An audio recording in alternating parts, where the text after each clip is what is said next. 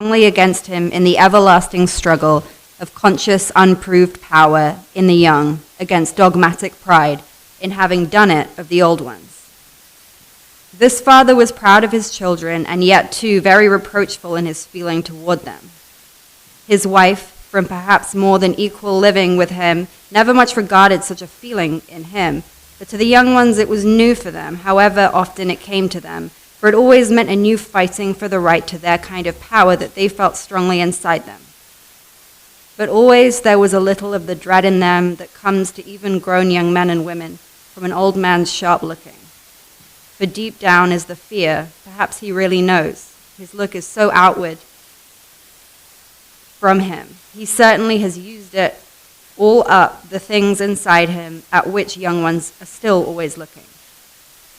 And then comes the strong feeling, no, he never has had it inside him, the way that gives it a real meaning. And so the young ones are firm to go on with their fighting, and always they stay with their father and listen to him. His wife, from her more than equal living, as it sometimes is in women, has not such a dread of his really knowing when it comes to their ways of living. And then it is really only talking with him, for now it is completely his own way, his own only way of living. And so she never listens to him, is deaf to him, or goes away when he begins this kind of talking. But his children always stay and listen to him. They are ready very strongly to explain their new ways to him, but he does not listen to them. He goes on telling what he has done and what he thinks of them. No, I say, I don't think you children ever will be good for something. No, you won't ever know how to make a living. Not if all the ways I have seen men make a success in working is any kind of use to tell from. Well, what? What do you know with all your always talking? What do you know about how good hard work is done now? What is it you know now when there is nothing you can any of you ever do any way I ever saw you trying?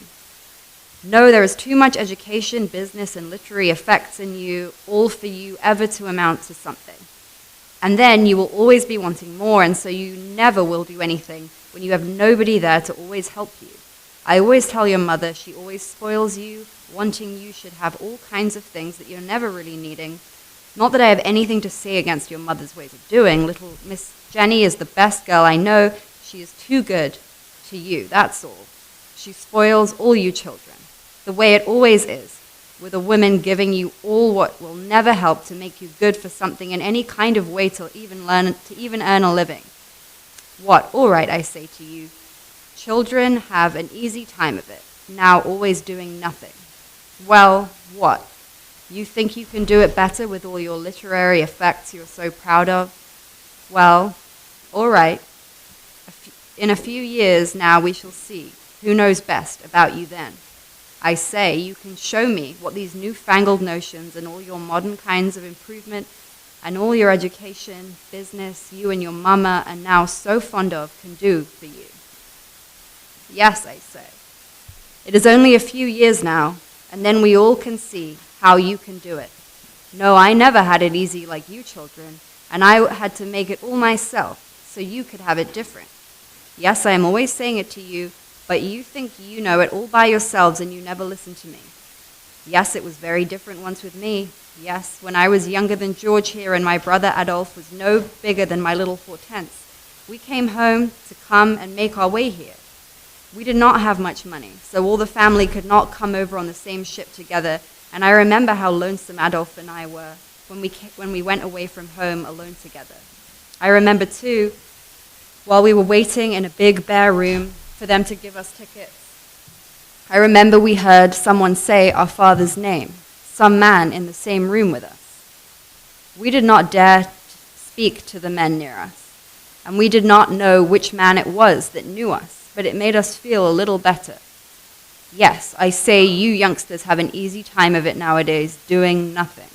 And that was all years ago, and now everything is all very different with me. And my poor mother, peace be with her, she never had a big house and servants to work for her like your mother. And everything she ever wanted, I could give her like your mother has now that I can buy it for her. No, my poor mother, peace be with her, it was very different for her. You are named after her, Julia, but you don't any of you children much look like her. Yes, she was a good, strong woman, was my mother, peace be with her. No, you don't any of you look much like her. And she could do more than all her grandchildren ever can do now, all put together. Yes, she was a wonderful woman, your grandmother, peace be with her. She took care of all us children. We were 10 then, and she made our clothes and did her own washing, and in between she made peppermint candy for the little ones to sell. She was a wonderful, good woman, your grandmother, not like you little children who will never be good for anything. Yes, I say, I was only a little older than lazy George here when my poor mother, peace be with her, died away, and we were left there, 10 children, and we had to get along without her. And my father, he was an honest and a good man, but he never knew much about how to make a living, and so he never could help out any of his children. And so what we wanted, we had to go out and find out how to get it. And now you children have it very different. You have everything you can ever think you be needing, and I don't ever show that you can work hard to deserve it. Well, you got your literary effect and your newfangled notions and all kinds of education, and you all always explain to me how well you know how to do it. I say it will be soon now when I can see what all these newfangled notions and all your kinds of improvement will do for you. See if it can teach you more than we learned working hard and selling candy and anything else we could do to get some money. What? Well, all right, I say I am good and ready to sit still and watch you to see how you do it. I am always watching, and if you are any good, I will know it. I say I am always watching, now to see. And then he went away, and he left them, followed by shouts from them. All right, sir, you just wait and see. The young Dennings had all been born and brought up in the town of Bridgepoint. Their mother, too, had been born in Bridgepoint. It was there that they had first landed.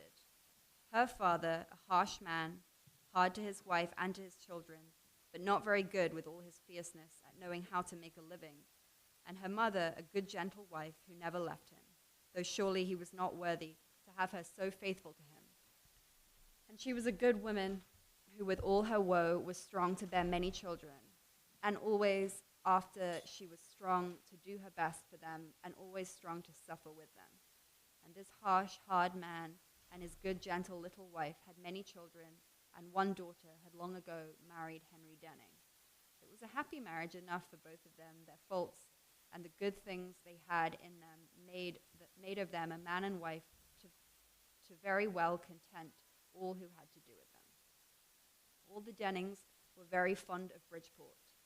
They had their city and their country house, like all the people who were well-to-do in Bridgeport. The Dennings in the country were simple, pleasant people. It was surprising how completely they could shed there the straining luxury and uneasy importance of their city life. Their country house was one of those large, commodious wooden double affairs with a wide porch all around and standing well back from the road. In front and at the sides were pleasant lawns and trees, and beyond were green open marshes leading down to salt water. In back was a cleared space that spread out into great meadows of stunted oaks, no higher than a man's waist, great levels glistening green in the summer and brilliantly red in the autumn, stretching away under vast skies. And here and there was a great tree waving in the wind and wading knee-deep in the rough, radiant, leafy tide. Yes, the Dennings in the country were simple, pleasant people. There they were a contented, joyous household. All day, the young ones played and bathed and rode, and then the family all together would sail and fish. Yes, the Dennings in the country were a simple, pleasant people. The Denning country house was very pleasant, too, for all young men and boys, the uncles and the cousins of the Denning family, who all delighted in the friendly freedom of this country home, rare in those days among this kind of people, and so the Denning house was always full of youth and kindly ways and sport, and altogether there they all always led a pleasant family life. The Denning family itself was made up of the parents and 3 children. They made a group very satisfying to the eye, prosperous and handsome. Mr. Denning was a man successful, strong-featured, gentle-tempered, joyous, and carrying always his 50 years of life with the good nature of a cheerful boy. He enjoyed the success that he could boast that he had won. He loved the struggle in which he had always been and always conquered. He was proud of his past and of his present worth. He was proud in his 3 children and proud that they could teach him things he did not know. He was proud of his wife, who was proud of such very different things. "Oh, Miss Jenny, she is the best girl I know," he always sang as he came to find her, never content long out of sight of his family when not engrossed by business or cards. I said that Henry Denning's wife was proud of such very different things, but that was wrong. She was proud in a very different fashion, but proud of the same things. She loved his success and the worth with which he conquered, and she was not anxious to forget the way that he had come.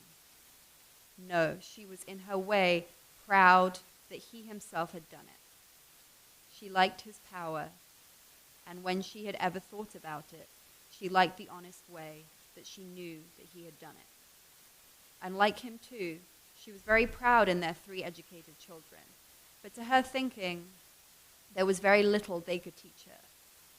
She knew it all always very well and much better than they could ever know it.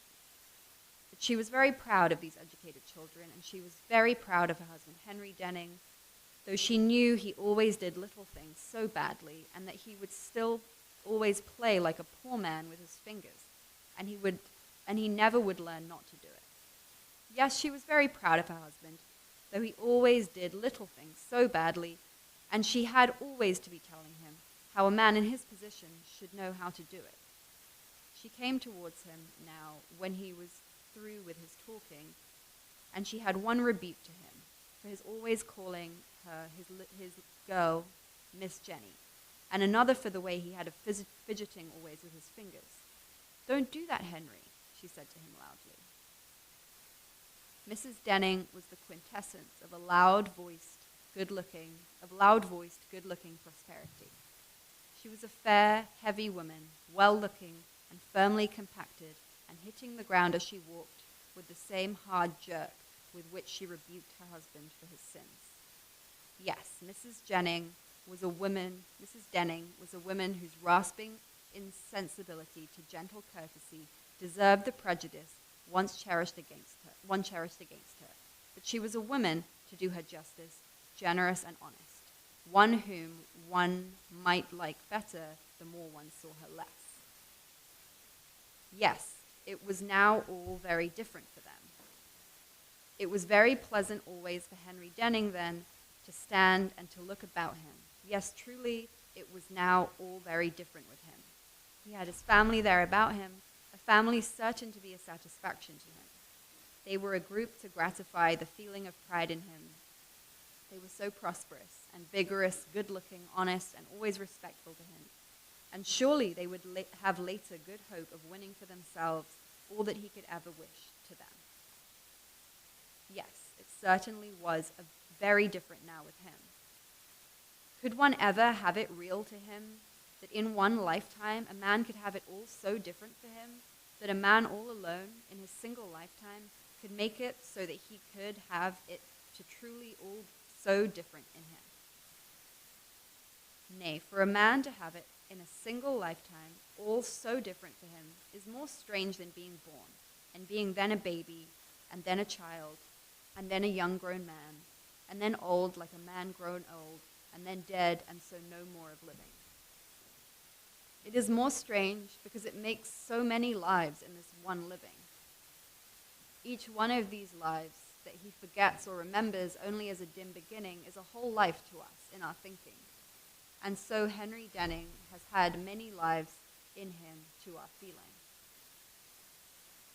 Could one believe it that he was a grown man, and he was then living like the man who comes into his place now to do a little selling to the servants in the kitchen, and yet that was one whole full life for him. And then there was the world where there had been for him such a very different kind of living. Yes, as he stands there talking to his children of the things that are never real now any more to his feeling, a man comes up the walk and slinks back when he sees them and goes sneaking to the kitchen, and there he sells little things to the women who buy them out of Irish fun or just to be kind to him, for his things are really not good enough for them. They are things for people poorer than any that work in that kitchen. And so Mr. Denning goes on talking to his children, and it is all more real to their feeling than it is now to his thinking. For they have it in their fear, which young ones always have inside them, and he has it only as a dim beginning, as being like a baby, or an old-grown man or woman. Nay, how can he ever have it in him to feel now as really present to him such things as meekness, or poor ways, or self-attendance, or no comforts? It is only a fear that could make such things be now as present to him. And he has no such a fear ever inside him, not for himself ever, or even for his children, for he is strong in a sense of always winning. It is they, the children, who though they too feel a strength inside them, and talk about it very often, yet way down deep in them they know they have no way to be really certain. And always they are brave, good-looking, honest, prosperous children, and the father feels strong pride as he looks around him. The Denning family was made of this father and mother and 3 children. Mr. Denning was very proud of his children and proud of all the things he knew they could teach him. They were 2 daughters and a son of them. Julia Denning was named after her grandmother, but as her father often told her, she never looked the least bit like her, and yet there was a little in her that made the old world not all lost to her, a little that made one always remember that her grandmother and her father had always a worn old world to remember. Yes, Julia looked much like her mother. That fair, good-looking, prosperous woman had stamped her image on each one of her children. And with her eldest Julia, that stamp went deep, far deeper than just for the fair, good-looking exterior. Julia Denning was now just 18, and she showed in all its vigor the self-satisfied, crude, domineering American girlhood that was strong inside her. Perhaps she was born too near to the old world to ever attain quite altogether that crude virginity that makes the American girl safe in all her liberty. Yes, the American girl is a crude virgin, and she is safe in her freedom. And now, so thought her mother, and Julia was of quite the same opinion, the time had come for Julia to have a husband and to begin her real important living. Under Julia's very American face, body, clothes, and manner, and her vigor of the domineering and crude virgin, there were now and then flashes of passion that lit up an older, well-hidden tradition. Yes, in Julia Denning, the prosperous, good-looking, domineering woman was a very attractive being. Julia irradiated energy and brilliant enjoying. She was vigorous and, like her mother, fair and firmly compacted, and she was always full of bright hopes and strong in the spirit of success that she always felt inside her. Julia was much given to hearty, joyous laughing and to an ardent, honest feeling, and she hit the ground as she walked with the same hard jerking with which her mother, Mrs. Denning, always rebuked her husband's sinning. Yes, Julia Denning was bright and full of vigor, and with something always a little harsh in her, making underneath her young, bright, vigorous, ardent, honest feeling a little of the sense of rasping that was just now in her mother's talking. Thank you. Next is Raffle Krolzady, middle of page 15.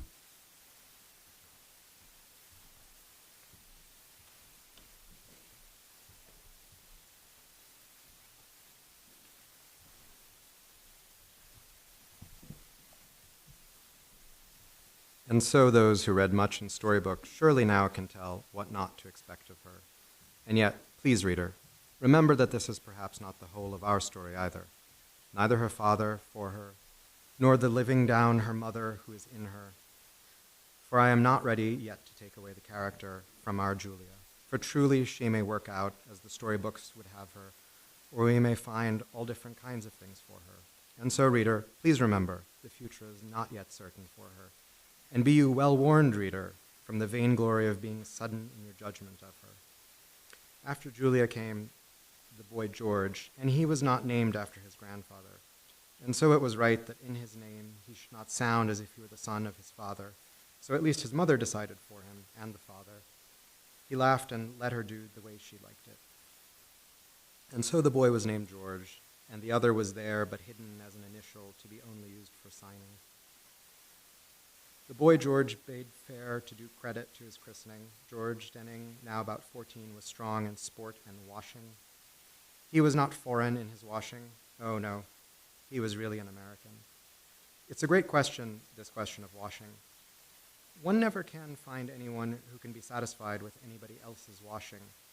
I knew a man once who never, as far as anyone could see, ever did any washing, and yet he described another with contempt. Why is he a dirty hog, sir? He never does any washing. The French tell me it's the Italians who never do any washing. The French and the Italians both find the Spanish a little short in their washing. The English find all the world lax in this business of washing, and the East finds all the West a pig, which never is clean with just the little cold water washing, and so it goes. Yes, it has been said that even a flea has other little fleas to bite him, and so it is with this washing. Everybody can find someone to condemn for his lack of washing.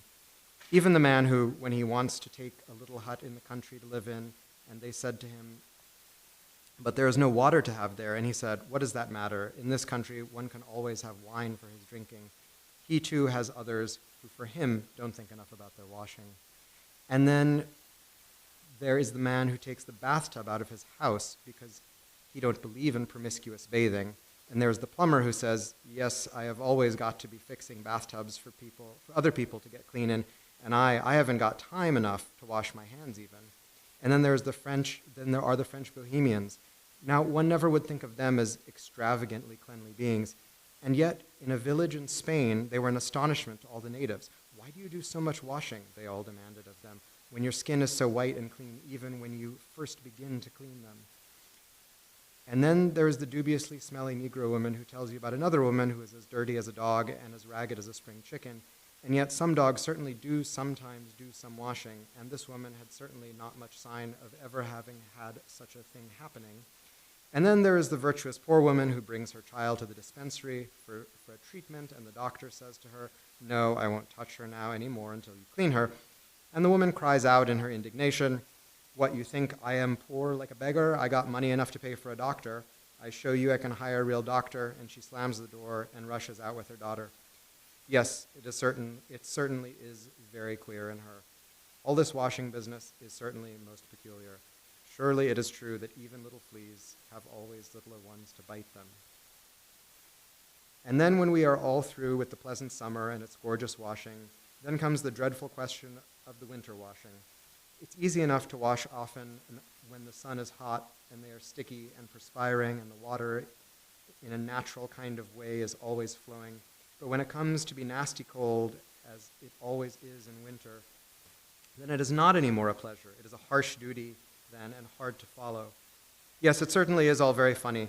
And so we come back to talk some more about George Denning. George, who in this washing is always strong to do all his duty. George Denning was a fair athletic chap, cheery as his father and full of excellent intentions. And though these were almost all lost in their way to their fulfillment, remember, George was only 14 just then, that time with a boy when he never can have much sense in him, for it nearly always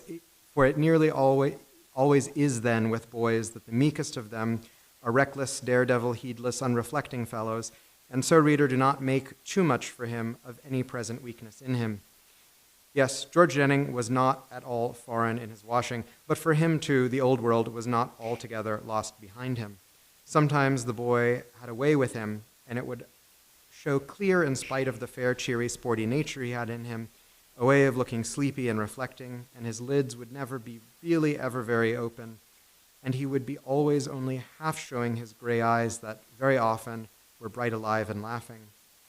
Later, such a way of looking could be of great service to him. It would not matter if he never really could have wisdom in him. This look could help him always in his dealings with all men and be of much service to him with women. He will listen then, and with his veiled eyes it will be as if he were full with thinking, and with himself always well hidden, and so he will be wise. Or for a woman, it will be as if he were always in a dream of them. Wisdom and dreaming, both good things when shown at the right time by a young grown man who wants to be succeeding always in every kind of living. And so for the moment, we leave the sporty, cheery, well-washed George Denning with his background and his future of wisdom and of dreaming, both now pretty well hidden away in the depths of him. And then there was the littlest one, whose name had been all given without regard to the old world behind them. They called her Hortense, for that was both elegant and new then. Her father let the mother do as she liked with the naming. He laughed, and a little he did not like it in him, and then a little he was proud of his Miss Jenny and her way of doing. And so the littlest was Hortense Denning. She too had the stamp of the fair, prosperous woman who had set her seal so firmly on her children. But little Hortense had perhaps a little more in her of that sweet, good woman who had borne many children and then had died away and left them, for that was all she knew then to do for them. Little Hortense Denning was not of much importance yet in the family living. Hortense was 10 now and full of adoration for her big sister, and yet most of all for her brother. She was not very strong, and she could not run after him in his playing, but sometimes he would sit and talk to her about himself and his resolutions, and the elaborated purposes that he was always losing. George was always very moral, and too he was very hopeful. He always began his tomorrow with himself full of firm resolution to do all things every minute and to do them all very complicatedly. George always felt he must bring up this little sister, for he, George, was the only one who knew the right ways for her. And so he preached a great deal to her, and little Hortense was very devout and adored her instructor. There was always a dependent, loyal, upgazing sweetness in her. Being the baby of the family, she was very much petted by her father, and always she was overawed by her brother, who was very careful to be noble to her. She was not just then very much with her mother, for she was not at this time very important to her. The mother was so busy with her Julia to find an important and good husband for her, and so little Hortense was left much to her brother and to the governors they had for her. For us now, as well as for the mother, the important matter in the history of the Denning family is the marrying of Julia.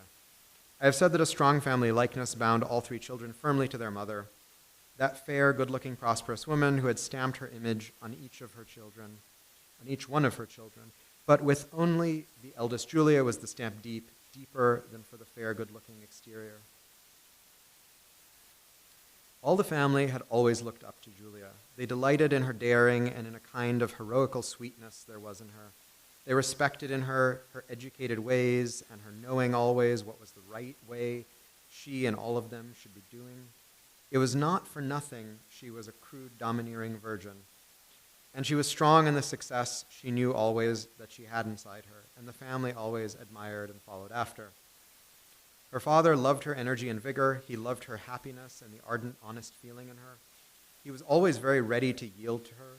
He liked to hear when she explained to him in her quick, decisive manner the new faith she had so strongly in her, the new illusions and the theories and new movements that the spirit of her generation had taught to her. And he laughed at her newfangled notions and her educated literary business and all her modern kinds of improvements, as he called them. And he abused them and to the way she had of believing that she knew more than her mother. But always it amused the father to have his bright, quick daughter explain all these new ways to him. Mr. Denning knew well the value of what he had learned by living, but his was a nature generous in its feeling, and he was always ready to listen to his children when they could fairly demonstrate their ideas to him. But Herman Denning's pride and pleasure in his Julia was all exceeded by the loud-voiced satisfaction of the mother, to whom this brilliant daughter always seemed as the product of the mother's own exertions. In her it was the vanity and exultation of creation as well as of possession, and she never fairly learned how completely it was the girl who governed all the family life, and how very much of this young life was hidden from her knowledge. Mr. Denning had never concerned himself very much with the management of the family's ways of living and the social life of his wife and children. These things were all always arranged by Mrs. Denning, and he was well content to let her do it though he often grumbled at the foolishness and the expense and at his children always having everything they ever wanted and so being sure to always be good for nothing. But always, he was very proud of his wife and of his children, though a little he always felt it was not right, their newfangled ways of doing, and yet, truly, he was very proud of them always, and indeed, they were a group to gratify the pride that he had in him. They were so vigorous, prosperous, and good-looking, and honest, and always respectful to him. And surely they had good hope of later winning for themselves all the happiness and success he could wish them. Julia Denning, at 18, had lived through much of the experience that can prepare a girl for womanhood and marriage. I have said there were a number of young men and boys connected with the Denning family, uncles and cousins, generous, decent, considerate fellows, frank and honest in their friendships, and simple in the fashion of the elder Denning. With this kindred, Julia had always lived as with the members of one family. These men did not supply for her the training and experience that helps to clear the way for an impetuous woman through a world of passions. They only made a sane and moral background on which she in her later life could learn to lean. With any member of this kindred, there would be, in a young and ardent mind, no thought of love or marriage, nor were the sober businessmen, young or old or middle-aged, who came a great deal to the house, attractive to her temper. For Julia was ambitious for passion and position, and she needed, too, a strain of romance. No such kind of man had really come to her, and Julia was all ripe for real experience, for even with her well-guarded life, she had found the sickened sense that comes with learning that some men do wrong. Passionate tempers have greatly this advantage of the unpassionate variety. You can never guard them with such care, but that they find themselves full up with real experience and with the aftertaste of disillusion. But vitally as they are always hit, they always rise and plunge once more, while their poorly passionate fellows who receive a vital blow never rise to faith again. Julia, as a little girl, had the usual experiences of governess-guarded children. She was the first confidant, then the advisor, and last the arranger of the love affairs of her established guardians.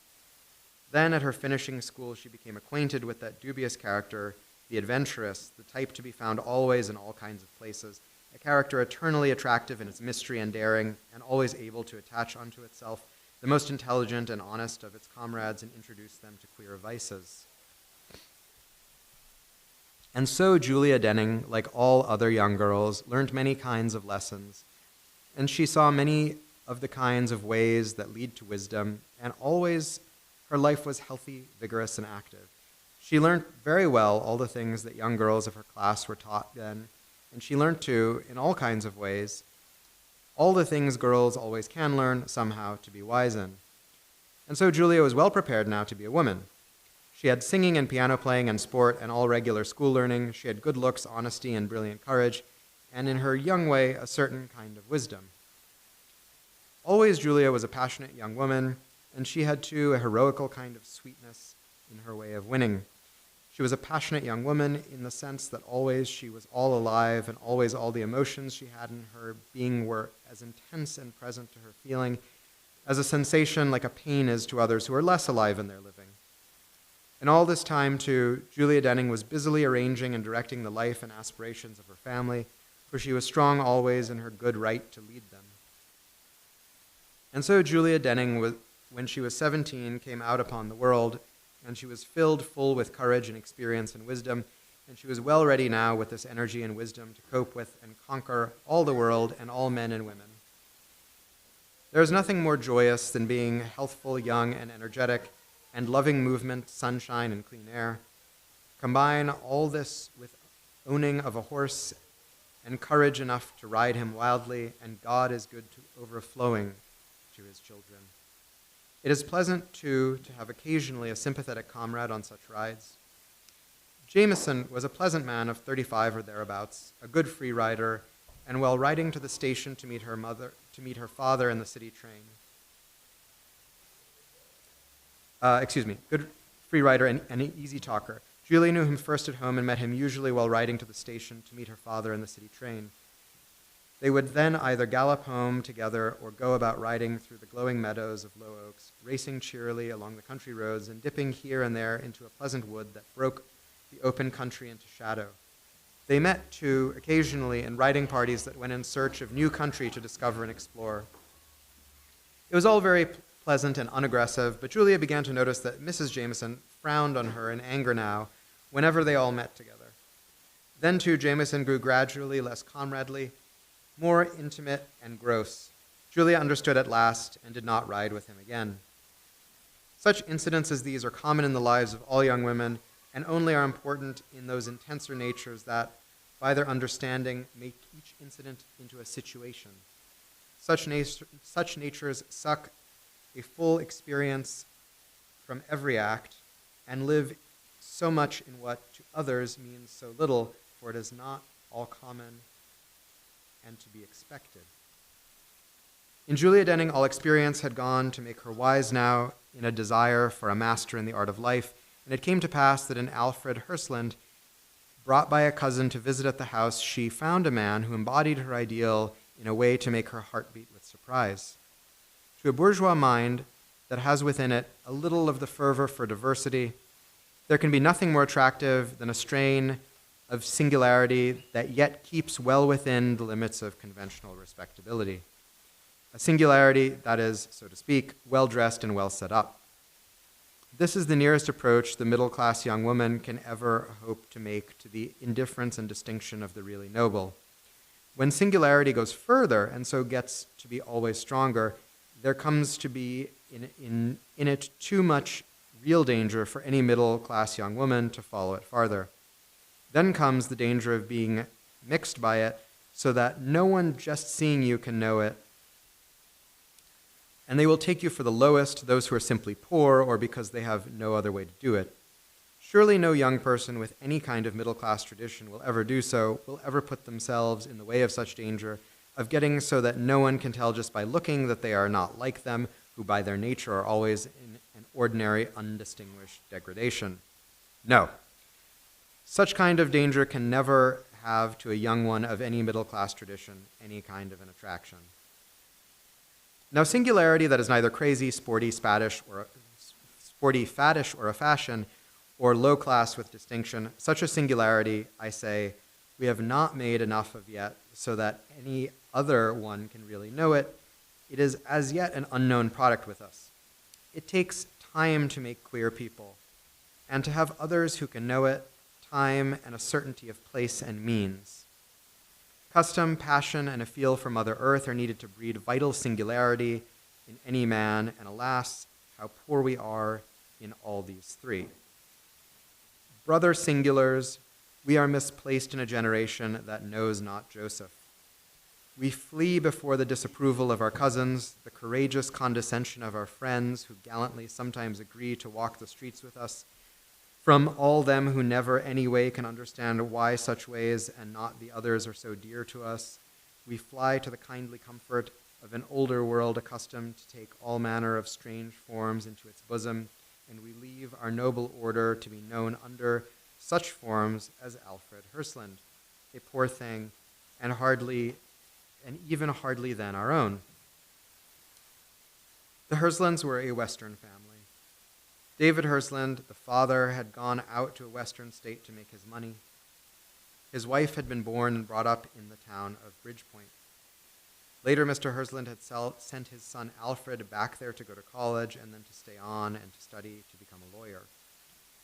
Now it was some years later, and Alfred Hland had come again to Bridgepoint to settle down there and practice law there and to make for himself his own money. The Hland family had not had their money any longer than the others of this community, but they had taken to culture and to ideas quicker.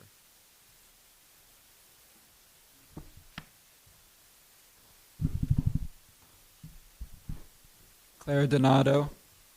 We're on the top of page 22.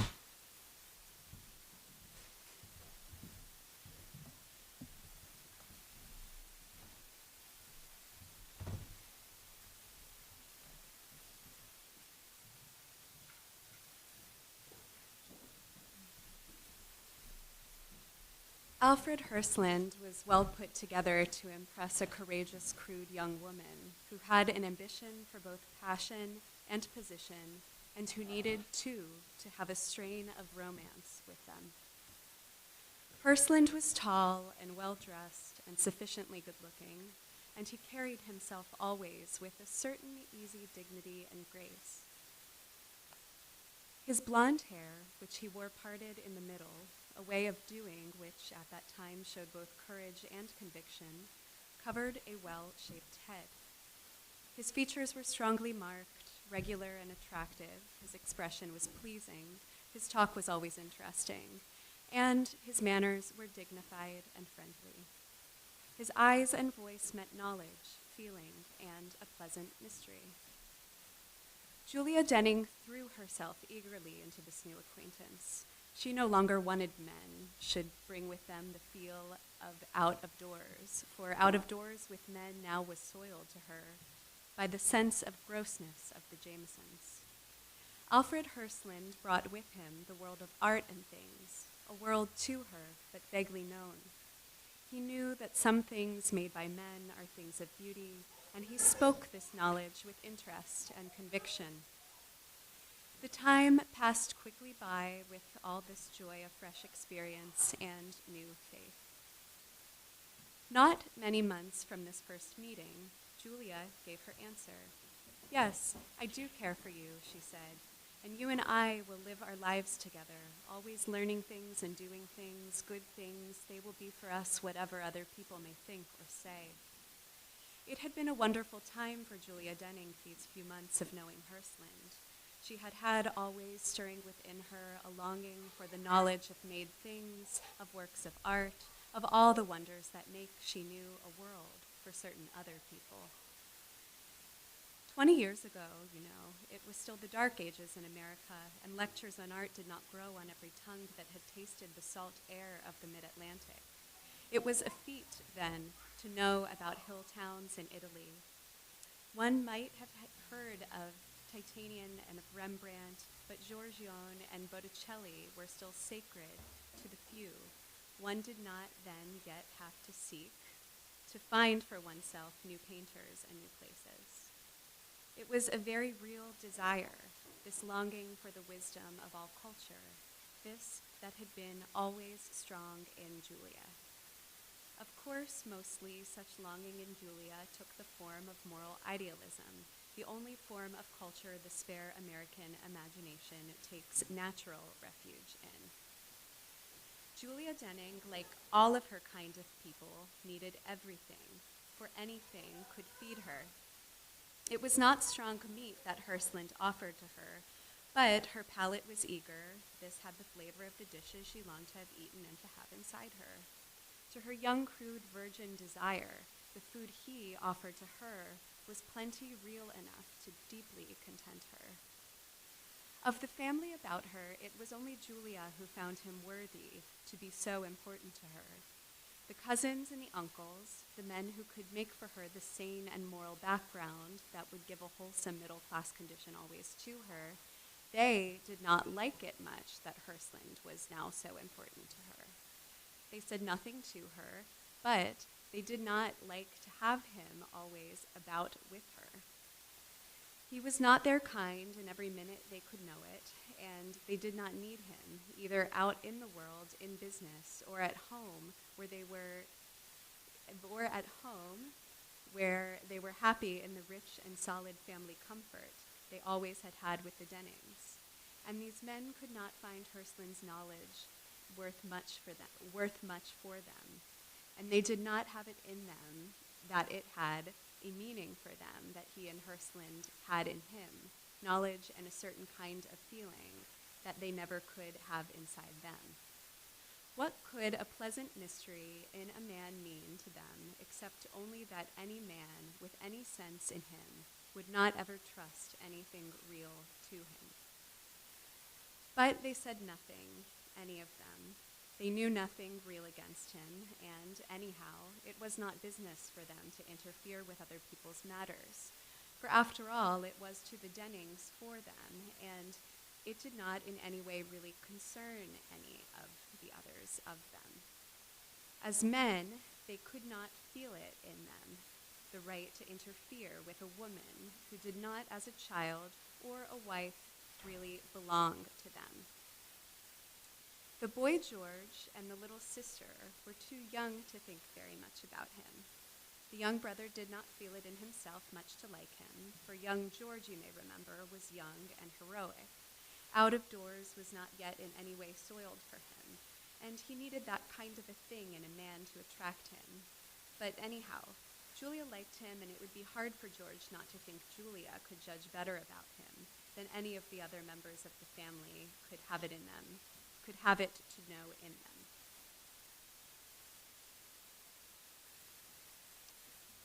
Mr. Denning, as yet, had said nothing. One day he was out walking, and his daughter was with him. Julia, hadn't you better be a little careful how much you encourage that young Hland? Mr. Denning always, in his working, began very far away from a thing he meant later to be firmly attacking. And always in such a faraway beginning, he would be looking sharply out from him in a sidelong, piercing, deprecating, challenging fashion, the kind of a way he had always of looking when his wife, who, by her more than equal living, as it is often with a woman, had not in any kind of a way any fear in her of him, could be going to rebuke him. And this way he had of looking always made him an old man to his children.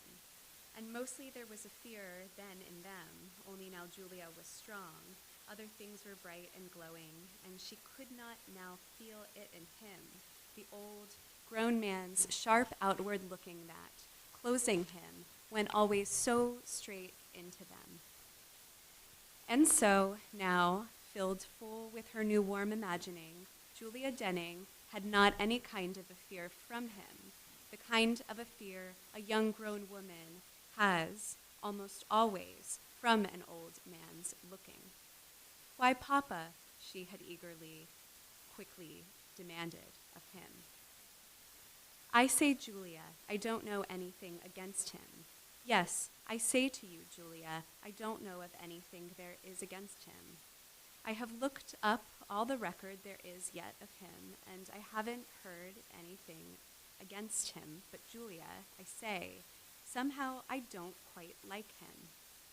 His family are all right. I know a man who knows all Gossels, and I asked him, he says, yes, the family are all successful and well-appearing. I say, Julia, I don't say anything against him, only I don't altogether trust him. I know all about his father. Everybody has heard of David Hland. He is the richest man they ever had in Gossels. I know, too, how he made his own money out there. And everybody says he is all right, and he made his own money by his own work. I don't say anything against him, only, Julia, I think you better be a little careful with him. Somehow I don't altogether like him. Isn't that Papa because he plays the piano and parts his hair that way in the middle? Julia was eager in her questioning. The father laughed. I guess there is some reason in your question, Julia. I don't like that kind of thing much in a man, that's right. It's foolish in a man who wants to make a success, making a living. It's foolish to do things that make other men feel they don't want to trust him. It's all right if he was just doing nothing, only I never would want you to tie up with a man who didn't know how to take care of himself to make a living. But Hland has got ambition. He wants to be a lawyer who makes a big success with his living.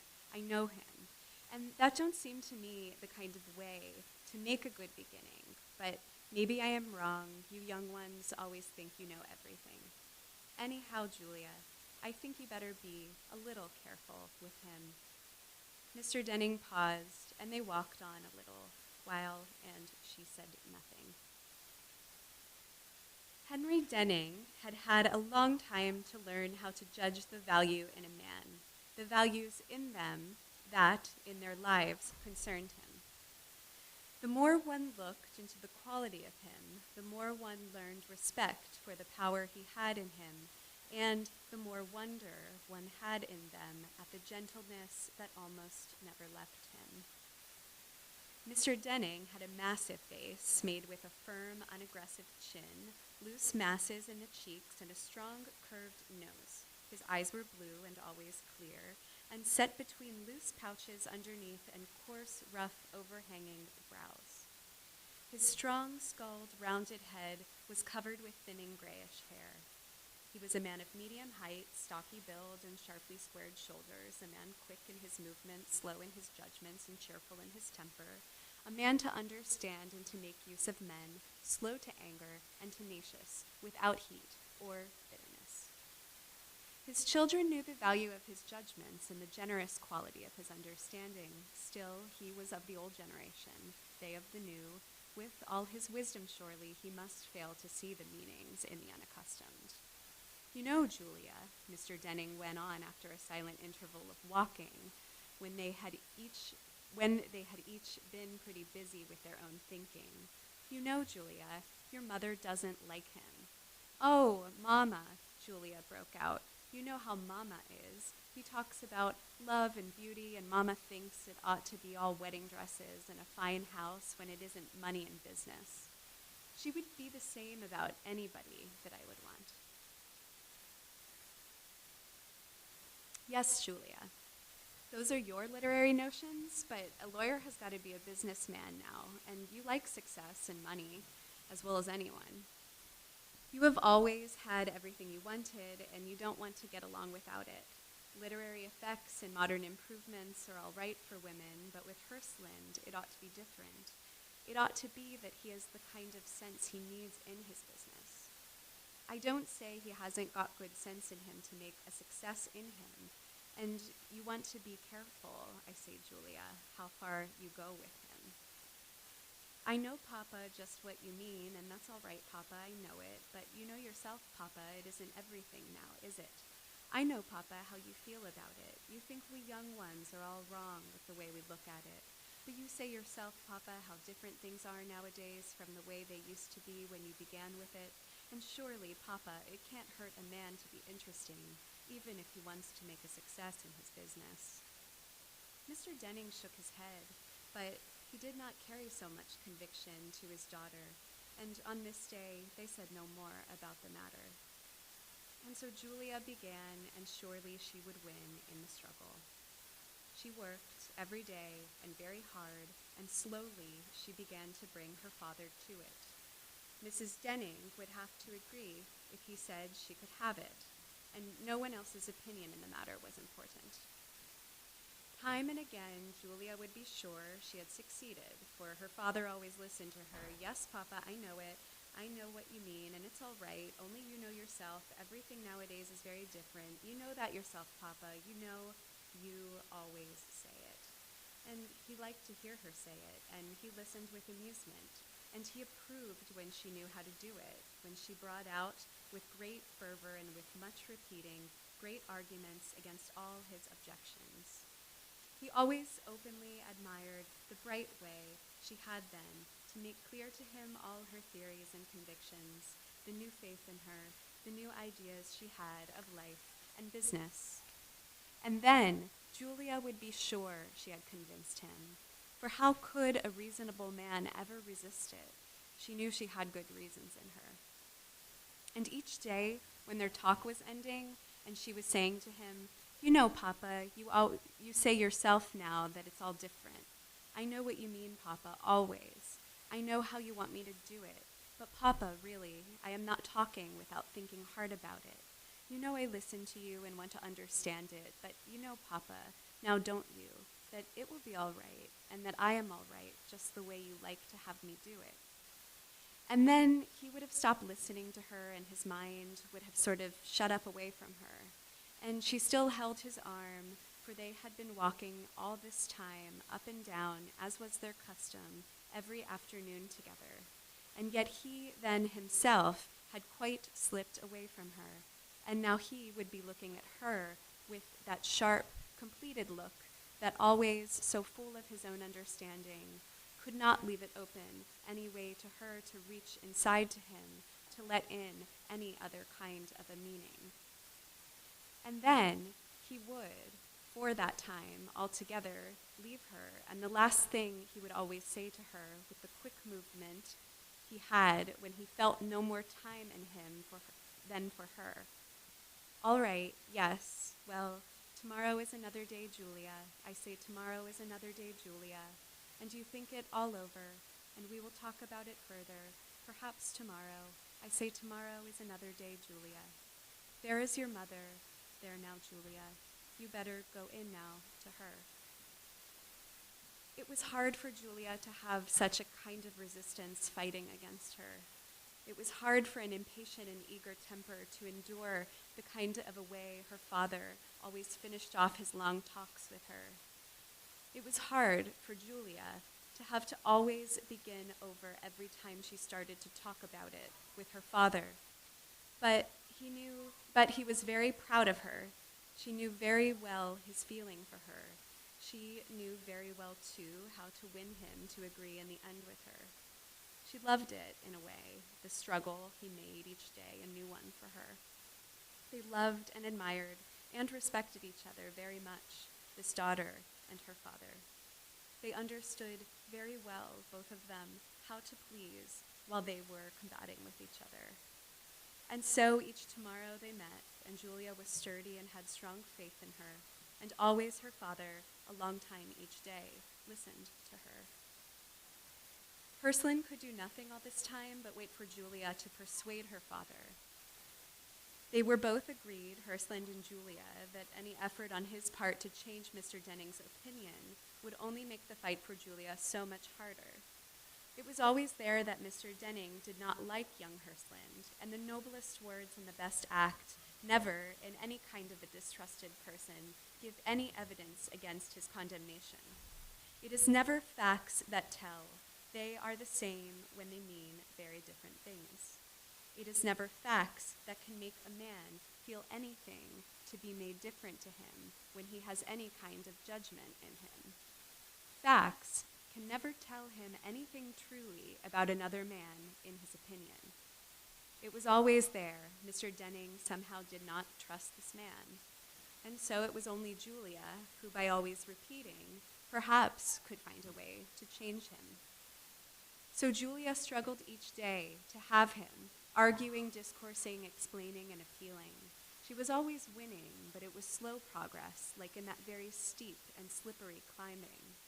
For every forward movement of 3 feet, she always slipped back 2, sometimes all 3, and often 4 and 5 and 6 and 7.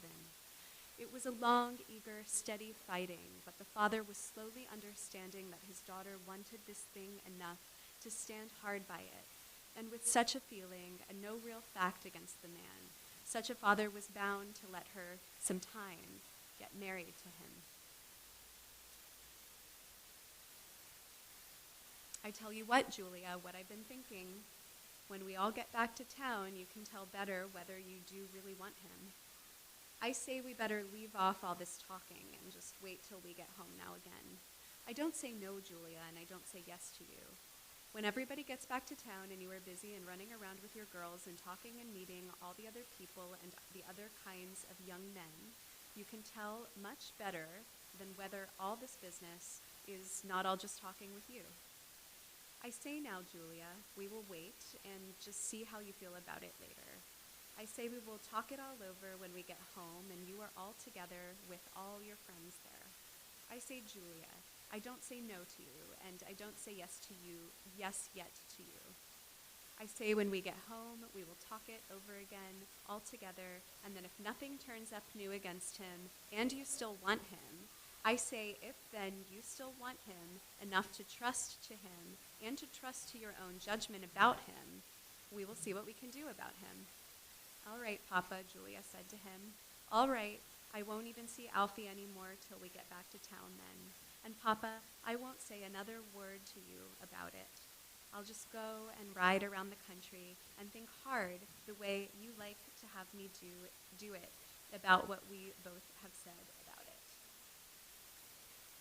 It was a well-meant intention, this in Julia, of riding by herself around the country and thinking hard about what they had both said about it, but not the certain way to end in a passionate young woman her first intense emotion. The wide and glowing meadows of low oaks, the clean, clear, tingling autumn air, the blaze of color in the bits of wood, the freedom and the rush of rapid motion on the open road, the joy of living in a vital world, the ecstasy of loving and of love, the intensity of feeling in the ardent young, it surely was not so that Julia Denning could win the sober reason that should judge of men. Stephen Adubado. We're on the way bottom of page 27 and then going into 28.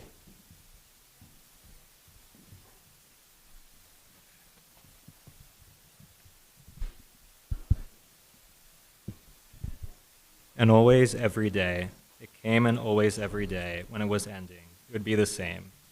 Yes, I certainly do care for him, and I do know him, and he and I will live our lives together, always learning things and doing things. Good things they will be for us, whatever other people may think or say. And so at last, filled full with faith and hope, and fine new joy, she went back to her busy city life, strong in the passion of her eager young imagining. The home the rich and self-made merchant makes to hold his family and himself is always like the city where his fortune has been made. In London, it is like the rich and endless dark and doomy place. In Paris, it is filled with pleasant toys, cheery and light and made of gilded decoration and white paint.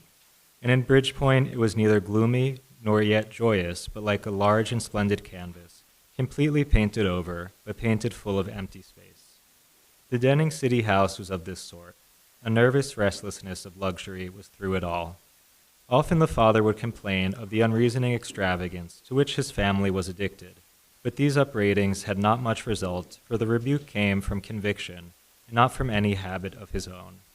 It was good solid riches in the Denning house, a parlor full of ornate marbles placed on yellow onyx stands, chairs gold and white of various size and shape, a delicate blue silk brocaded covering on the walls, and a ceiling painted pink with angels and cupids all about, a dining room all dark and gold, a living room all rich and gold, and red with built-in couches, glass-covered bookcases, and paintings of well-washed peasants of the German school, and large and dressed-up bedrooms all light and blue and white. All this was 20 years ago in the Dark Age, you know, before the passion for the simple line and the toned burlap on the wall and wooden paneling, all classic and severe. Marbles and bronzes and crystal chandeliers and gas logs finished out each room. And always everywhere there were complicated ways to wash, and dressing tables filled full of brushes, sponges, instruments, and ways to make one clean, and to help out all the special doctors in their work. It was good riches in this house, and here it was that Julia Denning dreamed of other worlds, and here each day she grew more firm in her resolve for that free, wide, and cultured life to which her young Hland had the key. At last it was agreed that these two young people should become engaged, but not be married for a year to come, and if nothing new had turned up, the father said he would then no longer interfere. And so the marriage now was made, for with these kind of people, an engagement always meant a marriage, excepting only for the gravest cause. And Alfred Hland and Julia had this time to learn each other's natures and prepare themselves for the event. When the 12 months had passed away, no grave cause had come to make a reason why this marriage should not be. Julia was 12 months older now, and wiser, and through this wisdom had in general a little more distrusting in her, but never in any kind of a way was she changing about the new world she needed now to content her, and she was firm always in her intention to marry Alfred Hland. She loved him then with all the strength of her eager young imagining, though dimly, somewhere, in her head and heart, now there was sometimes a vague dread that comes of ignorance and a beginning wisdom, a distrust she could not then yet seize and look on so that she could really know it, but a distrust that often was there, somewhere in the background, somehow sometimes mixed there to her sense, in with her energy, her new faith, and her feeling.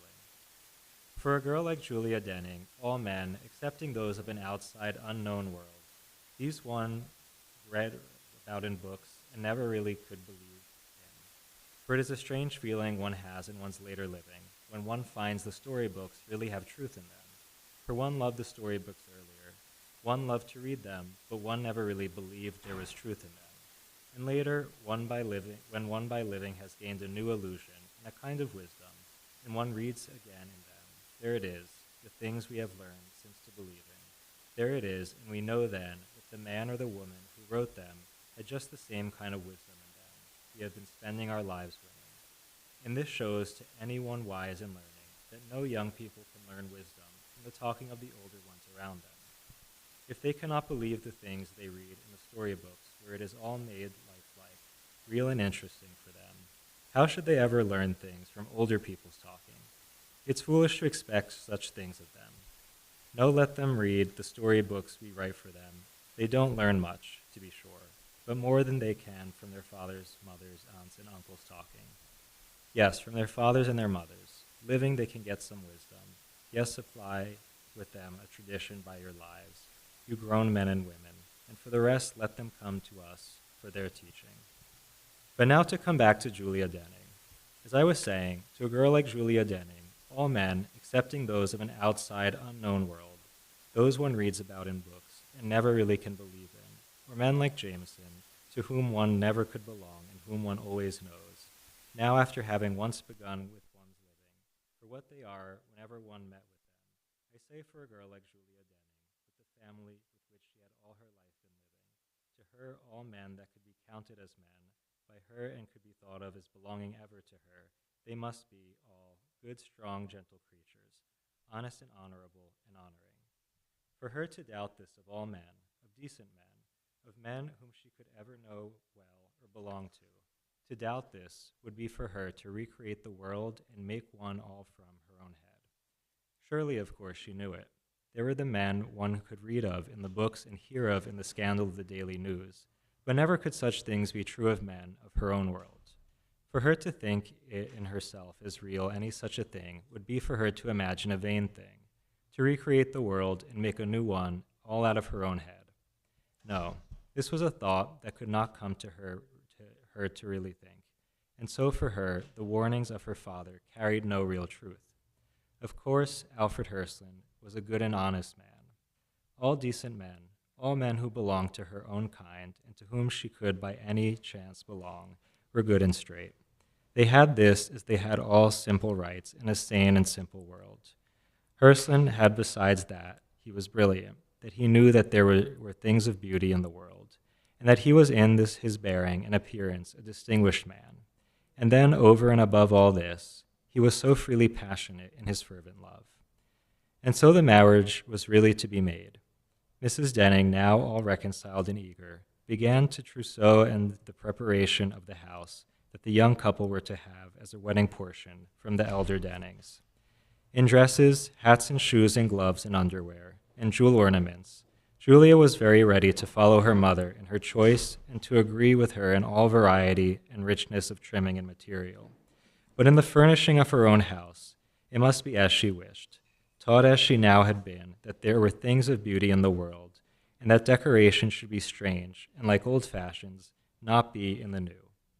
To have the older things themselves had not yet come to her to know, nor just how old was the best time that they should be. It was queer in its results, this mingling of old taste and new desire. The mother was all disgusted, half impressed. She sneered at these new notions to her daughter and bragged of it to all of her acquaintance. She followed Julia about now from store to store, struggling to put in a little of her own way, but always she was beaten back and overborne by the eagerness of knowing and the hardness of unconsidering disregard with which her daughter met her words. The wedding day drew quickly near with all this sharp endeavor of making her new home just what it should be for the life which was to come. Julia thought more of her ideals these days than of her man. Hland had always a little meant more to her as an ideal than as a creature to be known and loved. She had made him, to herself, as she was now making her new house, an unharmonious unreality, of bringing complicated natural taste to the simplicities of fitness and of decoration of a self-digested older world. I say again, this was all 20 years ago before the passion for the simple line and toned green burlap on the wall and wooden paneling, all classic and severe. But the moral force was making then, as now, in art, all for the simple line, though then it had not come to be as now, alas, it is, that natural sense for gilding, and all kinds of paint and complicated decoration, in design, all must be suppressed and thrust away, and so take from us the last small hope that something real might spring from crudity and luxury and ornament. In those days, there was still some freedom left to love elaboration in good workmanship and ornate rococo-ness and complication in design. In all the houses of one's friends, and new schoolrooms, and settlements in slums, and dining halls, and city clubs, had not yet taken on this modern, sad resemblance to a college woman's college room. Julia Denning's new house was an arrangement, a small addition of her mother's, in ways to wash, to help out all the special doctors in their work, in sponges, brushes, running water everywhere, in hygienic ways to air things and keep oneself and everything all clean. This house that Julia was to make fit for her new life, which was to come. In this, it was very like the old one she had lived in. But always here, there were more plunges, douches, showers, ways to get cold water, luxury and freezing, and hardening, that her mother's house had ever afforded to them. In her mother's house, there were many ways to get clean, but they mostly suggested warm water and a certain comfort. Here in the new house was a sterner feeling. It must be a cold world, that one could keep one's soul high and clean in. All through this new house, there were no solid, warm, substantial riches. There were no silks and curtains, no blue brocade here, no glass chandeliers to make prisms and give tinklings. Here the parlor was covered with modern somber tapestry.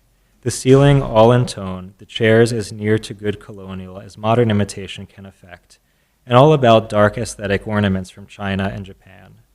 Paintings there were none, only carbon photographs framed close, in dull and wooden frames. The dining room was without brilliancy, for there can be no brilliance in a real aesthetic aspiration. The chairs were made after some old French fashion, not very certain what, and covered with dull tapestry, copied without life from old designs. The room was all discreet green with simple oaken woodwork underneath. The living rooms were a prevailing red, that certain shade of red, like that certain shade of green, dull without hope, the shade that so completely bodies forth the ethically aesthetic aspiration of the spare American emotion.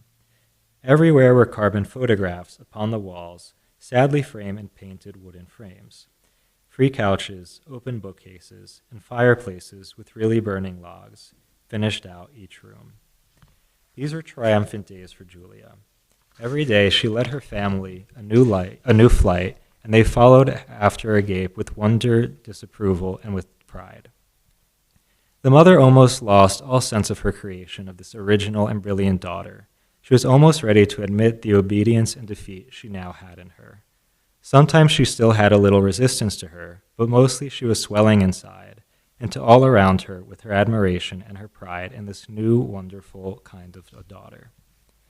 The father had always been convinced and proud, even when he had disapproved the opinions of his daughter. He now took a solid satisfaction in the completeness of accomplishment she now had in her.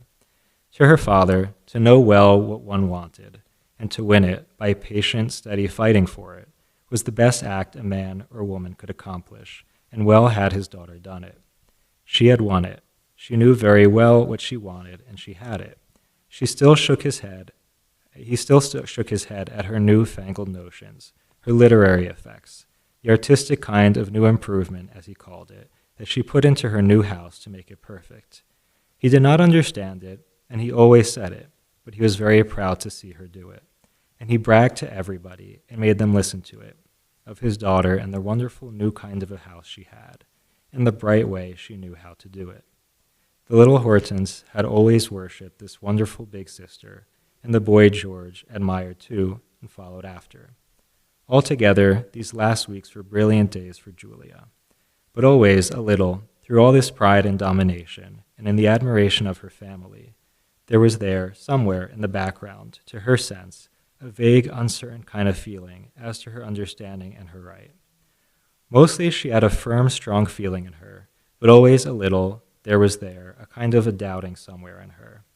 She never in these days did any very real thinking about Hland as a man to be to her, as a husband to control her. But somehow, a little, he was there in her as an unknown power that might attack her, though she knew very well she had in her a wisdom and experience of life that she could feel strong now always inside her. A few weeks before the day they were to be married and to begin their new free life together, This vague distrust in Julia became a little sharper.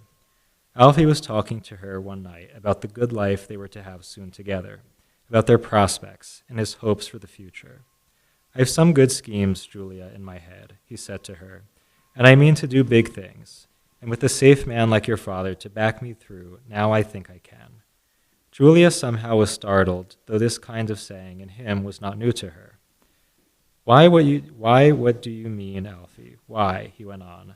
"I want to do some things that have big money and big risks in them, and a man as well known as your father for wealth and reliability, for a father-in-law will do all that I need. Of course you know, Julia," he added, very simply enough for her. "You must not talk to him about such things now. You are my wife, my only darling, and you and I will live our lives together, always loving and believing in the same good things." He said it simply enough to her, and he was safe. Julia would not speak of such things now to her father. No torment of doubt, no certainty of misery could bring her to ask questions of her father, now about the new life she had before her. Pearson was safe, though very simply now. He often made for her that sharp, uncertain feeling more dreadful and more clear before her. He was not different in his ways or in his talk to her from the way he always had been with her, but somehow now it had come to her to see, as dying men are said to see, clearly and freely, things as they are, and not as she had wished them to be for her. And then she would remember suddenly that she had really thought he was, and she knew that all that former thought was truer, better judgment than this sudden sight. And so she dulled her momentary clearing mind and hugged her old illusions to her breast. "Alfie didn't mean it like that," she said over to herself. "He couldn't mean it like that. He only meant that Papa would help him along in his career, and of course Papa will. Oh, I know he didn't really mean it like that. He couldn't mean it like that. Anyhow, I will ask him what he really meant." And she asked him, and he freely made her understand just what it was he meant. It sounded better then, a little better as he told it to her more at length, but it left her a foreboding sense that perhaps the world had meanings in it that could be hard for her to understand and judge. But now she had to think that it was all as it had a little sounded, good and best. She had to think it, so else how could she marry him? And how could she not marry him? She had to marry him, and so she had to think it so, and she would think it so, and did. In a few days more, the actual marrying was done, and their lives together, always doing things and learning things, was at last begun. Bear it in your mind, my reader, but truly I never feel it that there ever can be for me any such a creature. No, it is the scribbled and dirty and lined paper that is really to be me, always my receiver. But anyhow, reader, bear it in your mind. Will there be for me ever any such a creature? What I have said always before to you, that this that I write down, a little each day, here on my scraps of paper for you, is not just an ordinary kind of novel with the plot and conversation to amuse you, but a record of a decent family progress respectively lived by us and our fathers and our mothers and our grandfathers and grandmothers. And this is by me, carefully, a little each day to be written down here. And so, my reader, arm yourself in every kind of way to be patient and to be eager, for you must always have it now before you to hear and to be eager, to hear much more of these many kinds of decent ordinary people, of old-grown grandfathers and grandmothers, of growing old fathers and growing old mothers, of ourselves who are always to be young grown men and women for us. And then there are still to be others, and we must wait and see the younger fathers and young mothers bear them for us. These younger fathers and young mothers, who always are ourselves inside us, who are to be always young grown men and women to us. And so listen while I tell you all about us, and wait while I hasten slowly forwards, and love, please, this history of this decent family progress. Yet it is a misfortune we have inside us, some few of us. I cannot deny it to you, all you others. It is true, the simple interest I take in my family's progress. I have it, this interest in ordinary middle-class existence, in simple, firm, ordinary middle-class traditions, in sordid, material, unaspiring visions, in a repeating, common, decent enough kind of living, with no fine kind of fancy ways inside us, no excitements to surprise us, no new ways of being bad or good to win us. Joanna Biggs is next, and we're in the middle of page 34.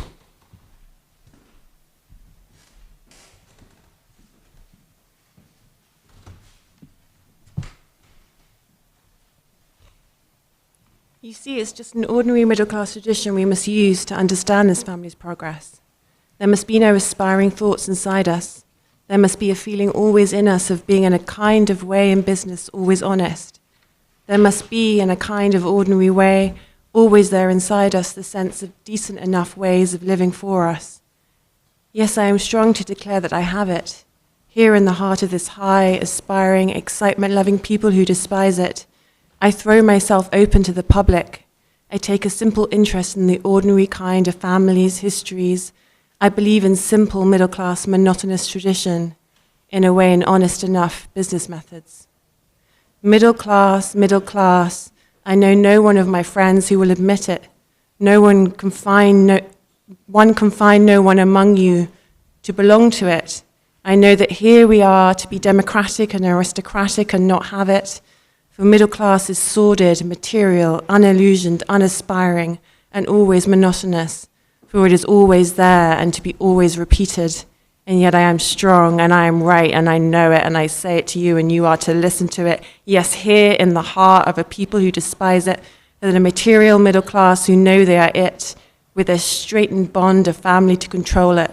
It is the one thing always human, vital, and worthy that all monotonously shall repeat it, and from which has always sprung, and all who really look can see it, the very best the world can ever know, and everywhere we always need it. The Hlands were a Western family. David Hland, as a young man, had gone far into the new country to make his money. He had succeeded very well there in making money.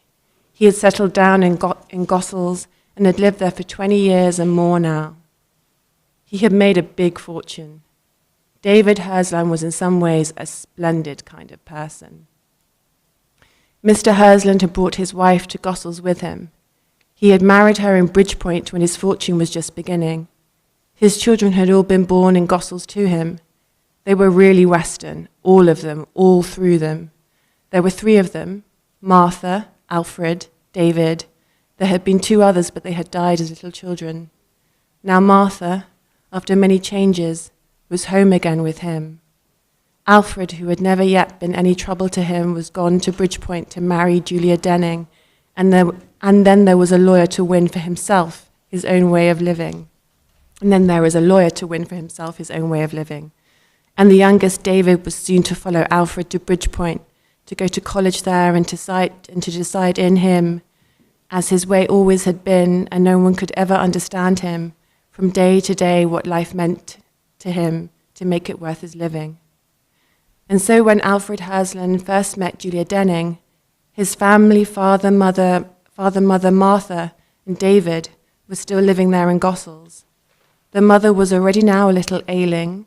The father had no longer his old strength for living. Martha had come back out of her trouble to them. Alfred had gone away and left them. David was very soon to follow him. They had their old place in Gossel to live in, but it had not the beauty and the wonder now it had had all these years for them. Joy was a little dim inside now for all of them. For many years it had been full of content, this home they had always lived in. The Hlands had never had a city house to be restless around them and to give restlessness inside to them. They had all these years been in the place they now lived in. This house they had always lived in was not in the part of Gossel where the other rich people mostly were living. It was an old place, left over from the days when Gossel was just beginning. It was grounds about 10 acres large, fenced in with just ordinary kind of rail fencing.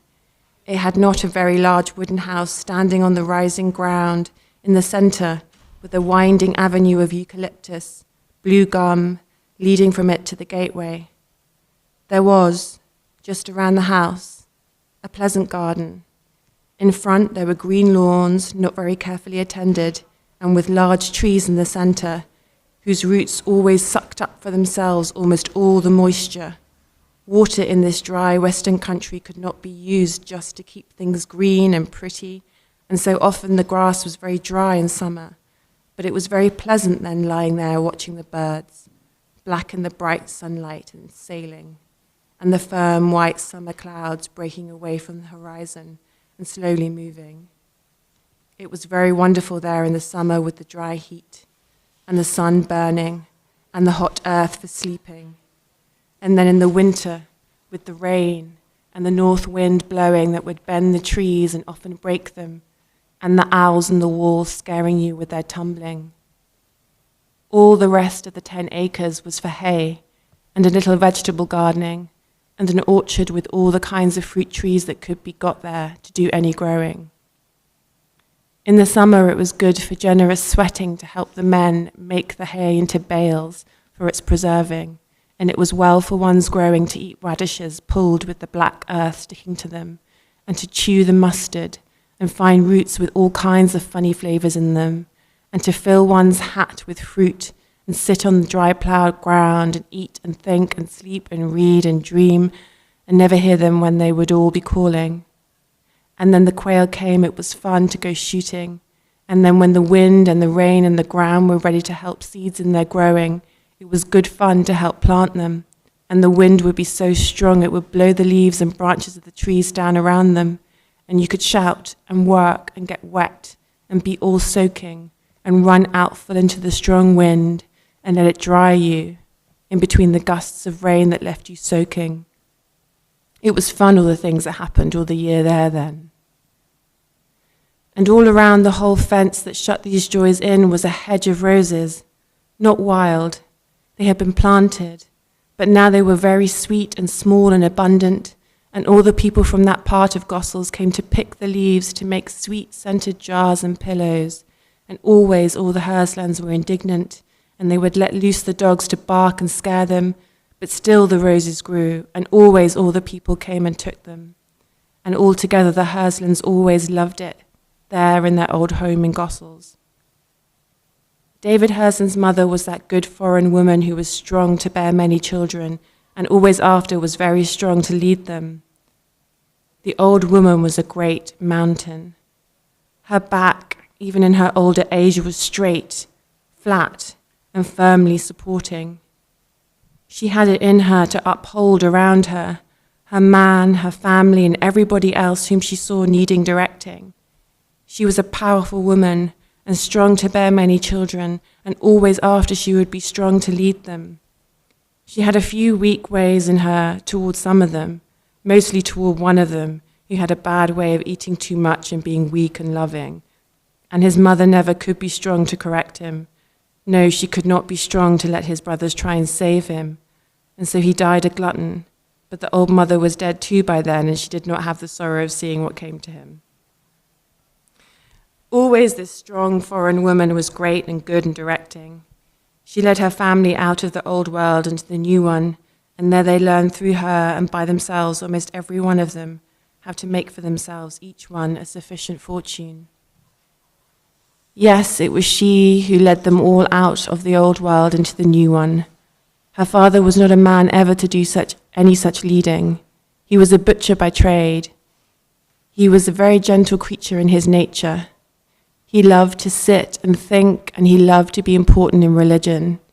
He was a small man, well enough made, with a nice face, blue eyes, and a little lightish-coloured beard. He loved his eating and a quiet life. He loved his Martha and his children, and mostly he liked all the world. It would never come to him to think of a new world. He never wanted to lose anything he ever had around him. He did not want to go to a new world. He would go, yes, to be sure it would be very nice there, only it was very nice here, and here he was important in religion. And he liked his village and his shop and everything he had known all his life there, and the house they had had ever since he married his good Martha and settled himself to be comfortable together with her, and now they had their children. Yes, all right, perhaps, maybe she was right. There was no reason. The neighbours had all gotten so rich going there to America. There was no reason they shouldn't go and get rich there. All right, if he could go, if his Martha talked about it so much to him, all right, his Martha could fix it anyway, she liked it. Yes, it would be nice to have all of them get rich there. He would go, yes, to be sure, it would be nice there. But it was very nice here, and he had his religion, and he liked his village and his shop and everything he had known all his life here, and the house they had always lived in since he had married his good Martha, and they had settled to be so comfortable there and to stay there, and now they had all those good children. But yes, all right, perhaps, maybe she was right. There was no reason. The neighbors had all gotten so rich going to America. There was no reason they shouldn't all get rich too there. Yes, it would be very nice then to have them all go and get rich there. All right, he would go. They would all go and get rich there. Martha could fix it if she wanted so badly to have it. She would be always talking to him about it. Martha could fix it anyway. She liked it. Yes, it would be nice to have all of them get rich there, like the neighbors who were writing all the time how rich they had it, and it would be good for the children to have it and to send money to some of the old folks who would need it, the way neighbors always did. Yes, the neighbors always were sending money to their father when he needed to have it. All right, they would all go. His Martha would fix it anyway. She liked it. If she wanted it, he would do it. Martha began then, and she soon sold their business and the things on the little farm, in the shop and in their house, and kept only the few things she knew they needed. Her man liked it very well then, this being so important, and she could use it as she liked to do religion. He liked it very well to see his wife do all this selling. He liked the feeling he had in him when they were all so busy buying and selling all around him. But when the people came to take the things he had been so important about when his wife was selling, then it was a very different feeling he had in him.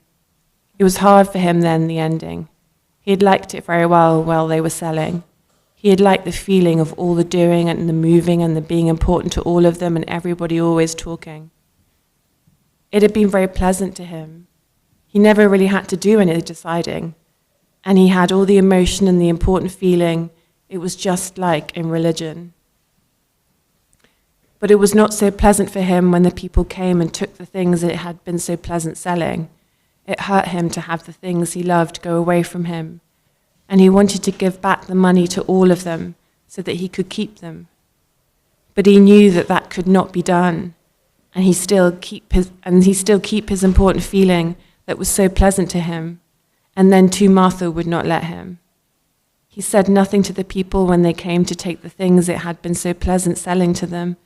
He was only very slow in giving the things to them. He would lose them, so that it was hard to find them, but the children and Martha always found them. Almost everything was sold, and the people came and took them. He could not stop them. Now the things did not belong to him anymore. Nothing now belonged to him. There was another man in his shop, and he acted, in standing there and in selling, just as if it had all always belonged to him. It made poor David Hland very sad to see him standing there, chopping, talking, selling, wiping his hands on his apron, acting as if it had all always belonged to him. Now when there was no place anymore anywhere for Hland, a place that really belonged to him. It was too late now, and he had done as his Martha had made him. He would have liked to buy back all that they had been selling. It was very hard to keep him moving. It was hard to start him, and it was almost harder to keep him going. Now he wanted to settle down again and keep on staying. Perhaps the man who had bought his shop would sell it back to him if they would pay him. No, David, his wife said to him. We've got to go now. Don't talk so foolishly about buying when we just hardly have got through selling. No, David, don't you see how the children are all so excited about going? How can you talk so when we have to be working every minute, and in 2 days now we've got to be moving? Yes, it was hard to start him, but it was almost harder to keep him going. His Martha worked hard with him to keep him moving. She had to tell it to him very often that now there was no other way for him to be doing. Now they were started, they just had to keep going. Yes, it was very hard to keep him moving. It was hard to start him, but it was even harder to keep him going. But now it was all done, and they were all of them ready to do the last beginning. They were all ready to leave the next morning. All the things they had kept had been put in a wagon. The littlest children were to ride on top of them. The rest were to walk beside them until they came to the city by the water, where they would find the ship that was to take them to that new world where they were all to make a fortune. They started very well the next morning, with all the people to say goodbye to them and with all the things they needed piled in the wagon, the littlest children set on top of them, the rest of them to walk beside them. The mother was like a great mountain, good and firm and directing.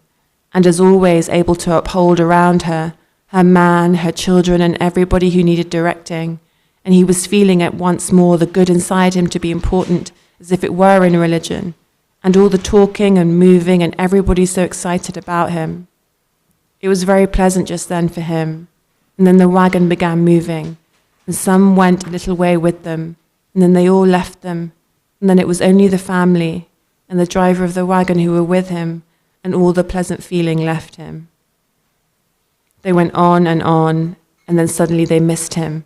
The father was not there any longer with them. The mother went back patiently to find him. He was sitting at the first turning, looking at the village below him, at all the things he was leaving, and he simply could not endure it in him. His wife called to him. He sighed, and she came to him. "Don't you want to be going, David?" she said to him. "If you don't really want to be going, you've just got to say, David, what you want to be doing. I'll never be a woman to make you do anything you are not really wanting. You just say, David, what it is you are really wanting. I'll do it if you want me really badly to do it. You know I never want you not to do everything just like you really need it. The children, they are all waiting there just for you to say it. David, I say you just say it, what you want, and I do it." He sighed and he looked a little sullen. "Of course, Martha, you know I do what I got to do for you and the children. You know I always do what is right for me to do for you and the children. I don't ever think what I am needing. I only just want to do the best I can for you and the children. Can't you see, Martha, I just came back here to see it. That ain't got nothing to do with what I just made up my mind was the right way to do it. I just came here to see I don't forget it. Yes, I come now, Martha. Sure, I always will do it, what is right for me to do so you and the children can have it. I never do it any other way in it. I go on with you now. I got another look to see I don't forget it. I just stopped here to see it. It's just I wanted to see what way it looks so I could get it right, not to forget it. All right, Martha, I come, you go on, I be with you in a minute. I just look to see I got it fixed right so I don't forget it. All right, Martha, I come now. I got it fixed now, I can't forget it. All right, we go on now, I done what I needed. I came back just to do it. Now we go on to the children and we go on to do it like we said we would do it. And he sighed and he got up and he looked back as he went away from it, and she talked about how much the children were going to like it, and he began to forget it. All, the wagon and the driver and the horses and the children, had waited for them to come up to it. Now they went on again, slowly and creaking, as is the way always when a whole family do it. Moving through a country is never done very quickly when a whole family do it. They had not gone very far yet. They had not been going many hours. They were all having now just coming in them their first tired, the first hot sense of being very tired. This is the hardest time in a day's walking, to press through and get over being tired until it comes to the last tired, that last dead tired sense that is so tired. Then you cannot press through to a new strength and to get another tired. You just keep on, and that is you keep on when you have learned how you can do it. Then you just get hardened to it and know there is no pressing through it. There is no way to win out beyond it. It is just a dreary, dull, dead, tired, and you must learn to know it, and is always, and you must learn to bear it, and the dull drag of being almost dead with being tired. In between these first and last are many little times of tired, many ways of being very tired, but never any like the first hot tired, when you begin to learn how to press through it, and never any like the last dead tired, with no beyond ever to it. It was this first hot tired they all had in them now, just in its beginning, and they were all in their various ways trying to press themselves to go through it, and they were mostly good, very good about it, and not impatient or complaining. They were all now beginning with the dull, tired sense of hot trudging, when every step has its conscious meaning and all the movement is as if one were lifting each muscle and every part of the skin as a separate action. All the springiness had left them. It was a weary, conscious moving the way it always is before one presses through it to the time of steady walking that comes when one does not any longer do it with a conscious sense with each movement. It is not until one is settled to it the steady walk where one is not conscious of the movement, that you have become really strong to do it, and the whole family were now just coming to it. They were just pressing through their first hot tired. John Keane.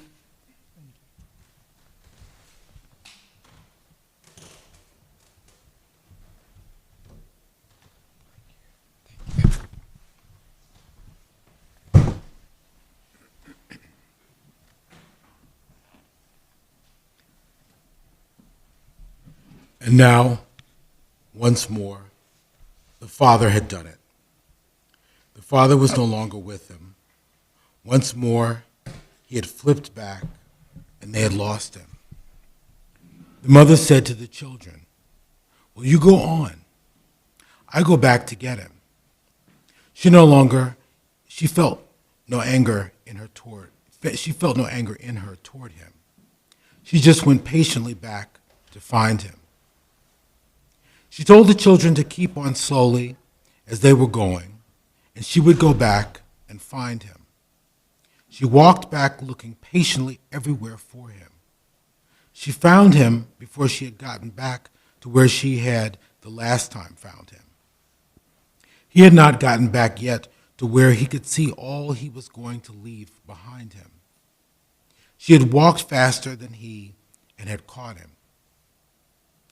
She had no impatient feeling in her against him. It was a way he had. She knew it. It was right for him to have it, the kind of a feeling he had about leaving. It was a way he had. She was not impatient with him. He was right to have that kind of a feeling in him. It was right for him to act that way, to see about not forgetting. It was only that she knew he would like it, and it would be so good for the children that made her want to urge him not to give up now that they had made their beginning. But she was not in any way impatient to him. She had no impatient feeling in her against him. It was just his way, and now she would coax him, and he would come back with her to the wagon. It was only a way he always had whenever he had to do a new thing.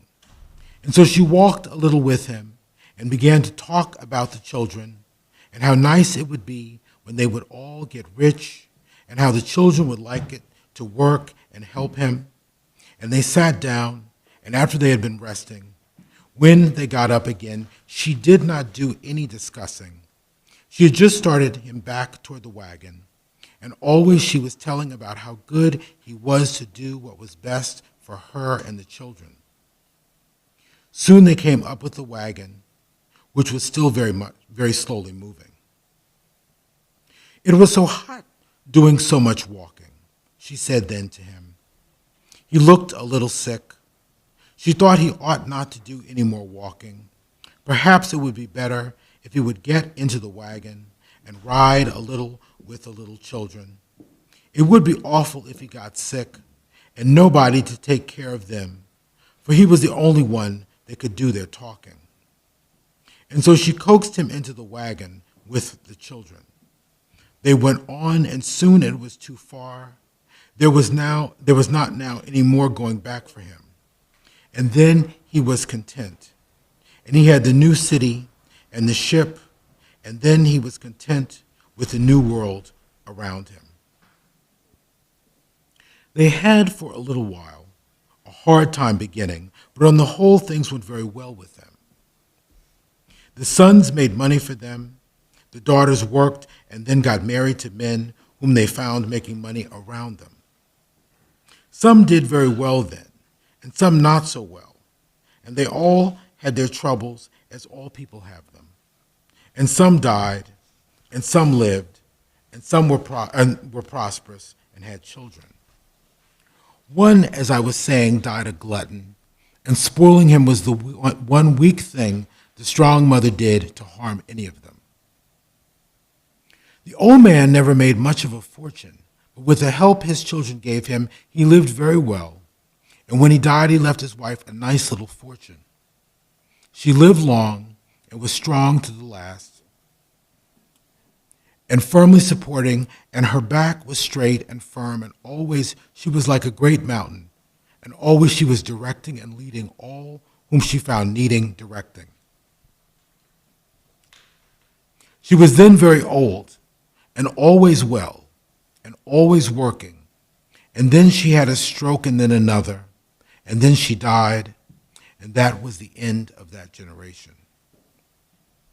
There had been born to Martha and David Hland many sons and daughters. All who lived to be grown up had gotten married, and almost all of these were prosperous. One, the glutton, died and left his wife and children to his brothers.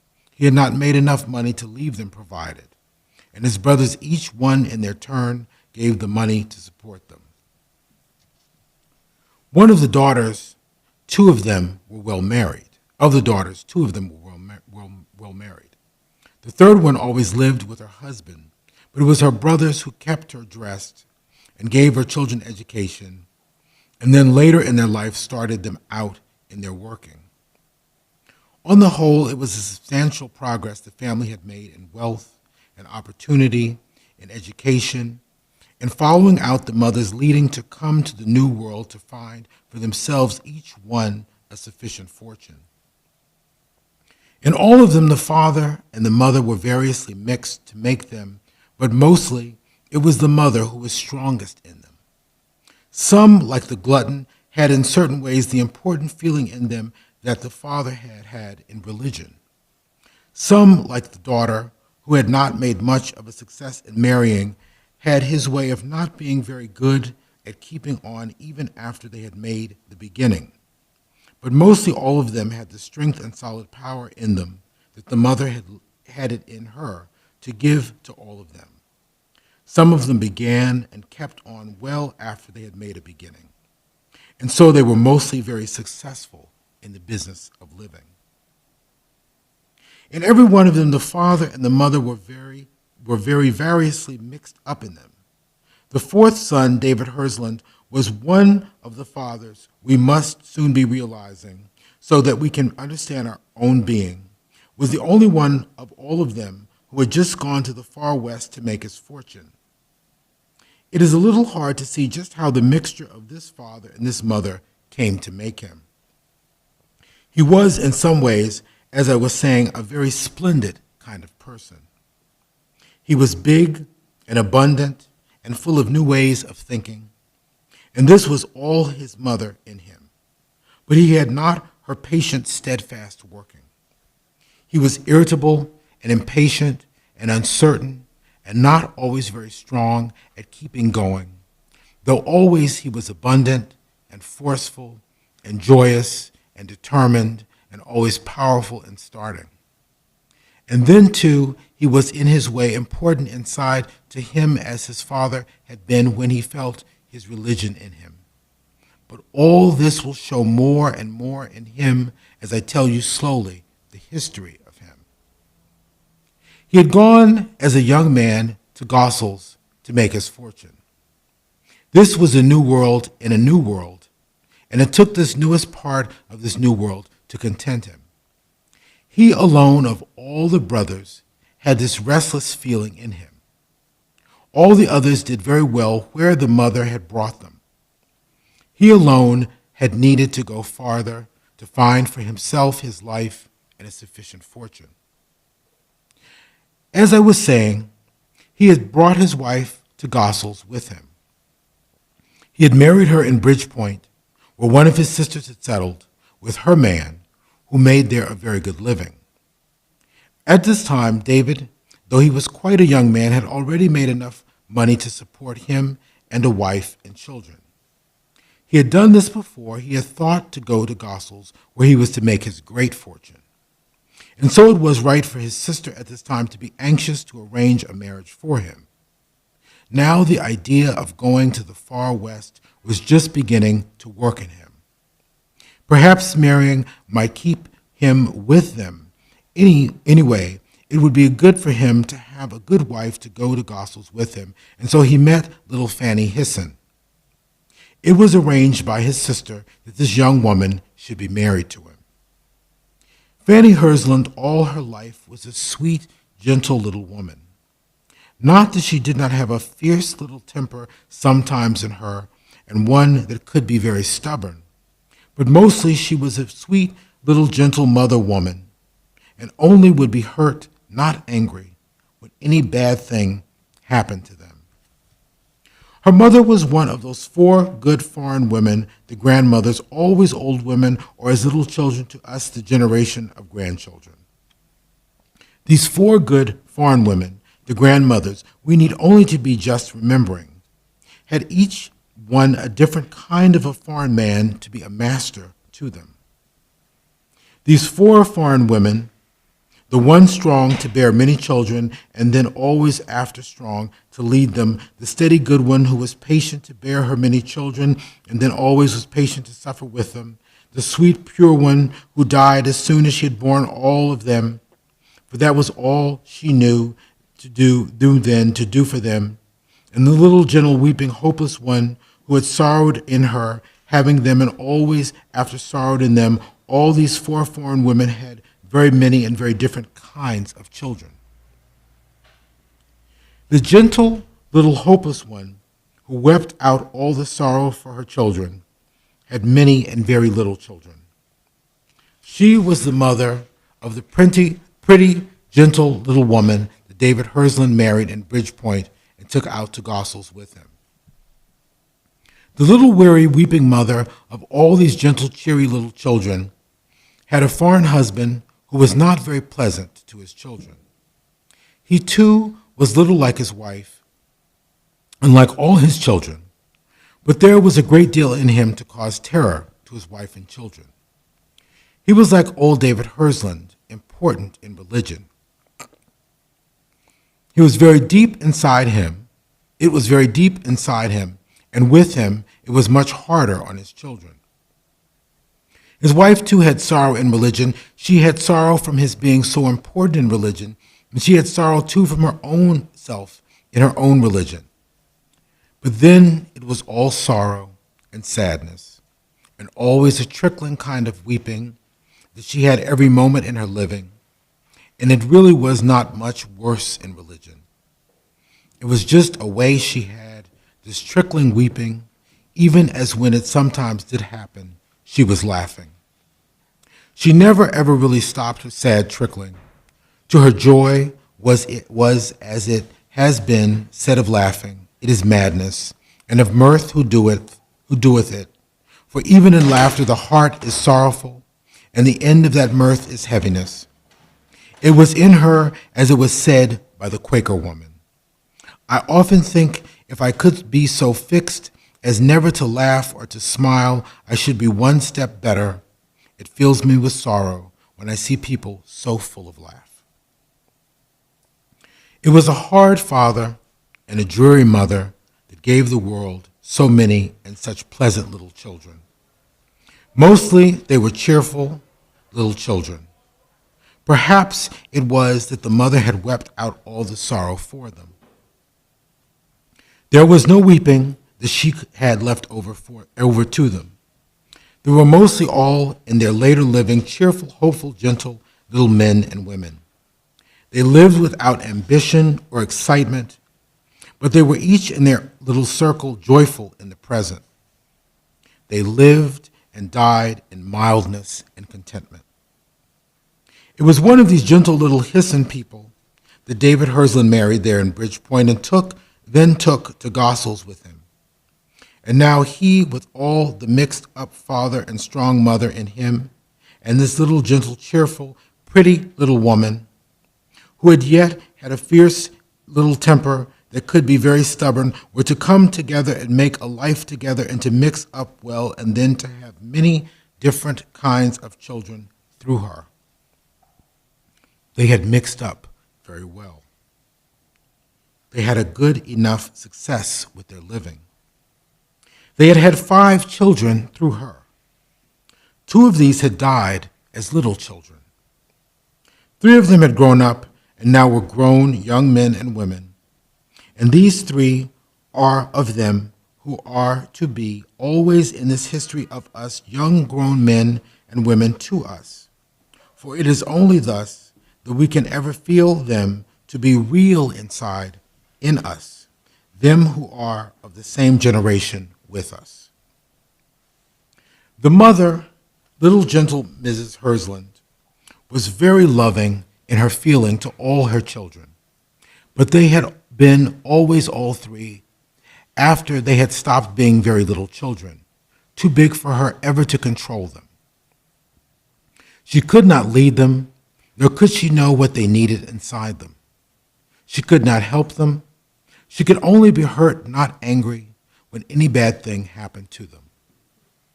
She loved them and was very proud of all three of them. Often she wondered, as she looked at them, how could they be so perfect and so wonderful, and yet all three of them be so different from the others of them that there was hardly anything alike in the three of them. They were big children, and each one of them, in his own way, was strong to do what they needed to find themselves free inside them. They were big children, and she was only a very little mother to them. And they were not very loving children. They were too strong at finding their own way to feel free and important, each one to himself inside him. They were, to her, very good children. She never had any trouble with them. And now she was a little ailing, and they were good, but then she never had been very important to them. Now we begin to learn more about the Hland family and their way of living. As I was saying, the father, David Hland, was in some ways a very splendid kind of person, but he had some very uncertain things inside him. He, too, was very proud of his children, but it was not easy for them to be free of him. Sometimes he was very angry with them. Sometimes it came to his doing very hard pounding on the table, at which they would be sitting and disputing and ending with the angry word that he was the father, they were his children, they must obey him, he was master, and he knew how to make them do as he would have them. Such scenes were very hard on the little gentle mother woman, who was all lost in between the angry father and the three big resentful children who knew very well what they needed to have given to them so that they could be free inside them. This is the way the three Hland children grew up to be strong, each one to be free inside him. They were all big in themselves and in their way of winning. Soon you will learn slowly the history of each one of them, how each one was important to himself in him, and how they won a kind of freedom for themselves, each one inside them. The little mother was not very important to them. They were good enough children in their daily living, but they were never very loving to her inside them. They had it too strongly in them to win their own freedom. They turned to their father altogether in their thinking. It was against him inside and strongly always around them that they had to do the fighting for their freedom. Now the mother was a little ailing. She was all lost between the father and the three big, struggling children. In their young days, the father was proud of his children, proud that they were important, each one to himself inside him, proud that they needed to win for themselves their own freedom, always that he encouraged their disputing. He wanted then that they should fight and win out against him. As I was saying, David Hland, the father of these big resentful children, was in some ways a splendid kind of person. But now things were going less easily around him. Joy was a little dim inside now for all of them. Now he would often be angry and be given to pounding on the table and loudly declaring, he was the father, they were the children, they must obey, else he would know how to make them.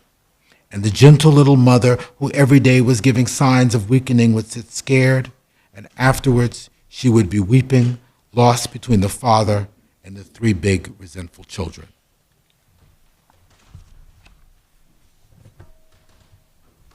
Genevieve Goffman is next, and we're In the middle of page 46.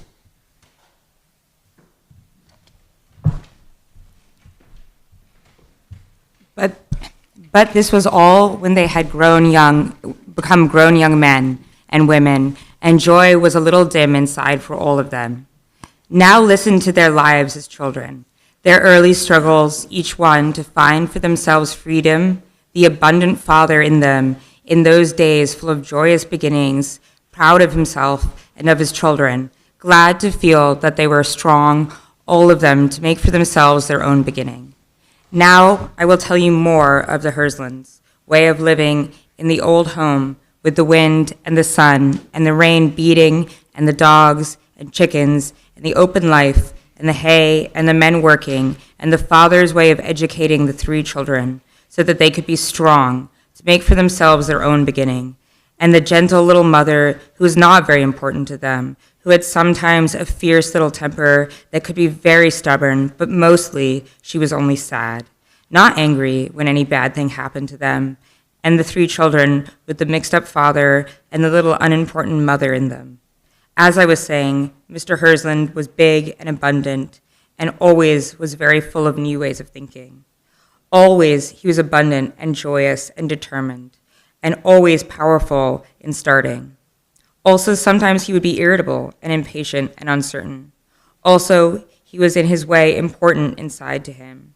And all these things came out in his educating of his children. Truly, he loved education. It was him, almost all there is of living.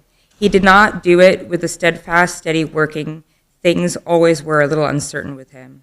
One never knew which way it would break out from him. The things he was very good at starting, and the other things would happen to him and to all people around who were dependent on him. It was very good kind of living the Hland children had in their beginning, and their freedom in the 10 acres where all kinds of things were growing, where they could have all anybody could want of joyous sweating, of rain and wind, of hunting, of cows and dogs and horses, of chopping wood, of making hay, of dreaming, of lying in a hollow, all warm with the sun shining while the wind was howling, of knowing all queer, poor kinds of people that lived there in this part of Gossel where the Hlands were living and where no other rich people were living. And so they grew up with this kind of living, such kind of queer, poor for them, people around them, such uncertain ways of getting education that they had from their father's passion for all kinds of educating, from his strong love of starting and the uncertain things he had inside him. Altogether, it was a good way of living for them, who had a passion to be free inside them, and this was true of all 3 of the Hlands children, but mostly with Martha, the eldest and the only daughter living, and the youngest David, who was always searching to decide in him, and who no one could ever understand him, from day to day, what life meant to him to make it worth living. It was less in Alfred, this love of freedom, and Alfred, who was soon now to be marrying Julia Denning, he had some of it in him, but not so strongly inside of him as Martha and of David, and his father had it in them. Yes, I say it again, now to all of you who have it a little in them to be free inside them. I say it again to you, we must leave them. We cannot stay where there are none to know it, none who can tell us from the lowest, them who are simply poor or bad because they have no other way to do it.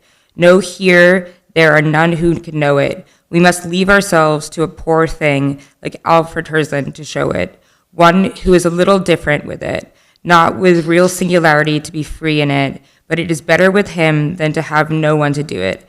And so we leave it, and we leave the Alfred Hland to do it, poor things to represent its singularity to be free inside with it, poor things and hardly our own in it, but all we can leave behind to show a little how some can begin to do it. Yes, real singularity we have not made enough of yet, so that any other one can really know it. I say vital singularity is as yet an unknown product with us. We who are in our habits, dress suitcases, clothes and hats, and ways of thinking, walking, making money, talking, having simple lines and decorating, in ways of reforming all with a metallic clinking, like the typewriting, which is our only way of thinking, our way of educating, our way of learning, always the same way of doing it, all the way down as far as there in any way, down inside to us. We are the same all through us. We never have to be free inside us. No brother singulars, it is sad here for us. There is no place in an adolescent world for anything eccentric like us. Machine making does not turn out queer things like us. They can never make a world to let us be free, each one inside us. And yet, a little I have made it too strong against us in saying. Alfred Hland was the only one who could, in this adolescent world, represent us.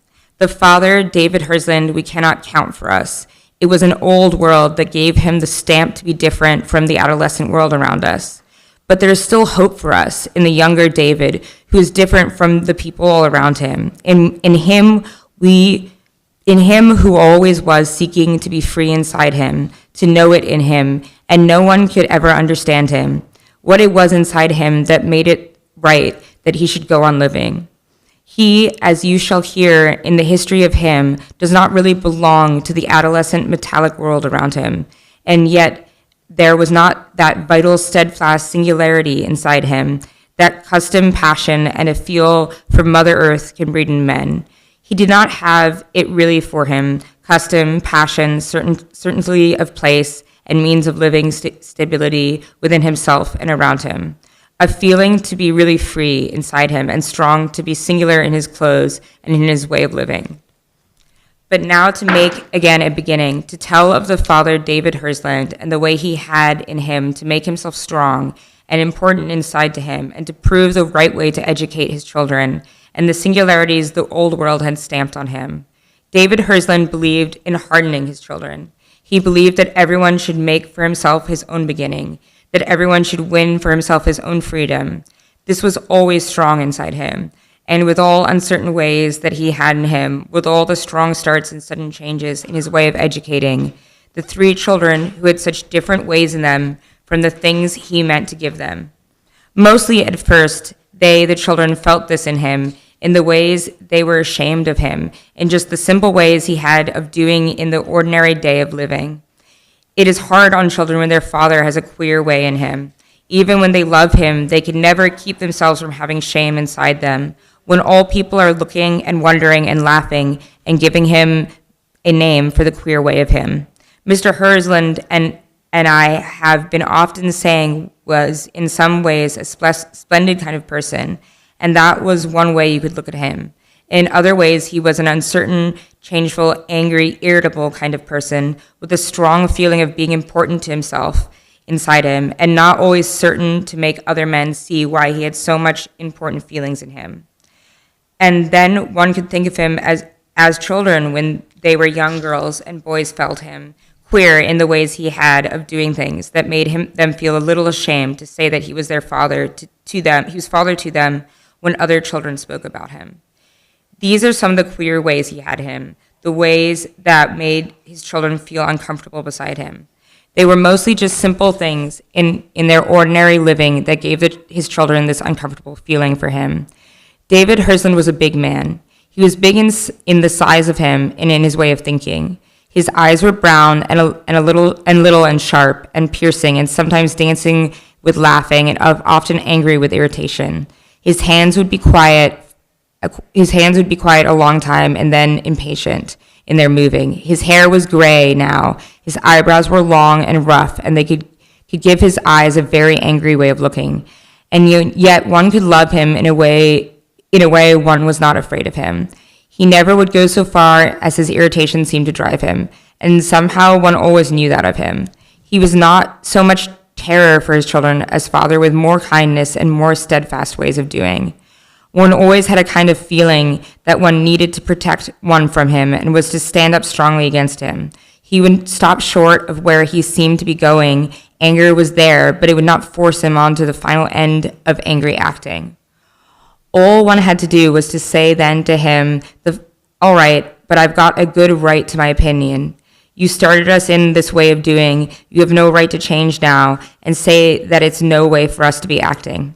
And so each one of his three children, Martha, Alfred, and David, would each in their own ways resist him and it made a household where there was much fierce talking and much frowning, and then the father would end with pounding on the table and threatening and saying that he was their father and they were the children, he was the master and they must obey, else he would know the way to make them. And the little unimportant mother would be all lost then in between the angry father and the three big resentful children. But all this was when they were beginning to be grown young men and women. When they were still children, there was not any fierceness in the house among them. And now to come back to the queer ways of him. As I was saying, the father was a big man. He liked eating, he liked strange ways of educating his children, and he was always changing. And sometimes he was very generous to them, and then he would change towards them, and it would be hard for them to get even little things that they needed in the position that was given to them by their father's fortune and large ways of living. In the street, in his walking, and it was then his children were a little ashamed of him, he always had his hat back on his head so that it was always looked as if it were falling, and he would march on. He was a big man and loved walking, with 2 or 3 of his children following behind him, or with one beside him, and he was always forgetting all about them, and everyone would stop short to look at him, accustomed as they were to see him, for he had a way of tossing his head to get to freedom, and a way of muttering to self in his thinking, and he had always a movement of throwing his body and his shoulders from side to side as he was arguing to himself about things he wanted to be changing, and always he had the important feeling to himself inside him. And then, as I was saying, he was a big man, and he was very fond of eating. He had a brother who died a glutton, and he liked to buy things that looked good to him, and it would always be a very big one. He never liked to undertake anything that was not large in its beginning. The only time in his life he ever took a little thing was when he chose his wife, the little gentle Fanny Hland, who, as I have often been saying, could be sad, not angry when any bad thing happened to them. But yet she had a fierce little temper in her that could be very stubborn when it was roused inside her, and she sometimes had such a sharp, angry feeling at some of the ways her husband had of doing, mostly when it concerned not giving things she thought they needed to the children. But mostly they lived very well together, the father and the mother and the 3 children. That is, when they were young children. Later it was harder for them, when the father would get his very angry feelings, and the mother was a little ailing, and the fierce little temper broke into weakness and helplessness inside her, and the 3 big struggling grown men and women were seeking each one his own freedom and his own beginning. But now, as children, it was just the little uncomfortable feeling of being ashamed of the queer way he had of doing things that his children had to endure with him. Then he was joyous, and it was mostly pleasant enough living with him, and the mother was gentle and pleasant with them, and strong enough to support her little temper that could be very stubborn whenever it arose against him. But even when he was not doing really queer things, there was always a marked character about him. It came from inside him, from the strong way he had of beginning, from the important feeling he had always inside him, from his continual thinking, and in a different way from that in which all other people around about him were thinking. And this thinking somehow marked him, even when he was just simply walking and then stopping to talk with somebody, or just stopping to ask a question of some stranger, or to talk about the weather, or other just ordinary enough talking. The kind of thing anybody could be saying, and yet the power of being free inside him made him a marked man even then, and nobody could take him to be an ordinary person or even forget him. As he would be walking along with a child beside him, or several of them behind him, he would stop and sweep the prospect with his cane and begin talking, and somebody near him would come listen. It was just ordinary talking that he would be doing, and whether or the country or the fruit, and it did not seem to have any deep meaning, but it was the power and completedness of the identification of this big man with all creation that forced people to think of him. This man was not big, this man was big as all the world in his beginning, and it was nothing in him, even if he did not always keep going. He had been as big as all the world once in his feelings, and that he could never lose with him. And so he would stand talking, and the unhappy, uncomfortable child beside him would keep saying, when he was not afraid to break in on him, "Come on, Papa, all those people are looking." What the father would not listen to him, but would keep right on with his talking. But the child, as much as he dared, would twitch or pull at them. What? But the father never really heard him and would go on with his queer ways in him. Slowly, his children learned endurance of him. Later in their life, they were queer too, like him. Often he was walking with his children past a shop and saw some fruit or cake or something that pleased him to look at, and gave it to his children, and they would be most uncomfortable then and say something about not wanting it to him. What? And he never listened to them. The children suffered so because they were not sure that the man inside knew that their father would pay him. The father, of course, always paid for them, but there was something in the manner of him that gave one a kind of feeling that he was as big as the world about him. One included the other in them, the world and him, the earth, the sky, the people around him, the fruit shops. It was all one and the same, all of it and him. And this kind of feeling he always gave to them who saw him walking, standing, thinking, talking, that the world was all him, and there was no difference in it in him. And the fruit inside or outside him, there was no separation of him from him. And the whole world he lived in always lived inside him. It was all so simply to him, as the world as all him, and it was this that gave him a big freedom, and this big important feeling, and this big way of beginning, and so a queer man of him, an eccentric form, the others around him, and all that stopped it from making a god of him. All that stopped from making God of him was his way of being impatient inside him and not being very good at keeping going, but always making for himself a new beginning. The large way of him, when it made him take up fruit from shops to eat and to give to his children, made a very uncomfortable, shamed child beside him. And it would be protesting to him, and its father would say, "What?" But he would never listen. But he never listened to him.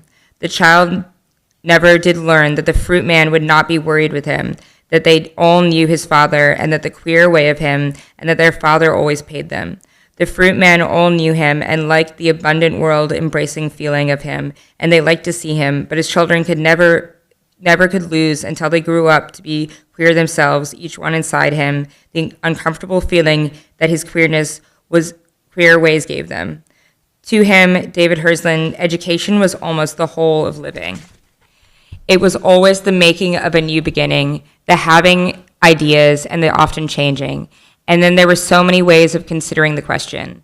There's so many different ways of seeing the meaning of the various parts that made education. There was the health, the mind, the notion of right living, the learning, cooking, and all useful things that he knew they should know not to be doing. And then there was his system of hardening, so that they would be ready to make each one their own beginning. And all these needs for them and the many ways to look at them led to many queer things that the children had to endure from him. Their education was a mixing of hardening, of forcing themselves into a kind of living, as if they were poor people and had no one to do things for them, with a way of being very rich, that is, having everything the father could ever imagine would do any good to any one of them.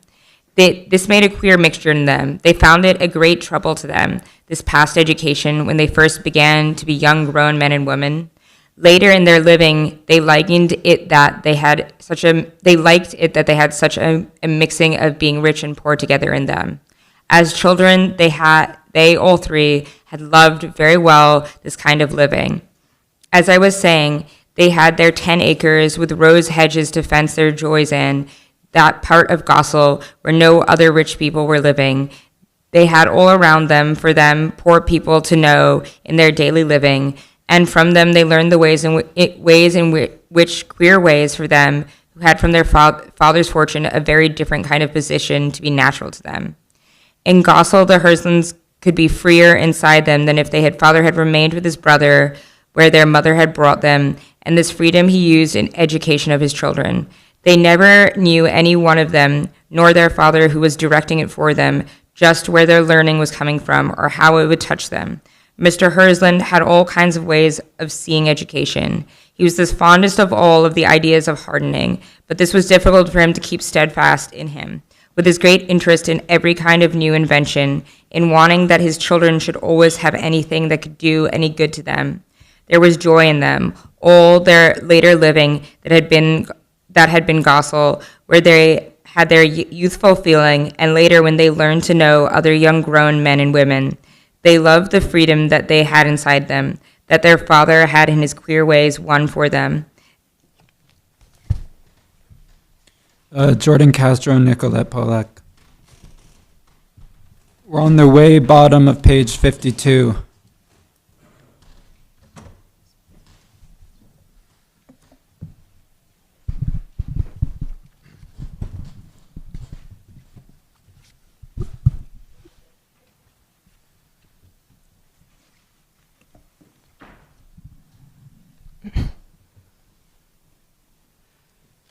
As I was saying, they had 10 acres where they had every kind of fruit tree that could be got there to do any growing.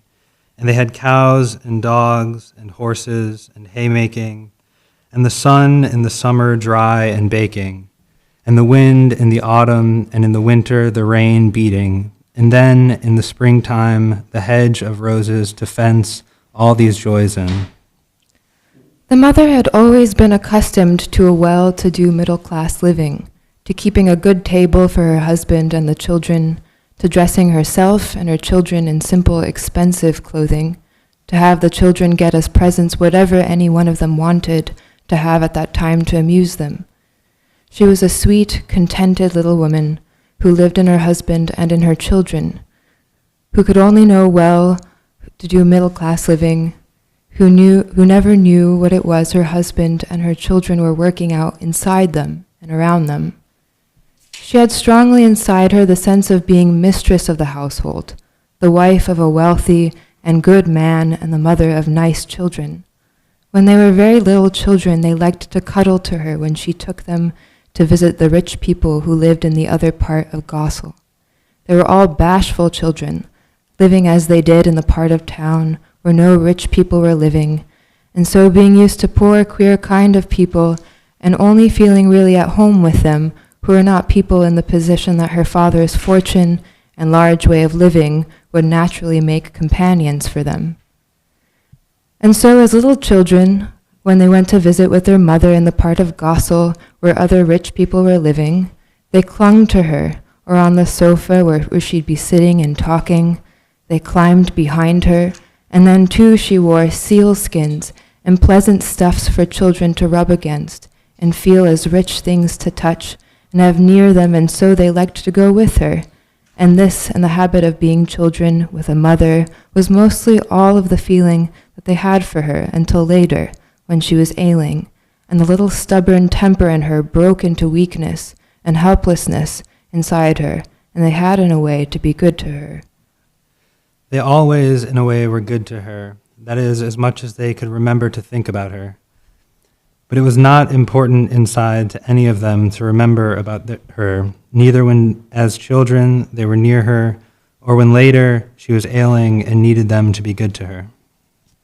She was a little unimportant mother always to them, and it was only as a part of the physical home around them that she belonged to them, either when, as little children, she was mistress of her house and attended to them, or later, when as weakening she needed to be taken care of by them. This sweet, gentle little mother woman, who had sometimes a fierce little temper in her that could be very stubborn when it arose strongly inside her, never knew really in her that she was not important to the children who had come into the world through her. She had a kind of important feeling always inside her. She had a little temper that could make her big husband pay attention to her, and she had a power in her in respect to servants and governesses and seamstresses who worked for her. She did not feel it to be important to her what other people felt for her. The life in her family was all of living for her, and her children she never thought about in the way of making them feel her. She had a little pride inside her to make her husband feel her. She had a bigger pride inside her to make her dependents feel her. She had no pride in her to make her children feel her. They were so made of her by having come out into the world through her that they really were apart from her. She did not feel them near her even as little children when they were dependent on her. Later they were so big around her, and she was lost away from them, and they never thought about her. but she never felt inside her any anger that they had no deep loving feeling in them for her. All the feeling of pride in her and all the feeling of being important to herself inside her was to make her husband feel her.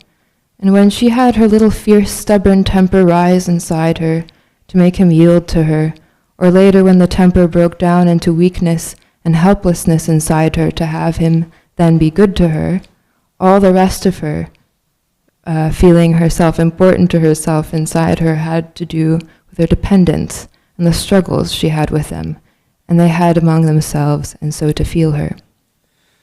No, she never felt it ever to be very important to her, the relation of other rich people of her kind toward her. She had left Bridgepoint and friends and family feeling all behind her. Here in Gossel's, it was only the house and the 10-acre place and those inside it that concerned her.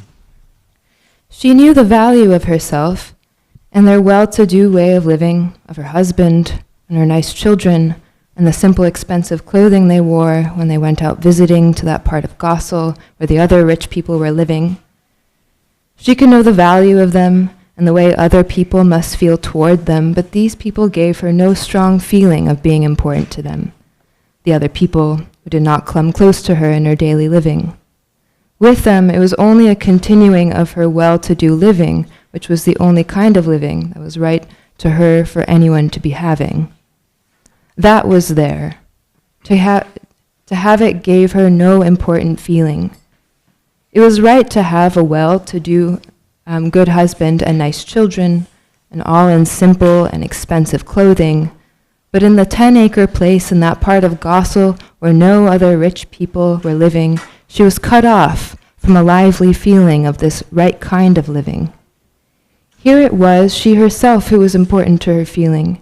Here she was not only a right part of a right way of living, as it had been for her in Bridgepoint, in her family, in the way the Hisons had always done their living, but she had an individual feeling. Not with her children, they were completely of her and apart from her, as was the right well to do the middle-class living. It was always there, so were her children, but they were not important to her feeling.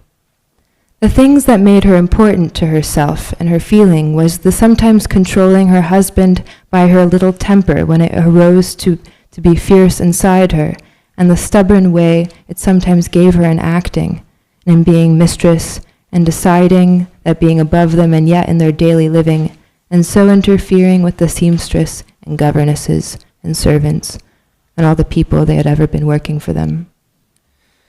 Being cut off from the simple, rich, ordinary way of living never gave her any feeling. It was not being cut off with any sense of losing. It was always there existing, in her and for her, this kind of living, and it was not important to her feeling. It was as if one could ever be thinking about the different kinds of air in different parts of the world where one happened to be living, the atmosphere of well-to-do living, where one happened to be the atmosphere of well-to-do living was to her as the air she was breathing. It was always there. She could not feel it important in her feeling, or her thinking. Breathing was there. One did not know it as important to one's feeling until one was in some way sick and it stopped or made hard one's breathing. But so long as one was strong and living, one went on like everybody else with one's breathing. And so it was with Mrs. Hland and well-to-do living. She could not feel it to be important in her feeling, whether it was in the rich part of Gossel's that they were living, or in Bridgepoint, or in the part of Gossel's where no other rich people were living. Always she was of well-to-do being, with a good, rich husband and nice children, and when she wanted to have it simple and expensive clothing. The sense of belonging to this kind of living could never give her any kind of important feeling. Her husband, David Hland, was the queer nature of him, might have an important feeling coming to him from just breathing. That feeling could come to him from the singular nature of him, from his being as big as all the world in his beginning. But to an ordinary, gentle little mother woman, there could never come such a feeling. This well-to-do living could only come to be important to her in her feeling if she could ever come to it through a losing, by their money going, or by their losing position, by some wrongdoing. And such a kind of losing, it could never come to Mrs. Hland to ever think of as coming to them. And so visiting and being, well-to-do living in her children, these never gave her a strong feeling of being important inside her through them. It was only through her husband and the governess and seamstresses and servants and dependents that she could ever have an individual kind of feeling. It was queer that her children were to her like well-to-do living, not important to her feeling.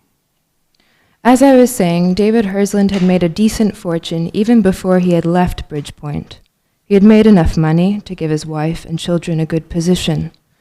And so when they first came to Gossel's, when he was to make for himself a great fortune, they could afford to live in as good a hotel as was then there existing. Things began very well in their far western living. Martha and Alfred were then very young children. David, the youngest, had not yet been born to them. Here, Mrs. Hland had been at first a little lonesome. Mrs. Hland had left friends and family feeling behind her. Here in Gossel's, it would have been natural for her to find other people to continue with her the well-to-do living, which was the only right way of being to her. They lived for a year in that part of Gossel's where all the rich people were living. Here she had her first important feeling. Here she met a Miss Sophie Schilling and her sister Pauline Schilling and their mother old Mrs. Schilling. Always Mrs. David Hland had been a right part of a right kind of living. Not that she had not often had strong feeling, not that she did not have dignity in herself and in her family in her feeling. Sometimes she had an angry, stubborn feeling, sometimes with her sisters or her mother, and later when they came together, sometimes with Mr. David Hland, who was to be married to her. Sometimes it was a hurt feeling that made her sad, not angry, when any bad thing happened to her. Sometimes it was a hurt feeling that made her a little bitter. All this had been important feeling to her. Sometimes it had made a power of her, but it did not give to her an important feeling to herself inside her. It was not a part in her from the feeling of herself to her, as of the right well-to-do living that had made her, and which was the only right way of being to her. Old Mrs. Schilling and her daughter Sophie Schilling and her other daughter Pauline Schilling first gave to her the feeling of being important to herself inside her, important, a part in her, from right being, right acting, and the dignity of decent family living with good eating, being the mother of nice children, the wife of a good well-to-do man, and all in simple and inexpensive clothing. The family of old Mrs. Schilling and the two daughters with her gave to Mrs. Hland and the gentle dignity she always had inside her as a part of the family she belonged to, gave to her a sense of a new power that was a part in her from the dignity of right being that she had always had around her.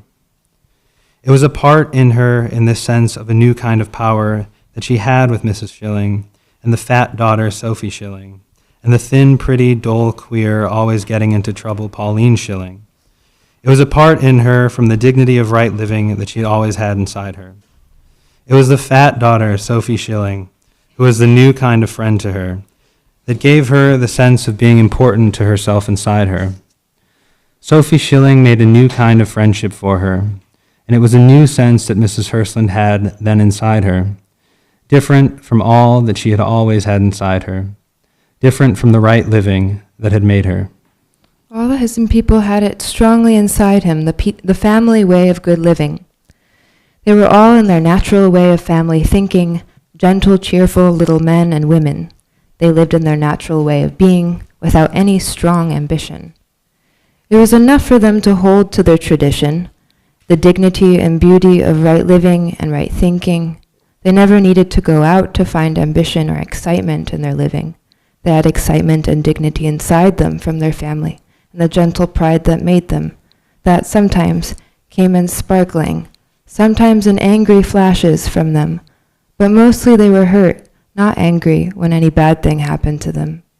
They lived in their natural way of being without any strong ambition or excitement. They were each in their little circle joyful in the present. They lived and died in mildness and contentment. They had never, any one of them, an important feeling of themselves inside them to arise of itself from within them. Such a kind of important feeling would not be in them in the way of living it was natural to any one of them to be having.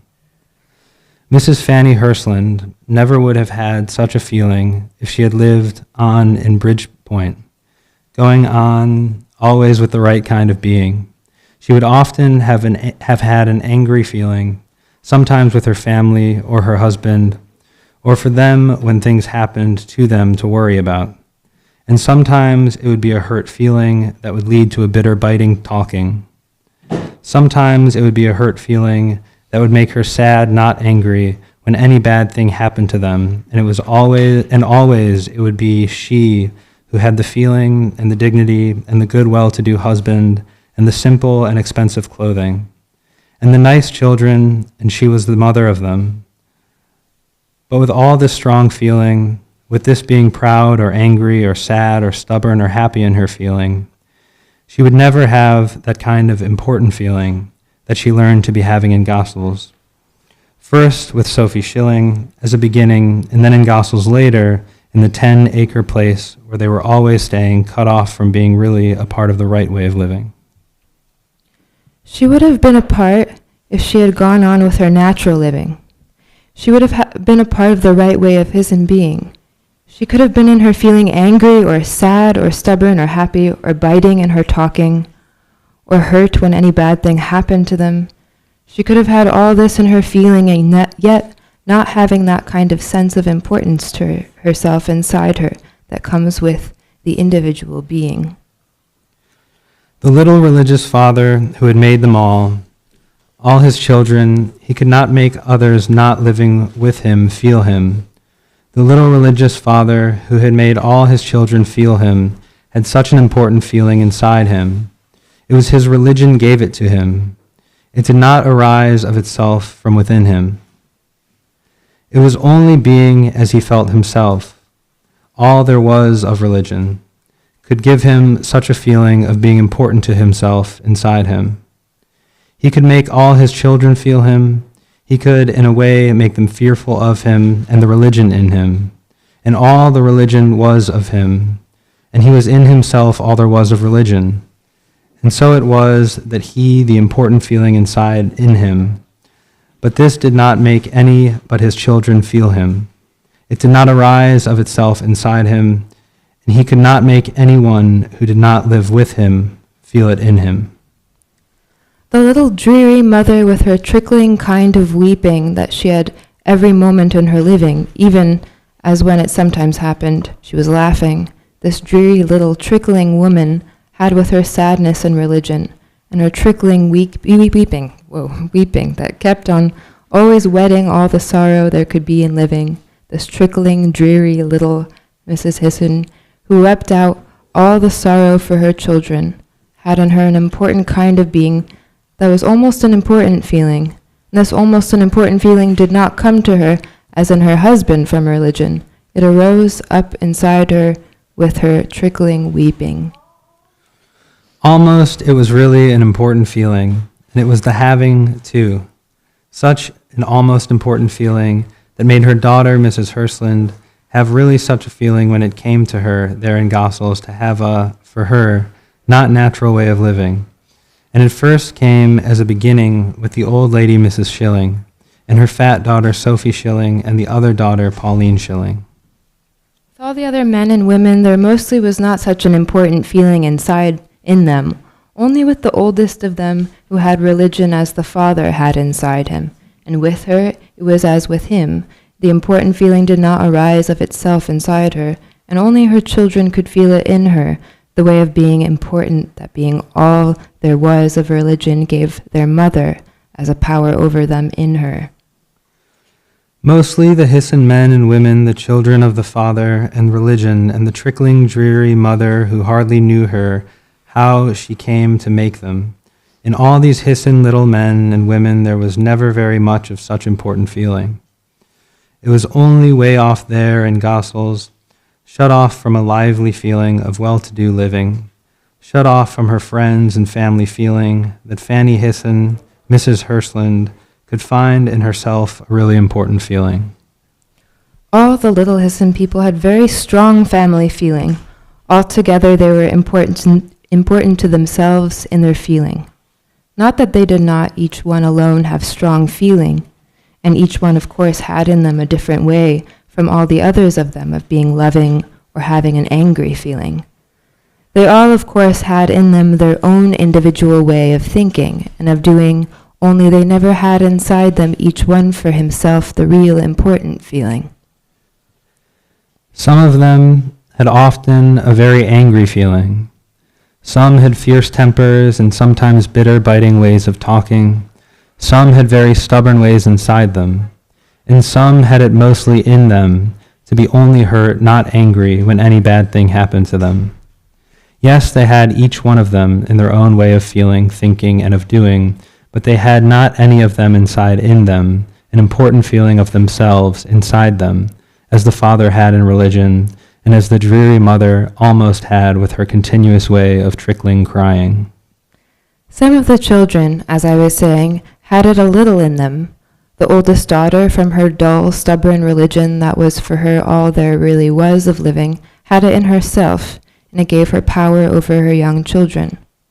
One, a little younger, Fanny, Mrs. Hland, had from to her not a natural way of living, and from having had it strongest of them all from the beginning, the almost important feeling that the mother had with her constant trickling, from being cut off from a very lively way of feeling of right being, she had almost before ending a really important feeling.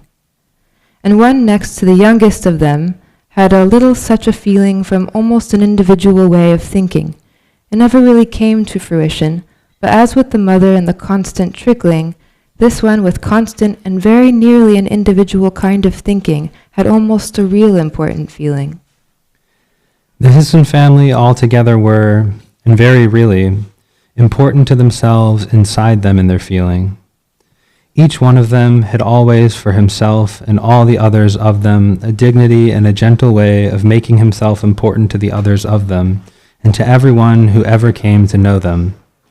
They were all of them, each one in the gentle dignity they all had in them, important to every one who ever came near to them. With some of them, their eyes flashed often with a sharp, angry, almost fierce feeling, that things happening could arouse within them. Often with some of them they would be hurt, and then their mouths were drooping.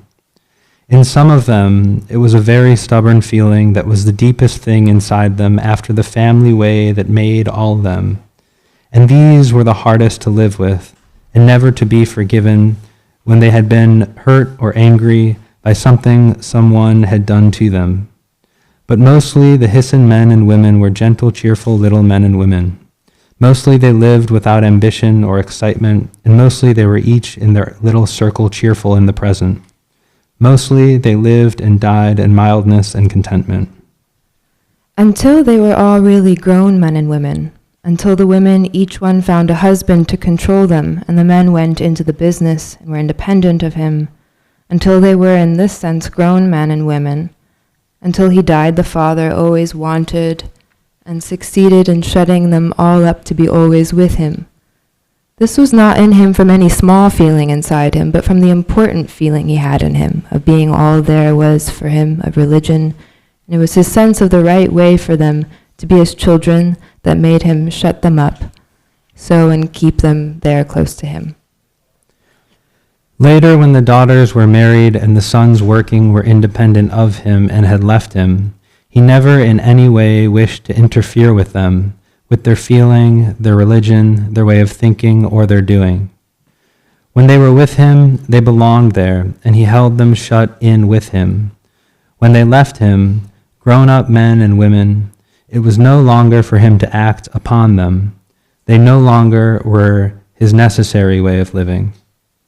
It was never his children that gave him an important feeling. His power over them when they were shut up with him never gave him any kind of important feeling. No, it was his being all there was of religion that gave him his important feeling. not his wife, nor his children, nor any power he had from them, nor the power he never had with anyone who did not live shut up with him. Nothing in such a way could give him an important feeling.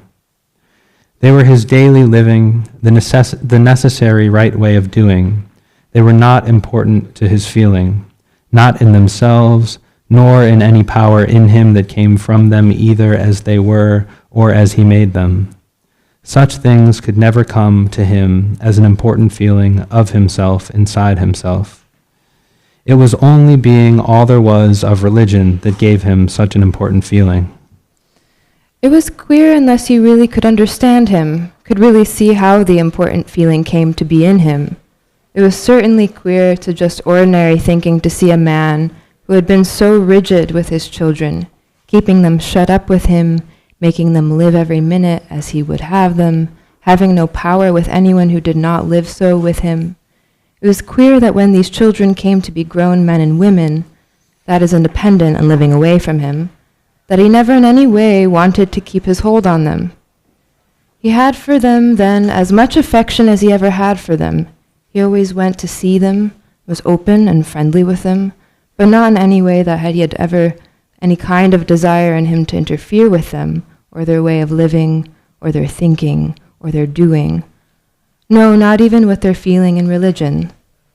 They were his children, yes, but not now a part of his necessary living, even when, as he did some years before dying, even when he was living with one of them who with her husband had very different ways of living, of thinking, and of feeling, in religion that he had in him.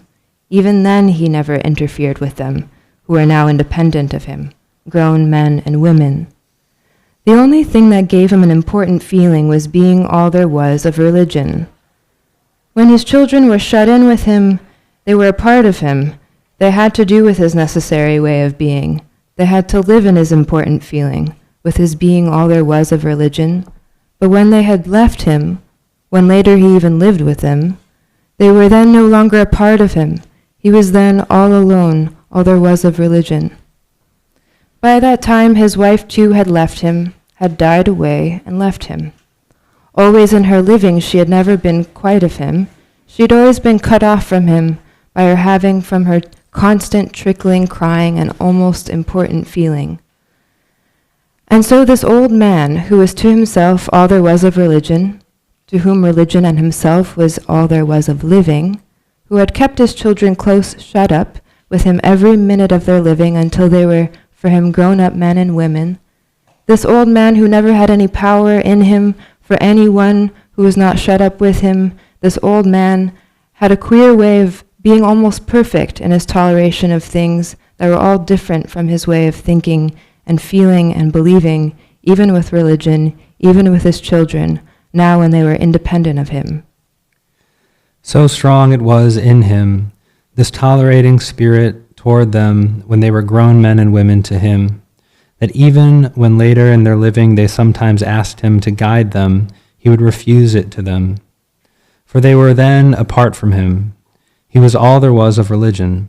Religion was all there was of being for him. That made him important to himself inside him. It was not for him to guide them, they who were apart from him. They were then as all the world always had been. He had no power over anything not shut up with him, and so he had a tolerant spirit for everything that was not him. For his children now, when they were grown up and independent, even when, as it happened later, he was living with some of them. One of them who had come to be grown up for him was the Fanny Hland who had married David Hland, the man who was as big as the world in his beginning and strong to prove this, his feeling, on all who met him, not only on them who were shut up with him. Everyone always felt this in him. Once he was as big as all the world around him. He was it. It was in him. There was no difference with it inside him or outside for him. In his beginning with Fanny Hland, when she first began her living with him, she wanted to do as he would have her to do in all things. It came to them in religion that his ways were not the ways that had been right for her to have when she was living with her family, when they had all been living, when they had been all living, shut in with the Father who is all there was of religion. It came one day to a very great division between her husband's way of thinking and feeling in religion and her father's ways as she had learned to have them inside her when she with all her sisters and her brothers were living shut up with him. She wrote to him and asked him. She said her husband wanted her to go with him, and it was not as she had been taught by him, her father. She did not feel it wrong to do things, but she could not do it without asking her father, who had never let his children do any such thing when they were shut in with him. What should she do? She would not make for herself such a decision. She would ask him, was it wrong for her to do this thing, to go with her husband to such a meeting?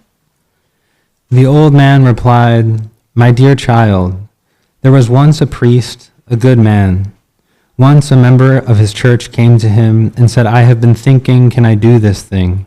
Can I go to a barber's shop and get shaved on a Sunday morning? Is it wrong for me to do this thing?' The priest said, 'Yes, he must forbid it to him. He must not go to a barber's shop on a Sunday morning and get a man to shave him. It was wrong for him to do this thing. It would be a sin in him.' 2 Sundays after, the man met his priest coming out of a shop, shaved all fresh and clean. 'But how is this?' the man said to him. 'You told me that it was forbidden. You told me, when I asked you that I should not do this thing, that it would be for me a sin.' 'Ah,' said the priest to him, 'that was right. I told you I must forbid you to go Sunday morning to a shop and get someone to shave you, that it would be a sin for you to do this thing. But don't you see? I did not do any asking.'"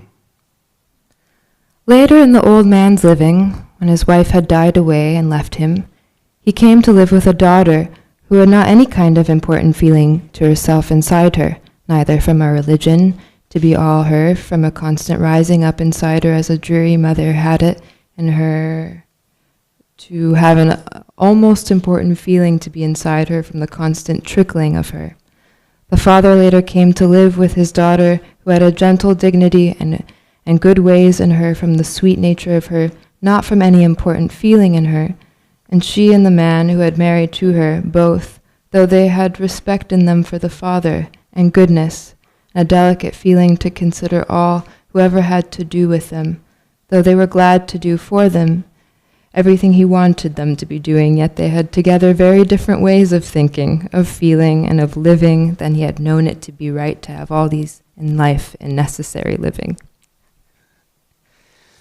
The old father, strong as he had always been in his nature, firm in being for himself all there was of religion, knowing to his dying that religion was all there was of living, yet never in any way was he ever interfering in the living and the feeling and the thinking of his daughter or her husband or any of her children or any of his own children who were there in the same house with him. Now, for him who was no longer leading in a house with others shut up with him who was all there was of religion, for him now that they were apart from him, being grown men and women to him, even though they were all together every minute with him, although he was up to the last moment of dying as strong as ever in the faith of him, to be himself and to be all there was of religion. Yet now it was not for him to ever in any way interfere with any one of them. He never found out anything that was happening, anything that he would not wish to know that any one of them was doing. What a man does not know can never be a worry to him. This was his answer to his children whenever any one of them wanted to explain anything to him or to get him to agree to any new thing in their living. And so he went on to the last minute of his living, never having any power in him over any one who was not shut up with him in a necessary part of his living, strong always in his being to himself all there was of religion, strong in knowing that religion was all there was of being. And so he went on with his living, now never interfering with anyone's living, now that he was himself for himself all there was of living, all there was of religion, and religion always was all there was of living. And so he went on to his dying, and through his being so all himself all there was of living and of religion, he was in his old age full of toleration, and slowly in his dying It was a great death that met him. He was himself all there was of him, all there was of religion, and religion was all there was of living for him. And so the dying from old age that came slowly to him all came together to be him. He was religion. Death could not rob him. He could not lose nothing in his dying. He was all that there was of him, all there was of religion, and religion was all there was of living. And so he, dying of old age, without struggling, met himself by living by himself in his dying, for religion was everlasting. And so for him there could be no ending. He and religion and living and dying were all one and everything, and every one, and it was for himself, and he was all one, living, dying, being, and religion. Even his dead wife, with her trickling crying that had been to her almost an important feeling of herself inside her, even she had been apart from him, and his children, when they were no longer shut up with him, were apart from him. All and everything was apart from him, and so he died. And with him died his important feeling. For even in his dying he had no power in him for anyone not shut up with him. He was all of power for him, for he was for himself all there was of religion. And that was all, and he never had any power in him for anything not shut up with him. And so he died away and left them, and his important feeling died inside him. All of his children had each mixed up in them the father, important to himself and his religion, and the mother, with her almost important feeling, with her constant trickling crying that made her have inside her almost important feeling. She, with the way it came from within her, this almost important feeling that she had inside her, could have a power with all who knew her. She was not like her husband, with his important feeling giving power only with them, like his little children who were shut up with him. The children had many ways of having the father and the mother mixed up to make them. One of them, as I was saying, the eldest of them, was stubborn and gloomy and hard in her religion, and it gave her a power with her children, but it was not so perfect to give her her own important feeling as religion had been to her father, to give him the important feeling that was all him. In her own being, she was not all there was of religion. She, as a woman, had hard ways that gave her power, not from her religion, but from her power as a woman, as anyone can have it by using the hard ways everybody has inside them. And so she was less in religion. She had no toleration. She was hard, stubborn, and gloomy in religion. And always she made it stronger by her power as a woman. And so she had not the greatness in her that her father had who made her. And she had not the almost greatness in her that her mother had arising inside her with the dreary, trickling crying that was all her. And so in each one the father and the mother were variously mixed up in them. Some of them had it in them as an almost important feeling, like Fanny Hisson, who with this way of having it as a beginning, the almost important feeling that the mother had with her dreary trickling, had it brought to a real beginning of a really important feeling. By knowing old fat Mrs. Schilling and her daughter Sophie Schilling and her other daughter Pauline Schilling, and then in her later living cut off from a lively sense of being, part of being which was for her the natural way of living, she got it more and more then from her servants and governesses and seamstresses and dependents, and for her poor, queer kind of people that she had around her in this later living in that part of Gossel where no other rich people were living. She got it from her power with them, being as she was with them, of them, and from her position and her dignity of his in living, always above them. For those ways that her later living in that part of Gossel away from where the other rich people were living gave to her, in this later living, there came to her a kind of importance of herself inside her that was nearly an individual kind of feeling, and this was what gave to her family later when she came to pay visits to them out of the far west to them, gave them a sense as if she were almost a princess for them, out of from them, belonging to them, having a different feeling of herself inside her from any other ones of them. Not that this was in her in any sense the complete thing of being important to herself inside her. It was only more marked in her than any other of them had found it from the natural way of living it had come to all the rest of them to be leading. Up next are Sally Silvers and Bruce Andrews, and we're at the bottom of page 64.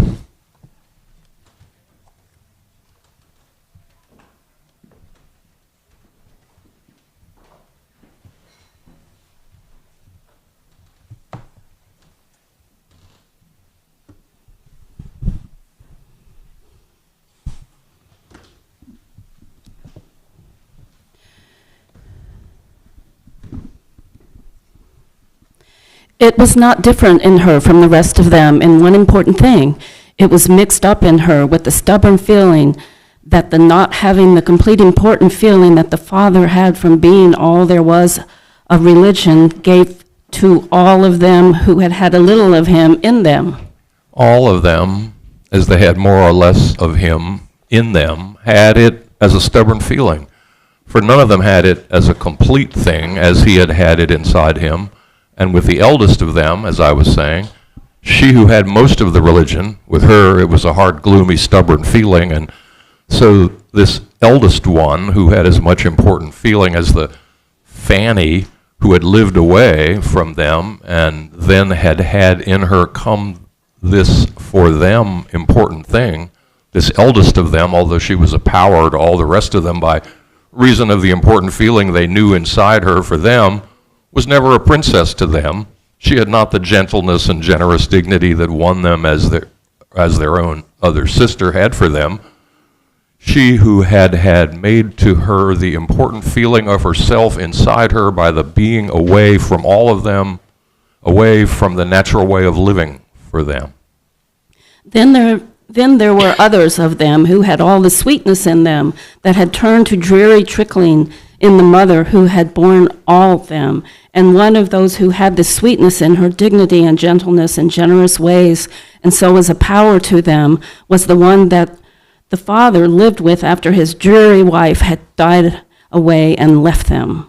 With these who had sweetness in them, with those who had changed into sweetness, the dreary trickling of the mother that had borne them, many of them, strongest in them after the sweetness and gentle dignity that made them, had it as the strongest thing inside them to be hurt, not angry, when any bad thing happened to them.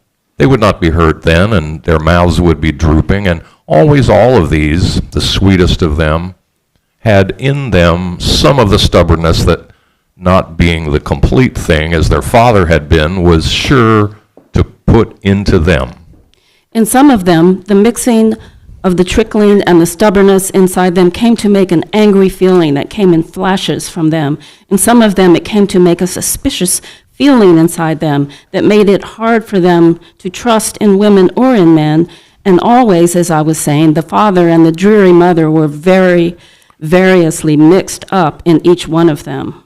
As I was saying, one of them, who even more than Fanny Hisson had the almost important feeling that the mother had inside her with her constant trickling crying that was always rising in her, this one came to have it even more in her, came to have it almost really in her by an individual kind of thinking that arose itself inside her. She had the gentle tenderness in her that made constant dreary trickling in her mother, and it came all from inside her. And she had no stubborn ways in her. She was pure as the sweetest ones of those around her, those who had turned to sweetness the dreariness of their mother, and she had not stubbornness inside her. She had only from her Father the thinking that had made him for himself to be all there was of power.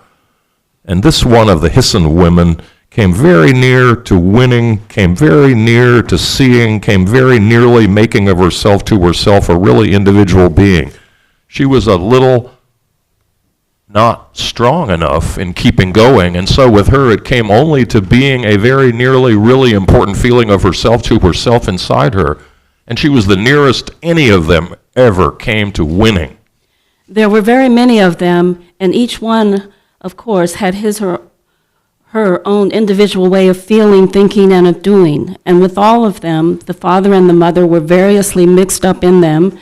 And with some of them, it was more the father, and it made sometimes a stubborn feeling to be the most important thing inside them after the family that made all them. And sometimes the stubborn feeling met in them with the other things they had within them. And sometimes then it was a sharp, bright, angry feeling that was strongest in them after the family way that had made all of them. And these then would have a stubborn or an angry feeling where anything happened to any one of them. And then in some of them, it was the dreary mother that was strongest in them, and they had a sweetness in them. And of these then would have hurt feelings in them, and very often with them then their mouths would be drooping, and these would be hurt, not angry, when any bad thing happened to them. And sometimes there was a mixing up of all these ways together in them. But mostly all of them were cheerful, hopeful, contented men and women. Mostly they lived without ambition or excitement, but they were each in their little circle, joyful in the present. Mostly they lived and died in mildness and contentment. David Hland married Fanny Hisson.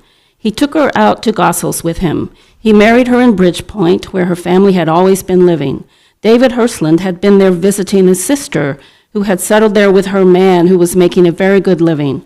David Hland was a young man then, but already he had made by himself enough money to support himself and a wife and children. And now it had come to him to go west to Gossel's, where he was to make a great fortune. And so it was right for his sister at this time to arrange a marriage for him. The idea of going to Gossel's was just beginning in him. Perhaps marrying might keep him from going. Anyway, it would be good for him to have a good wife to go to Gossel's with him. He met Fanny Hisson, and she was pleasing to him. It was arranged by his sister that this young woman was to be married to him.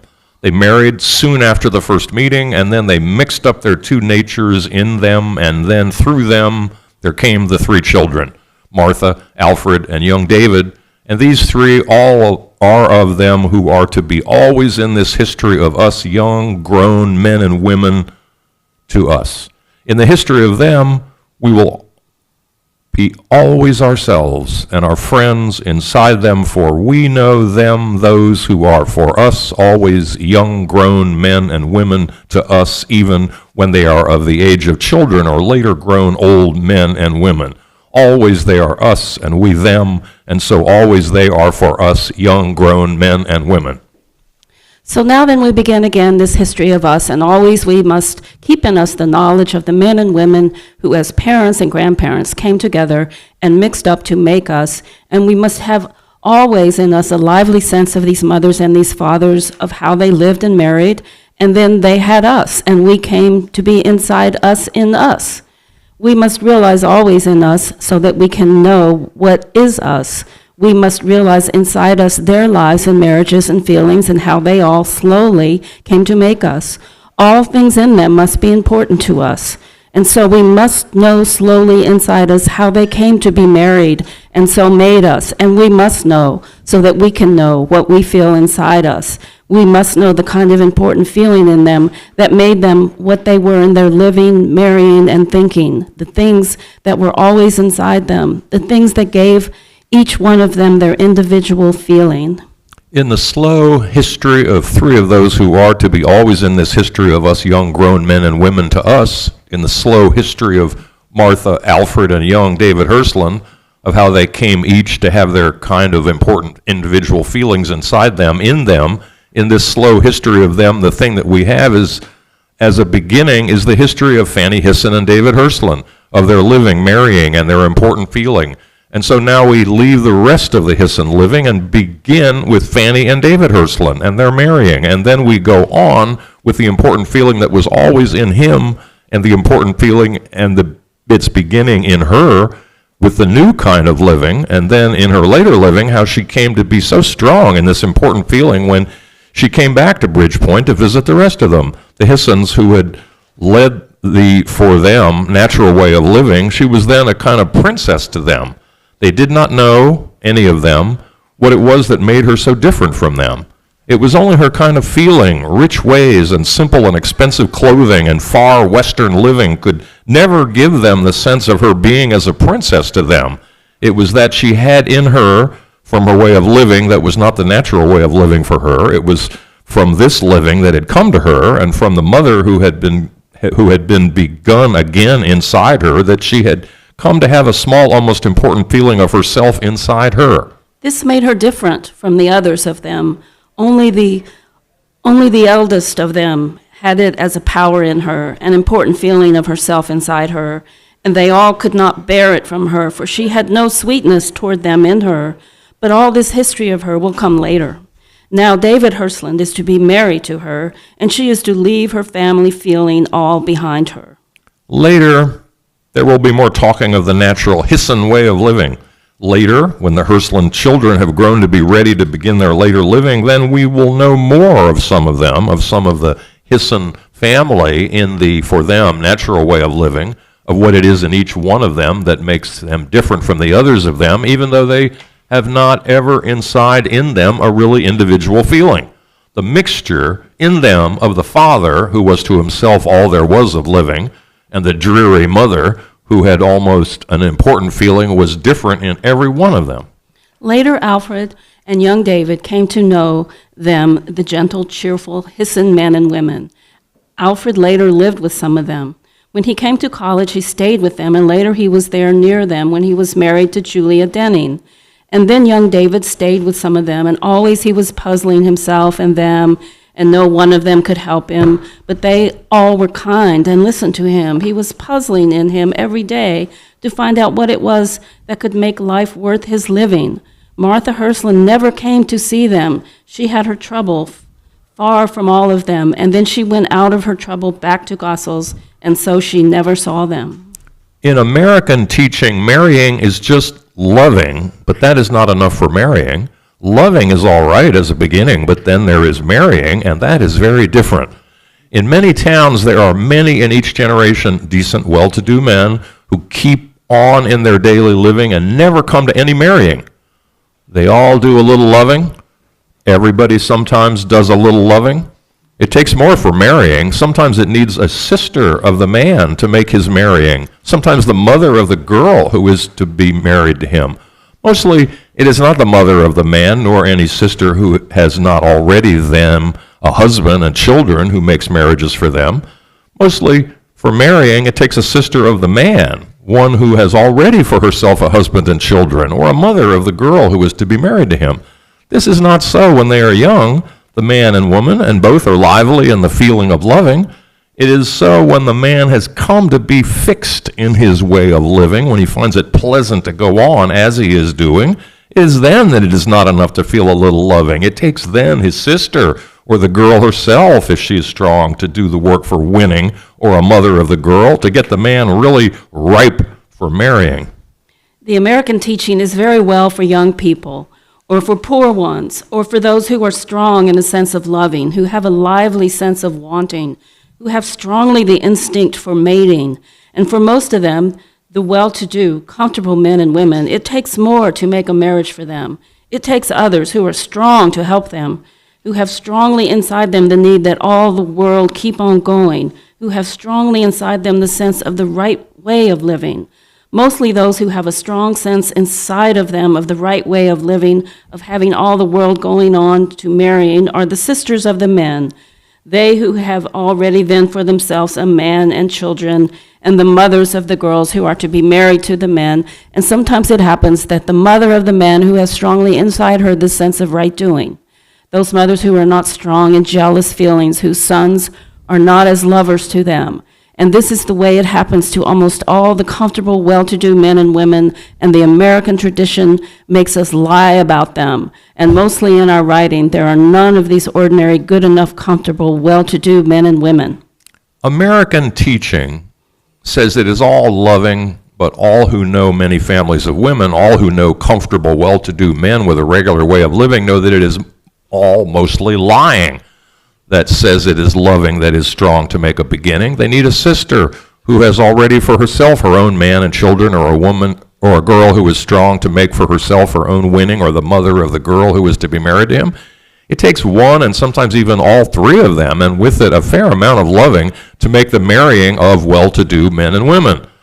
Loving is good, but it has to be a very lively sense inside him to make it good enough for a well-to-do man to get married to a woman. Loving is good, and the girl has to be pleasing to him, but it needs coaxing, arranging, flattering, teasing, urging, a little good-tempered, irritated feeling, or else the man will forget all about his loving.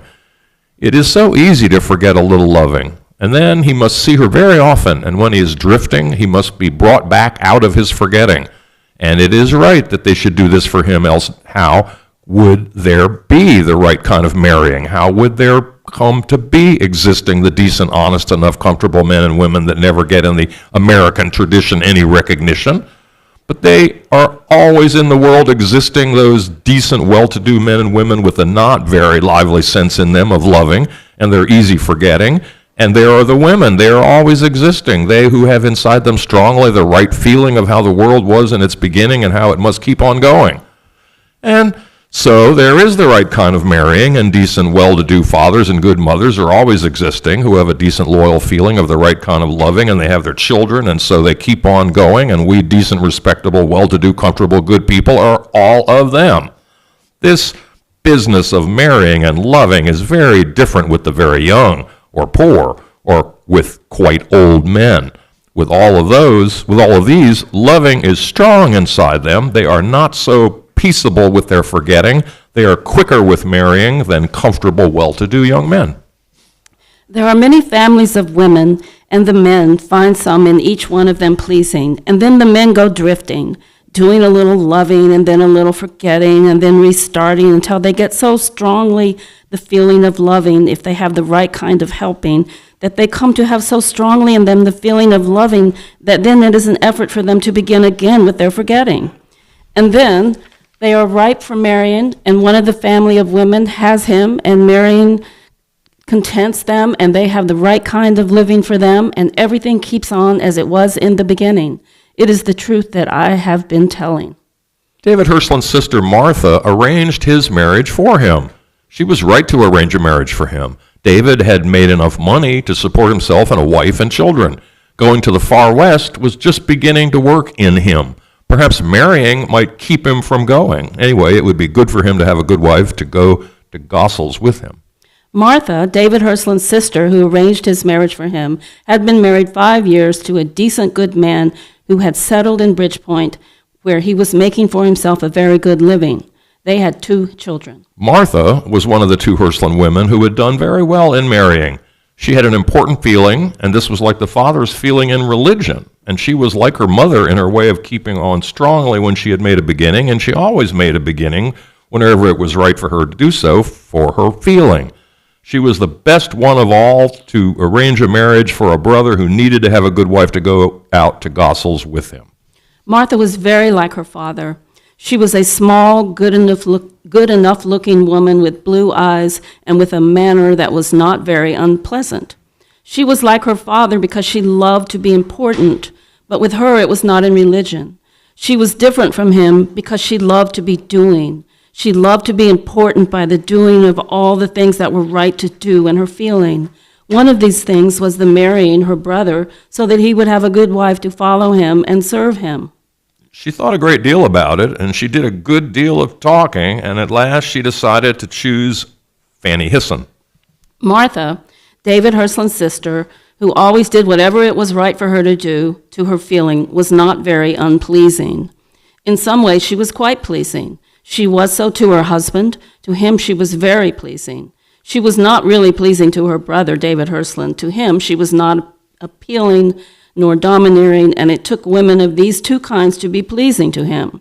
But he knew she was a good woman who would always do what was right for her to do to her feeling, and mostly he thought she was right in her feeling and in her way of doing what was right to her feeling, and so he was willing that she should choose a wife to content him.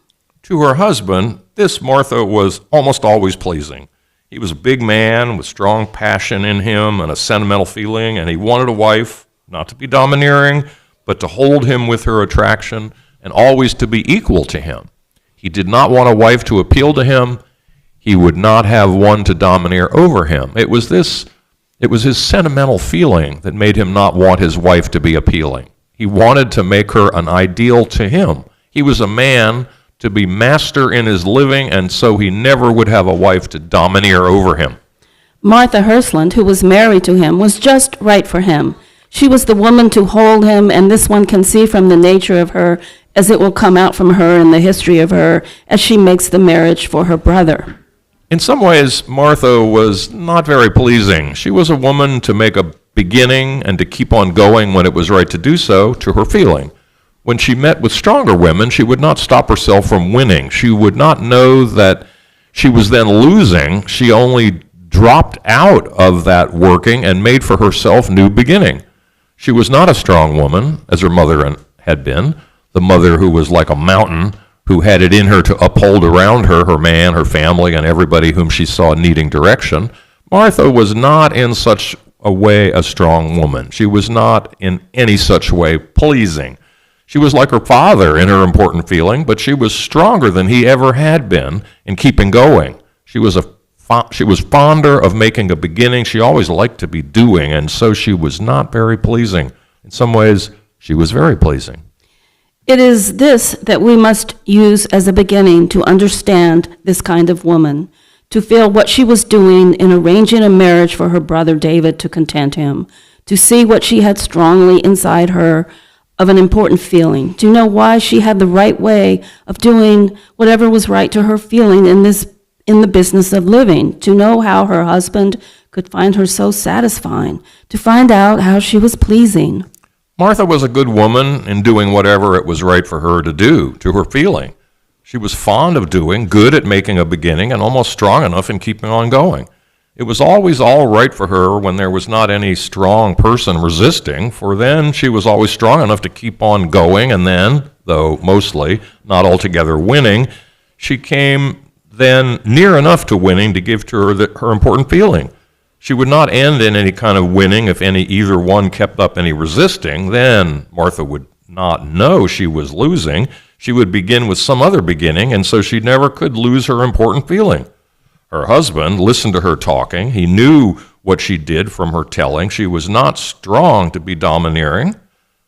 She was strong enough not to be appealing. She was always attractive to him. She filled up his sentimental feelings. She was an ideal to him with no power to disturb him. She was always pleasing to him. As I was saying, her brother did not find her pleasing, but he knew she was a good woman. He felt that she was mostly right in her feeling and in her ways of doing. He was willing that she should choose a wife for him to content him, and he was right to let her choose for him. Martha's husband had a cousin who had once worked for old Mr. Hland. This cousin and his wife came to know them enough to see them very often. There were not many people who came to know them enough to see them very often.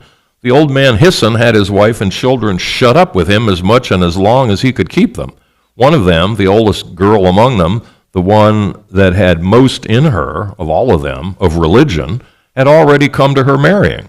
A cousin from another town came to see them, and she wanted him, and she wanted her to take care of him, and then they made the father consent to their marrying.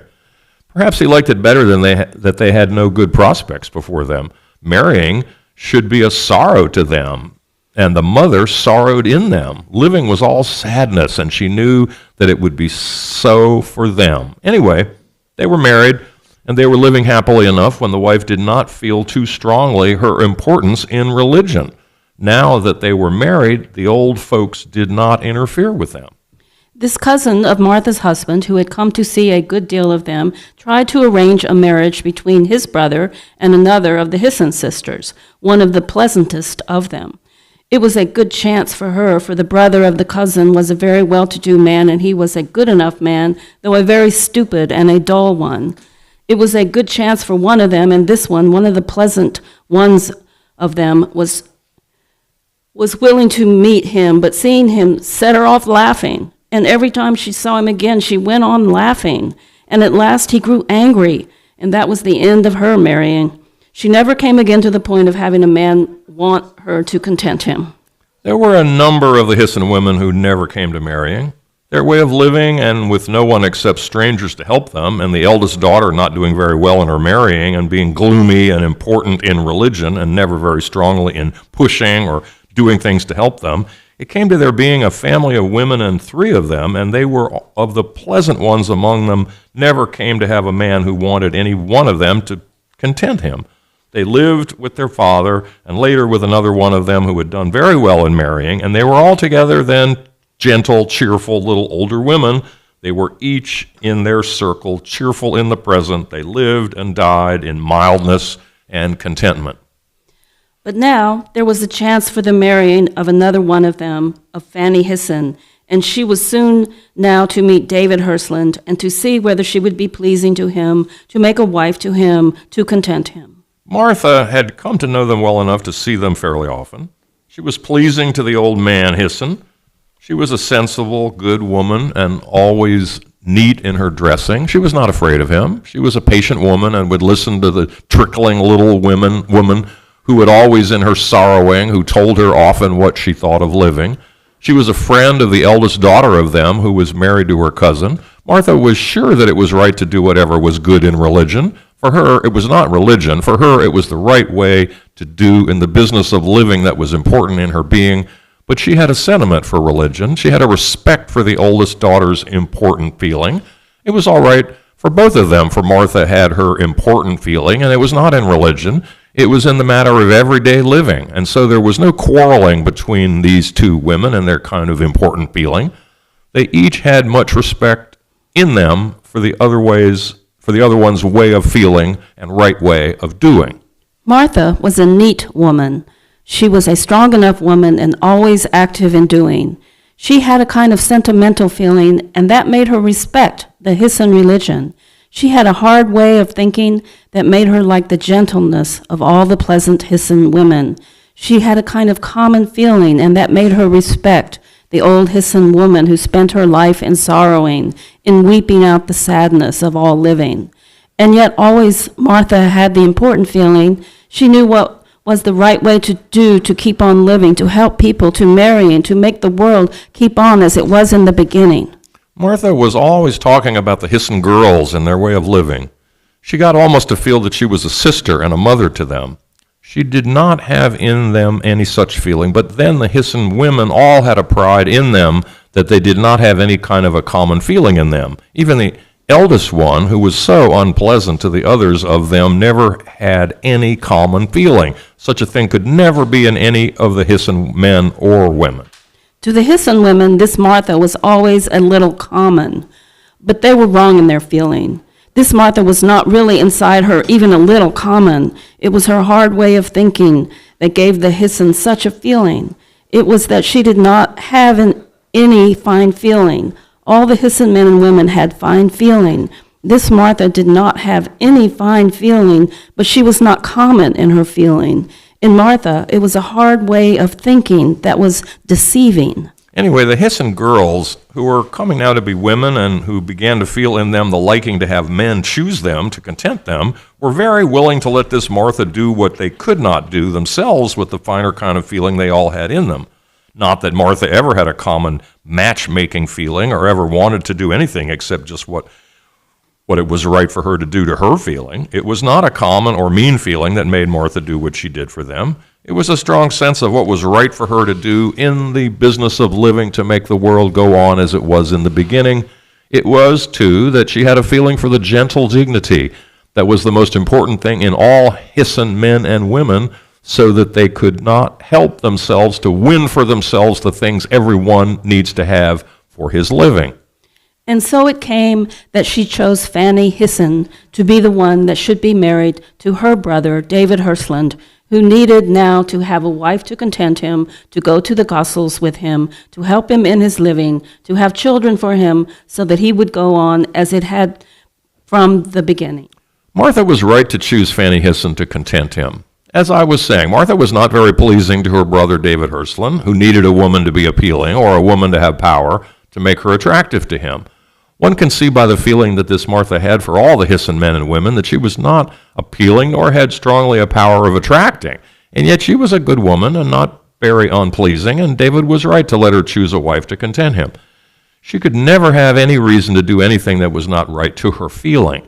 She had enough of important feeling so that she would not have any jealous feeling to interfere with her right judging, and she had a hard feeling, and that gave her a kind of common being that made her have in her a feeling that always would respect the fine being in the Hisson men and women, and yet she never could feel that she was not right to manage for them, for they had the weakness in them from being so fine in the gentle dignity and feeling that made all of them that they could never do for themselves what was necessary, for them to ever be winning what they needed for their living.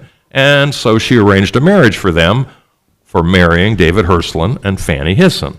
It went very quickly from the beginning to Fanny Hland, for Fanny Hland was very pleasing to him, and David Hland had nothing common in him for them. He was too big in his feeling, and in the way he made anyone who saw him feel him ever to give anyone, even gentle Hland men and women, any such feeling. Martha was in a way common to them.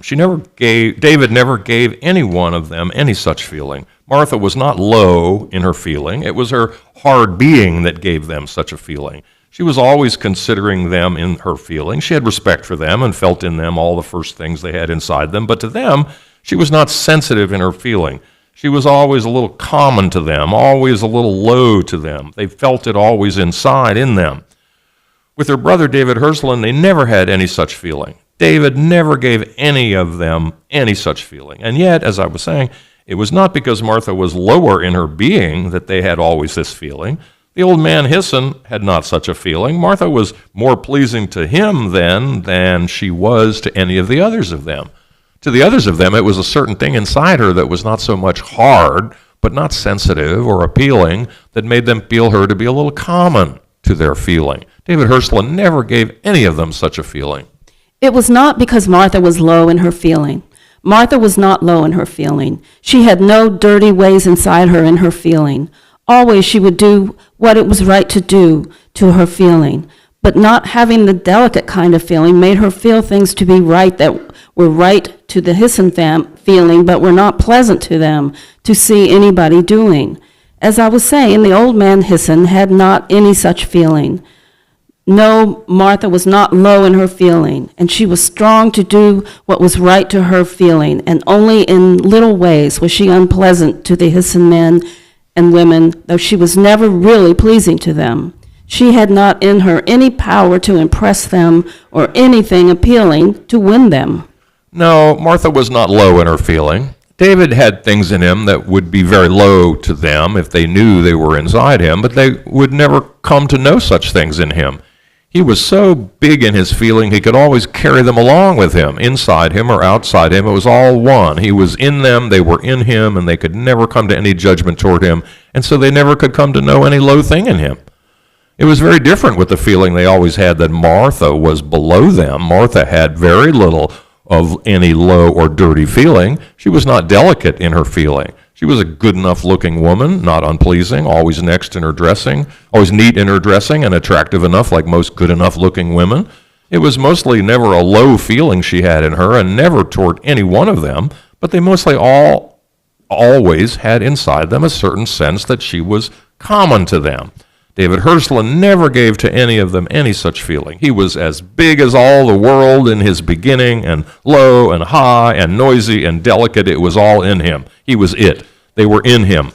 And low things were big in him so that no one could ever feel them in him as low things inside him. No, never, not even when he was an old man and things were falling down inside him and around him in his being. The only one who had a feeling that Martha was really pleasing was her husband, and she was just right for him. He only heard what she said to him in anything that she had been concerned in, and so he never came to any feeling that she was not a strong woman to win out in the thing she always loved to be beginning. He never could know that she was not strong in winning. She always did to herself whatever it was right for her to do. To her feeling when she met with the beginning of a losing, she would not stop herself from winning. She would not know that she was then losing. She only dropped out of that working and made for herself a new beginning. She was not a strong woman as her mother had been. Mostly she was not pleasing, for she was not strong in winning nor beginning, and she had nothing appealing to make her attractive to men or women, and so she was not very pleasing. But she was a good enough woman to become a friend of the Hland men and women, to be satisfying to old Mr. Hland, and to have her brother David Hland let her choose a wife for him to content him. She was good in doing whatever it was right for her to do to her feeling. She was fond of doing good at making a beginning almost strong enough to keep on going. It was always all right for her when there was not any strong person resisting, for then she was always strong enough to keep on going, and then though mostly not altogether winning, she would come near enough to winning to keep in her her important feeling.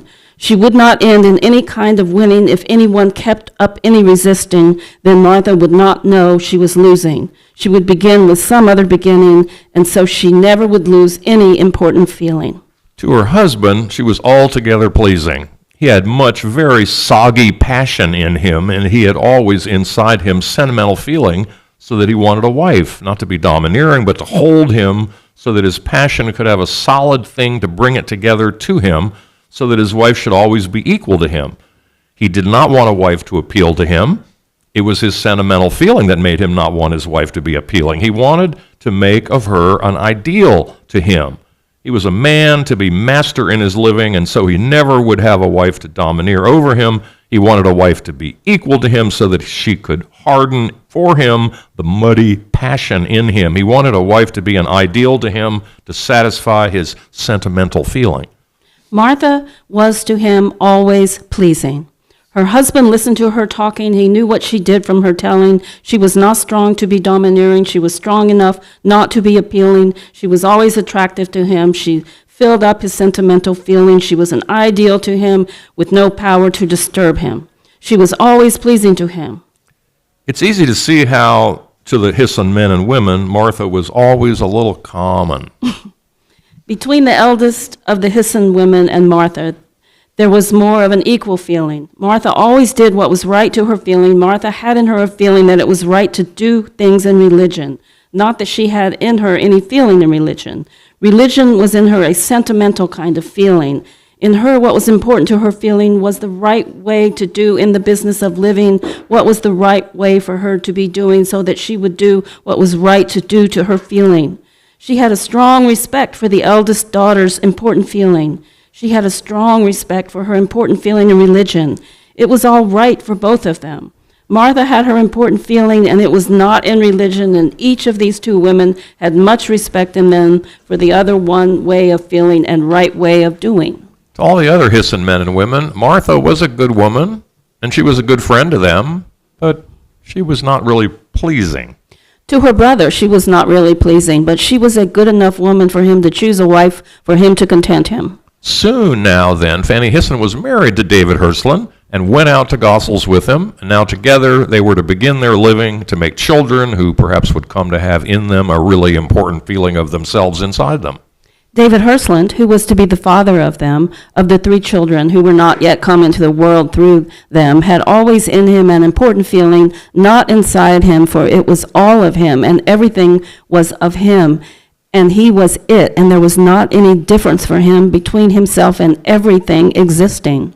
The mother, who was to bear the three children, she perhaps would come to an important feeling. She did not have it as a natural thing to have really an important feeling. With her, it must come from to her, not natural way of living, and it first had its beginning with her friendship with the Schilling women. Then it came to be stronger with the living in Gossel's, in the 10-acre place in the part of Gossel's where no other rich people were living, where she was cut off from the rich living which was for her the natural way of living. Mrs. Fanny Hland had always had in her the beginning of an almost important feeling, which she had from being like her mother in her nature, the mother who had had in her sad, trickling arising of itself inside her an almost important feeling. This beginning of an almost important feeling had never in Fanny Hland been very real inside her while she was living in Bridgepoint. For them, the strongest thing in her was the family way of being, and that always would have been just so strong in her, and it never would have come to her to have any real or feeling of being important to herself inside her if she had not gone to Gossel's and left the family way of being behind her. It was only when she left the family way of living, when she went out to Gossel's, where she was to have none of the being always a part of the well-to-do living, that it came to her to begin to have this almost important feeling. It was not marrying that gave her such a feeling. Marrying would never have changed her from her family way of being. It was going to Gossel's and leaving the family being and having a, for her, unnatural way of living that awoke in her a sense inside her of the almost important feeling that was to come to be inside in her. It had its beginning with her knowing, in the hotel where the Herslands were living before they settled down in the 10-acre place, it had its beginning with her knowing old Mrs. Schilling and her daughter Sophie Schilling and her other daughter Pauline Schilling. With them, there began inside her a feeling of individual being, one that it was different in her to her feeling. It was only different in her being. Now, she had no longer in her as the strongest thing inside her the Hisson way of being that was then all her and was the natural way of being in her. Later, it grew stronger in her, this being, that never was different to her in her feeling that she knew inside her, but later it grew stronger in her, a very little by her husband and the power over him she had in her, but mostly with the living that came to be all the being there was of her, the living with her servants and governesses and dependents and the, for her, poor, queer kind of people who lived near her, and in the way she had of being a power, of being of them, with them, and always above them, and the feeling they had in them, and all this gave to her the real being of an almost important feeling.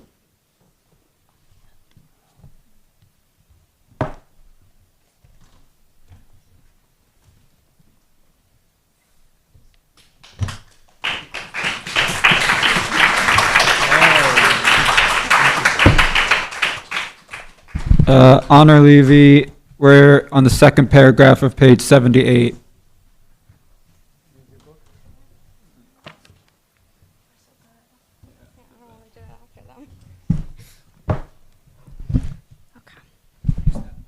This one?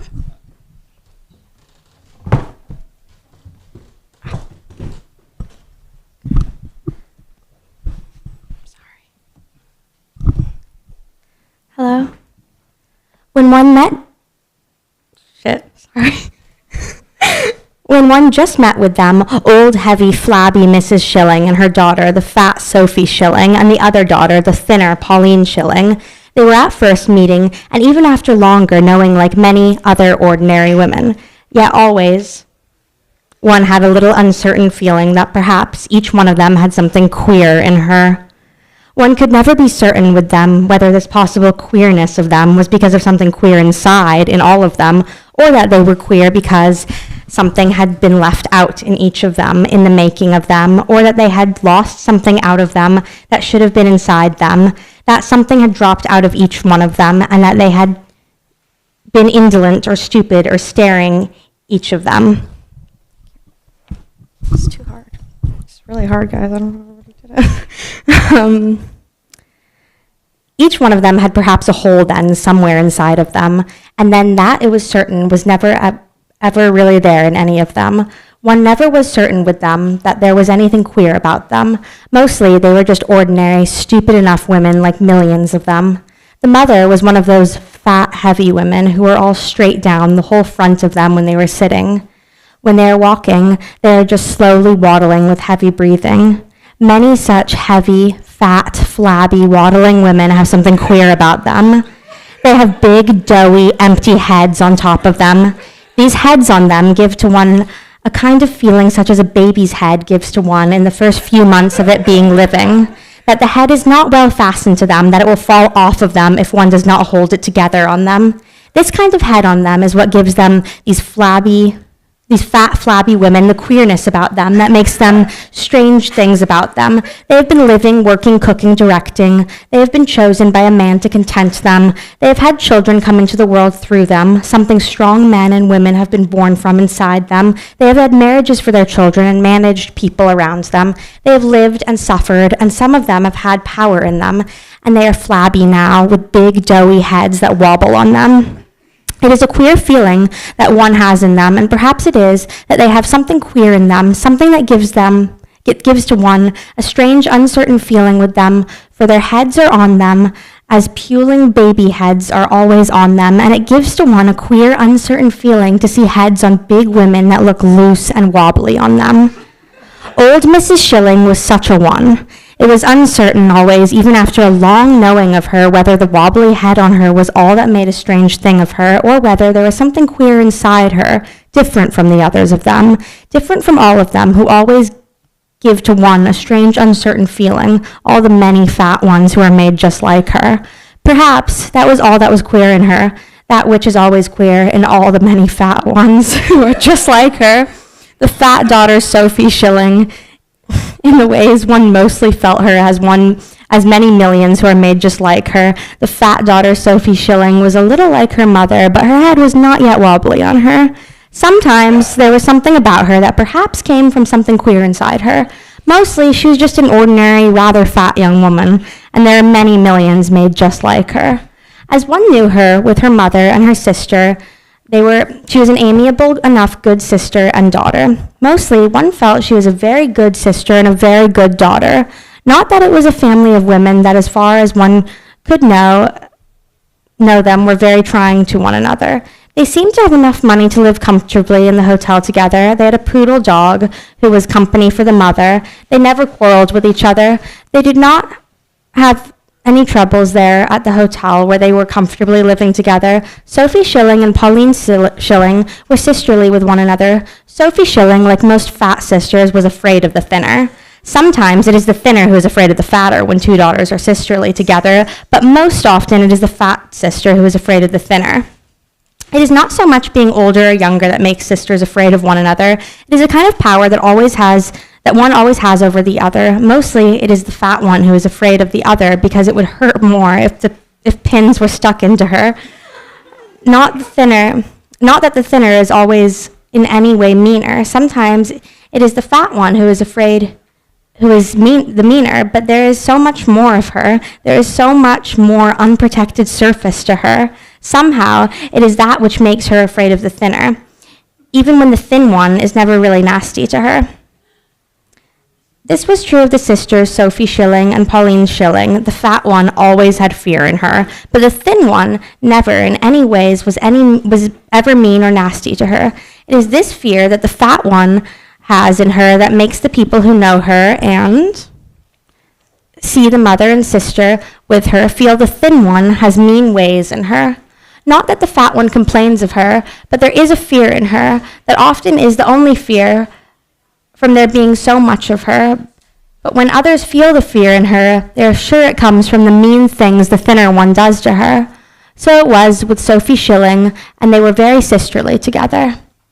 It was a month or so after the Herslands had come to the hotel that Miss Hersland began to know Sophie Schilling. She had met her going about in the hotel, and sometimes when she was out, she met with her, and they came in together. They soon were a good deal together. They soon began to call on each other. Mrs. Hersland began to know the mother and the sister Pauline Schilling. Pauline did not take much interest in her. Mostly, she and Sophie did not have friends together. The way in which Sophie was afraid of her sister made anyone who knew her have an awe of Pauline Schilling, made them have a kind of feeling about her so that they could never be easy with her. Always in them must be a suspicious feeling that there was a danger for them in her, and they must not be too free when being with her or talking to her. It was the fear in the fat sister that gave to all who knew her a restraint when they were with Pauline Schilling. Not that Sophie ever complained of her, not that Sophie ever knew that she had a fear in her. It was always there, though. They could see that Pauline Schilling had no mean ways in her. Of course, there were people who first knew the thin sister, and they never had any such feelings about her, but all who first knew Sophie Schilling never could come to be easy with the sister. Mrs. Hersland first knew Sophie Schilling. It was easy to see how the knowing Sophie Schilling and her mother and the sister Pauline would awaken in her the always possible, almost important feeling that was quiet until then inside her. Sophie Schilling never meant very much to her. They were very much together, and Fanny Hersland always felt for her. She had no affection for her, and after she moved away from the hotel, she did not very often see her. The year they both lived in the hotel, they were a great deal together, but Sophie did not impress her. She never became really important to her. Mrs. Hersland had not really any affection for her. Mrs. Hersland never came to feel any nearer to the mother and the sister Pauline Schilling. Knowing Sophie Schilling and her mother and her sister was really very important to her. They were a problem to her. Always she had a feeling for Sophie Schilling. Sophie never complained to her, and the sister Pauline was always a puzzle to her. She never came to really know her, she never came to really know inside her that the feeling she had about Pauline Schilling was because of the fear that was always in the fatter sister, a fear that she felt always to be inside Sophie Schilling. Sophie never complained of her sister. She never knew she had such fear in her. At first, Fanny Hland always felt for her, then slowly she felt that Pauline had no mean ways in her. Pauline was always very pleasant to her. She was always very decent to her mother and her sister Sophie. Perhaps later, Mrs. Hland would have liked it better if she had not first known the sister Sophie, but that never really came to be a feeling inside her. Even to the end of her knowing, she always felt for her, but more and more it came to her that she was not sure of what she felt about her or about the mother or the sister Pauline Schilling, and so it came to be that there commenced inside her from the not being certain of the judgment which was natural to her, there came to be inside her a beginning of an almost individual feeling. The thinner sister, Pauline Schilling, has not so many millions who are made just like her. There have been always many millions made just like the mother and the fatter sister Sophie Schilling, but there have never been so many millions made together like the thinner sister Pauline Schilling. There have been always many millions made just like the mother and the fatter sister Sophie Schilling. That is, there have been always many millions made just like them. If they really have nothing queer inside them, perhaps they have something queer inside them that makes them different from the many millions who have been made just like them.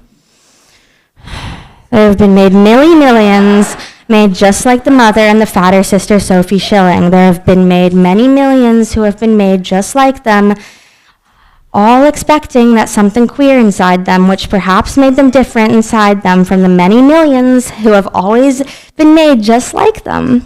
Perhaps there was nothing that was really queer inside them. Perhaps it was only from the three of them living together and not meaning much to one another and not meaning very much to any other, and so making altogether a queer feeling when one felt them together, which lasted over to the knowing of each one of them. And so one had a feeling that there was something really queer inside them, and this was most likely all that they had of a queerness inside them. They did not have much meaning, and the three of them being together and not having much meaning for each other gave one a sense of them that they had something queer inside them. Very likely that was all there was of queerness in them. The thinner sister, Pauline Schilling, seems perhaps to have more of an individual being in her.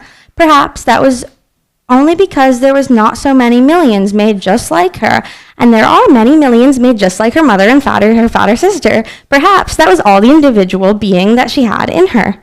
Perhaps, really, the queerness of them came from there not being enough in each of them to fill the inside in them, and so they did not have much meaning or any power or any sense of appealing. The thinner one had not really any more meaning than the fatter one or than the mother who had borne them. She had a more individual seeming because she was a thin one, and she was one of them who had not quite so many millions made just like them. But even as a thin one, she had not enough inside her to really fill her, to really make her important. Not inside her,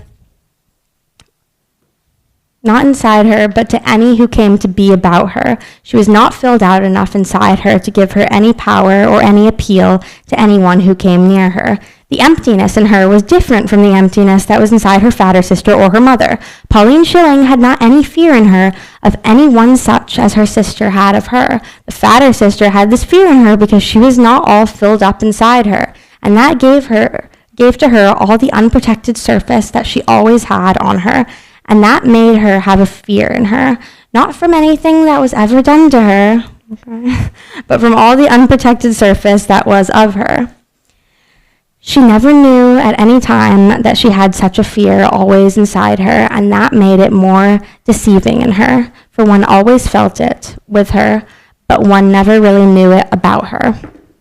The thinner sister had not any such fear in her as the fatter sister had of her, and always inside her. This is perhaps why one has a feeling that there are not so many millions made just like her. Okay. Perhaps there are as many millions made just like the thinner sister as there are millions made of the fatter sister or the mother.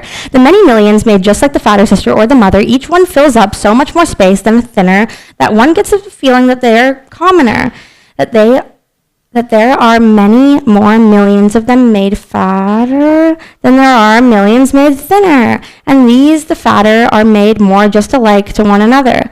It is the unprotected surface of those who are made like the fatter sister that make them seem more completely just like one another than they are thinner.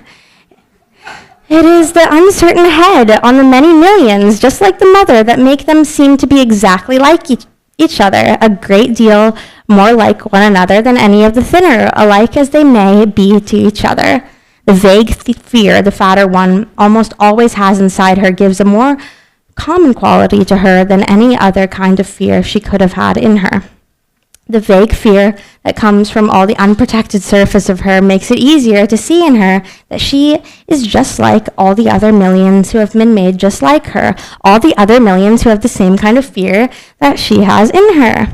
This fear makes it easier to see a likeness in her than any other kind of fear that she might have had inside her. The thinner sister, Pauline Schilling, had a fear in her. She had a fear in her that all the many millions who have been made just like her have the same kind of fear as she has in her. But it is not from the unprotected surface of her. One does not always feel it when one is with her. It has not then the common feeling that can make it so apparent that there are so many made just like her as the fear in her makes it to everyone that knows her. The fear the thinner sister had always in her also came from there being not enough inside to fill her, came not from the unprotected surface of the outside of her, but from her not being filled out well inside her, and so she had the fear in her that always trying to fill up a hole in her without enough to fill it from the being in her without making some other hole inside her was certain to give her. This made her without any power or appeal to anyone who was near her. She was always busy inside her, filling up the hole in her from the rest of her, and so making another, for there was not enough inside her ever to entirely fill her. She was filling up a hole in her, and always she was keeping anything from touching her, everything from coming close to her, lest it should push an outside hole in her. She could never feel a power in any other. She could never feel a power in any other. She could not believe in any other. She could not concern herself with any other. She could never let any other come close to her. She was always there, not filled up inside her, and that was the whole of her. That always gave a fear to her to be inside her, but a kind of fear that did not always make a common person of her, as the fear inside her did with her fatter sister, Sophie Schilling.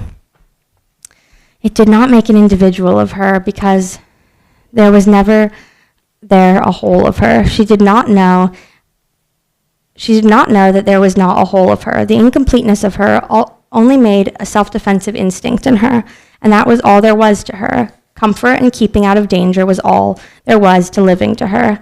And so she had no power in her, for she had no power of attacking in her, for she was not altogether, and it gave her no appeal to anyone who came near her, because they could never really come close to her. She could not let them touch her, lest they should push a hole in her. She could not come near to any other, or believe in any other, and always she must be concerned with herself and the defense of her, lest anyone should touch her and make a hole in her.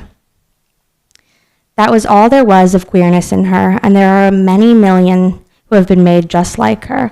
Always one was not certain in their judgment of her, because she was a good enough woman, and always decent to her mother and her sister, and pleasant and good enough to everyone who came near her. Always there was in her that she would never let anyone come very close to her. It was a fear in her. It never came to anyone to know it about her, for it was always self-defensive in her. One felt that they never came close to her, and so she was a puzzle to all who knew her, and sometimes they were suspicious of her, and sometimes sorry for her. So it was with Fanny Hland that she never came to know any more about her. Thank you, Honor.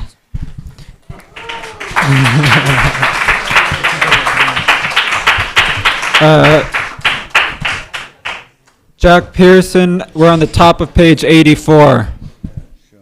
Yeah, just right there, first paragraph. The mother of them was too empty to have had any kind of fear inside her. Her head was like a baby's, wobbly on her. She never could have an abiding fear inside her with such a head on top of her.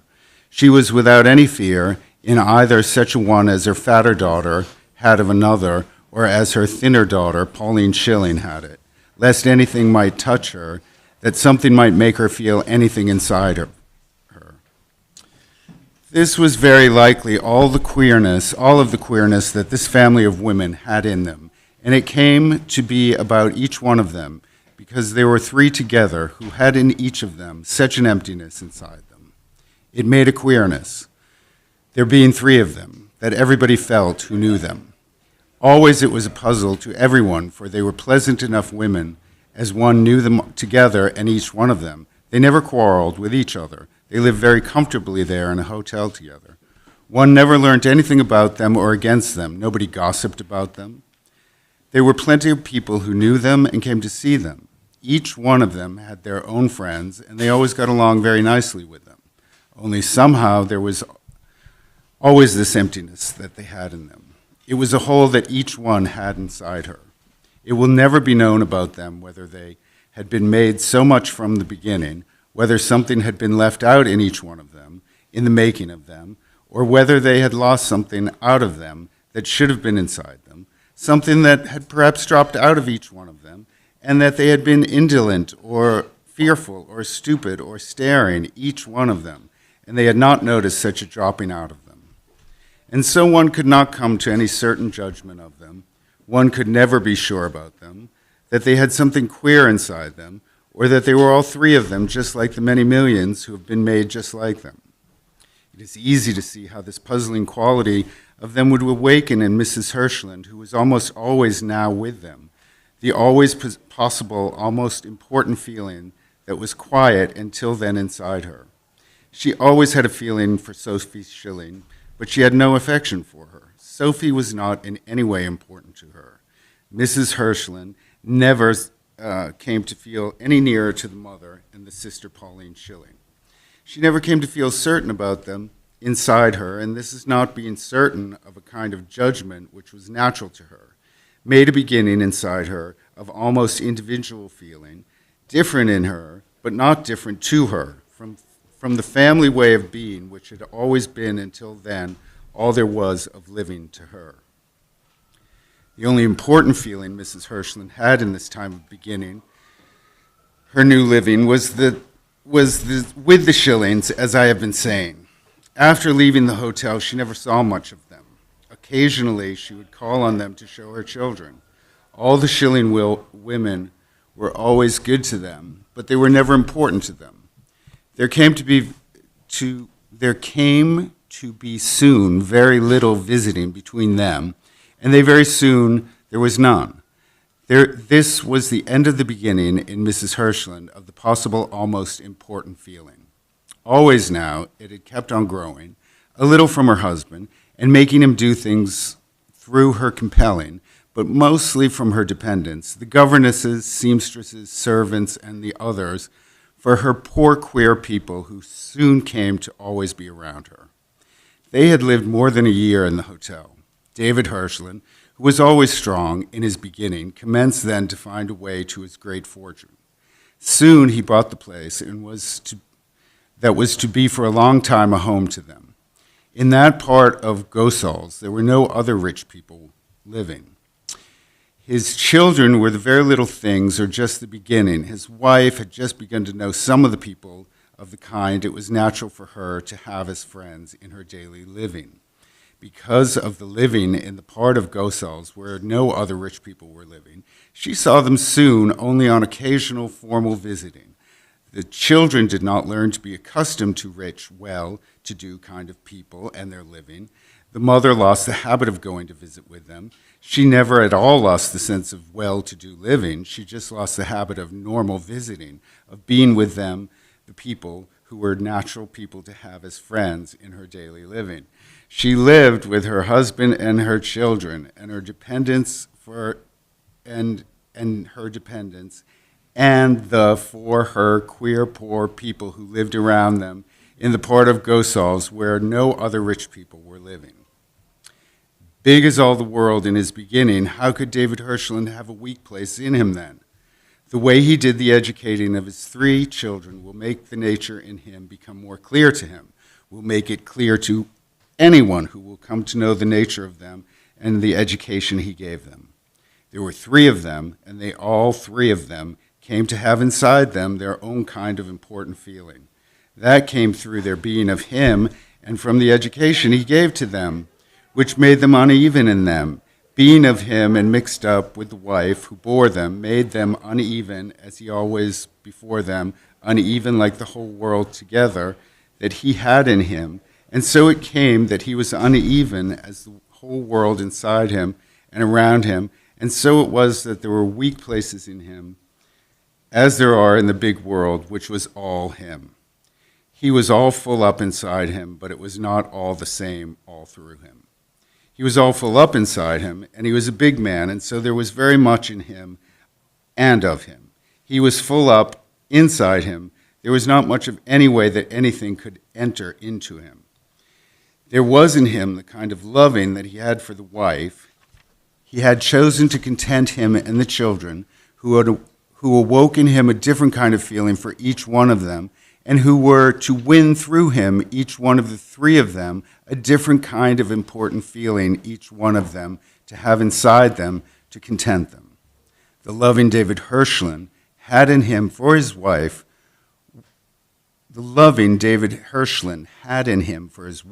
was that in some ways she was a flower to him, and in some ways just a woman to him. He needed a woman to content him. The power she had in her, sometimes over him, was not important to him. That was only a joke to him. What was real in her to him was sometimes she was a flower to him, and mostly she was just a woman to content him. Excuse me. Often she was not important to him, and this will come out in him in her living there with him in the 10-acre place away from the living that was her natural way of being. David Hirschland had his way of needing a woman to content him. Each man has in some ways his own need in a woman to content him. There are many kinds of men and women, and each one of them is himself inside him. David Hirschland had this way of needing a woman to content him. Henry Denning had his woman, and she filled up his need in him, and they will come to be old men, and it will be easier to see in them how they need a woman to content them. There are not so very many kinds of men, nor so many kinds of women to content them. One can see this clearer in them when the men are young men or very old ones. Then it comes to be clearer in them that they need a woman to content them, a woman to be a certain thing to them, and that there are not so many different kinds of them, neither men nor of the women who content them. There are, though, all the same, a fair amount of different kinds of them, and here we begin with one kind of them, with David Hirschland and the kind of man he was inside him, and the kind of woman he could find to be contenting to him. David Hirschland and Herman Denning and the man who was married to David's sister Martha made his marriage for him, were all 3 of the strong men, and all 3 of them needed women to content them, and all 3 of them were very different, each from them, from the others of them. Now to begin again with David Hirschland and the nature he had in him. As I was saying, David Hirschland, it was a big man, and a man who was full up inside him, and who was very uneven inside him, uneven as the world that was all him. He was a big man, and there was very much in him and of him. He was full up inside him. There was not much of any way that anything could enter into him. A woman had to be part of the inside in him to content him. She had to have a power in her to give him a feeling, or she had to be appealing, and so to be part of the feeling he had inside him. There was not much of any way that anything outside him could enter into him. A woman to content him would never be outside him. She could never be an ideal to him. She could never have in her a real power for him. With men outside him, there was for him a need in him to fight with them.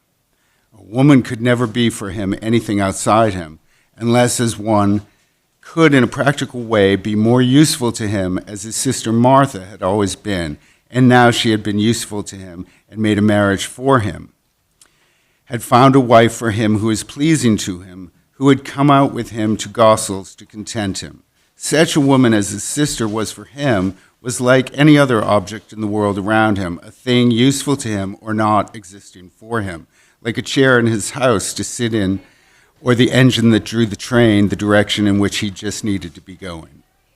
Such a woman as his sister Martha was a woman who could never be interesting to him, nor any other woman who remained outside him, either when she could be to him an ideal for him or a power in any way over him. Not that some women had with power in them were not attractive to him, but with such a kind of woman he had met them often in his living, and they had power with him. Such a woman always did it for him by entering into him by brilliant, seductive managing. And so she was a part of him, even though she was apart from him. And so she had power with him. Such a one, until he would be an old man, and the strength in him was weakening, and things he had in him did not make inside him a completely tight filling, and so things outside him could be a little more enter into him, until he would come to be an old man, and the need in him would come to be more a senile feeling, an old man's need of something to complete him. Such a one could never come to be a wife to him, could never be a woman to his wife and content him. He needed such a woman as his sister Martha had found for him, a woman who was to him, inside him and appealing, whose power over him was never more than a joke to him, who sometimes, when a sense of beauty stirred in him, was a flower to him, whom he often could forget that she was existing, who never in any big way was resisting, and so never needed fighting, and was always to himself a part of him and inside him, and so in every kind of way she was contenting to him. Men outside him awoke in him a need almost always in him to fight with them. Women could never give him any such feeling as to have inside him. If they had a power in them, he would brush them away from around him. Sometimes with men outside him, he would in the same way brush them away from before him, but they often then would be stubborn. They would be stubborn things around him.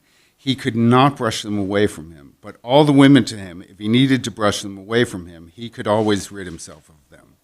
If a woman held her power in him, it was always because of brilliant, seductive managing, and there would not be aroused in him any desire of fighting nor of brushing her away from him.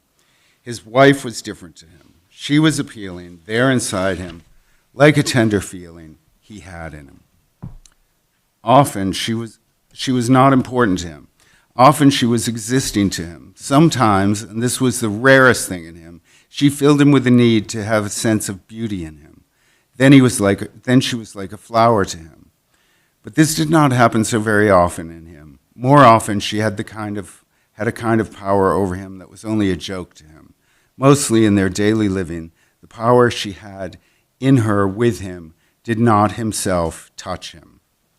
It was her managing to have things for the children, to have her way in small things, sometimes a big one, but these things were never important to him, and he never knew she felt a power in them.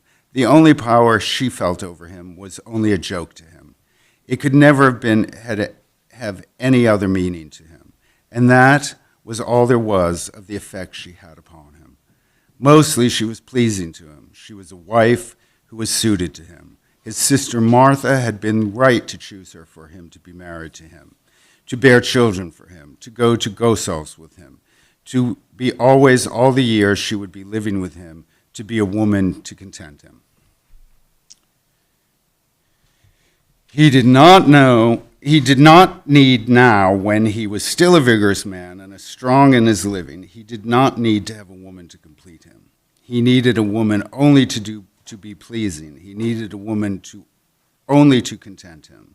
This perhaps would come to be different in him when he would be an old man and weakening.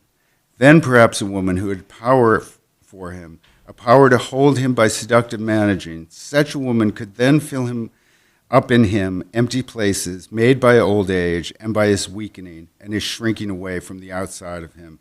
And he would feel it good to him to be filled up once more inside him, to feel warm with a full feeling. And so such a woman then could have power with him. He would need such a one to complete him. Now he was a strong man and vigorous in his living, and such a woman could arouse him. But he would not need to have her in him, and he would when she was too much with him, for he met her often enough in his living. He would brush her away from before him. His wife, Fanny Hland, was a woman for him, the wife who was almost always pleasing to him, the one he wanted to content him. She was for him mostly like a tender feeling in him, and she was a good woman to him, and useful to do the daily living with him, and with people around them, and with their 3 children. She was a good woman in his daily living. The little power she had in her for him was a pleasant joke always to him. The power she had with him mostly, she was always pleasing to him, sometimes, and this was the rarest thing in him. She filled for him a need in him for pure beauty, and then she would be like a flower to him. But this came to be more and more rare in him as he grew older and was more filled up with his impatient feeling. Then she was hardly enough to content him. Always she was like a tender feeling in him, but more and more he was full of impatient feeling. She would be lost to him. Mostly she would not be existing for him. The power which was always a pleasant joke to him then had no more existence for him. A little yet, sometimes, she might be a flower to him. Always when he felt her, she would be inside him like a tender feeling, but mostly then she had no existence for him. She was not enough to content him, and then she died away and left him. And then the tender feeling was a pain in him, and then she was never any longer an existing thing inside him. More and more he was getting older, then and weakening, and shrinking away from the outside of him, and more then he had not enough even of impatient feeling to completely fill him. And so more and more then he needed to be filled up inside him, and she was not then enough to fill him. She had too died away and left him, and soon she was not in him anymore, not anymore as a tender feeling in him. She had soon then not anymore any existence in him. Soon he needed much more than she ever had been to fill him up inside him.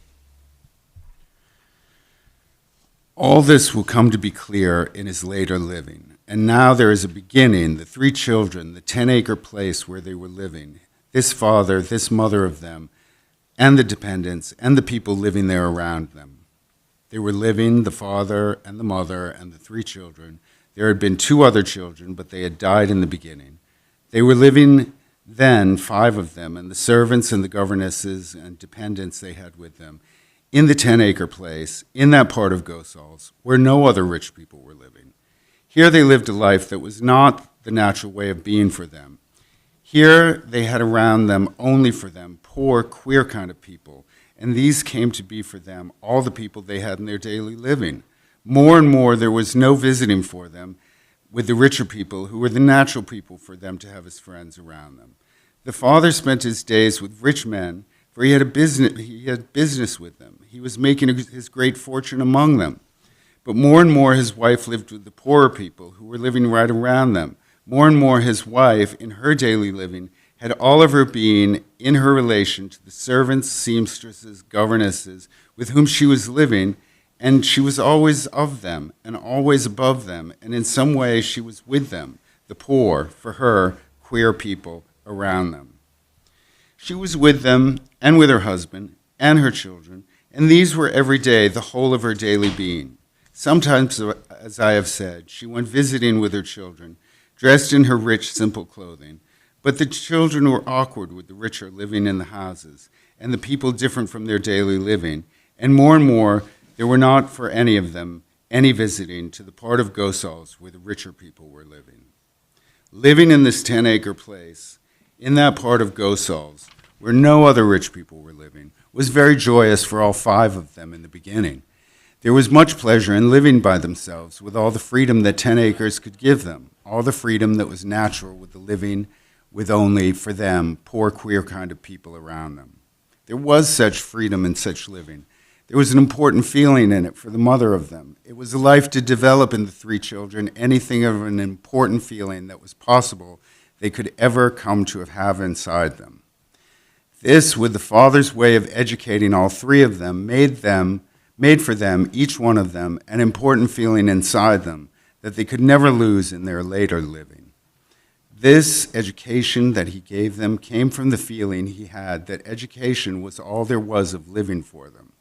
It came to be queer for them because there was in him such a strong way of beginning, because he had strong beliefs in him, and often these were changing, because he was like the world, which was in his feeling, all him. He was full up inside, in him.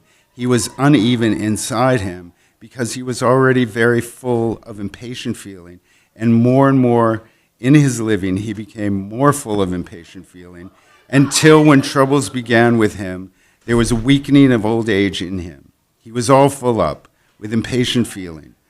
Then that was nearly all there was in him. And that was the end of him before old age began in him. This is the history of him. Oh, you've got yours? Yeah. Sean Thor-Conroe is next, and we're in the middle of page 90.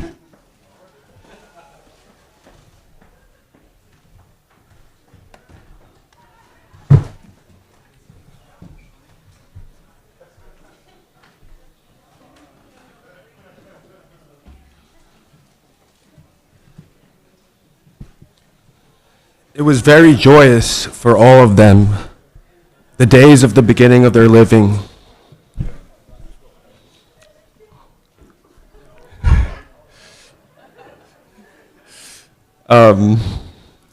In the 10-acre place, which was for many years to be a home to them in that part of Gossel's where no other rich people were living. The sun was always shining for them, for years after, to all 3 of the children. Sunday meant sunshine and pleasant living on the grass with a gentle wind blowing and the grass and flowers smelling. It meant good eating and pleasant walking. It meant freedom and the joy of mere existing. It meant the pungent smell of cooking. It meant the full satisfied sense of being stuffed up with eating. It meant sunshine and joking. It meant laughing and fooling. It meant warm evenings and running. And in the winter that had its joys too of indoor living, and outside the wind would be blowing, and the owls in the walls scaring you with their tumbling. There was a freedom and pleasure in this living for all 5 of them in the beginning, in the 10-acre place, in that part of Gossel's where no other rich people were living, where there were around them only, for them, poor, queer kind of people, for all of them to have in their daily living. There were then the 3 children, Martha, Alfred, and David. There was the father of them, and they all 3 of them more and more had a fear in them of him, and all of them more and more mostly were in opposition to him. There was the mother of them, and she was never very important to any of them. She was not as important to any one of them as she was to the father of them, for the little power she had in her was always a pleasant joke to him. Then there were the servants, the governesses, and the dependents, and the people who lived near them, who soon were all that the 3 of them had as people to be in their daily living. The occasional visiting to the part of Gossel's where the richer people were living had never much of reality to them. It was a kind of dream world to them between waking and sleeping, as one often has it in them when one is not certain whether something has really happened to them. Such an in-between existing, which is not waking or sleeping, was all that such richer living was for the 3 of them.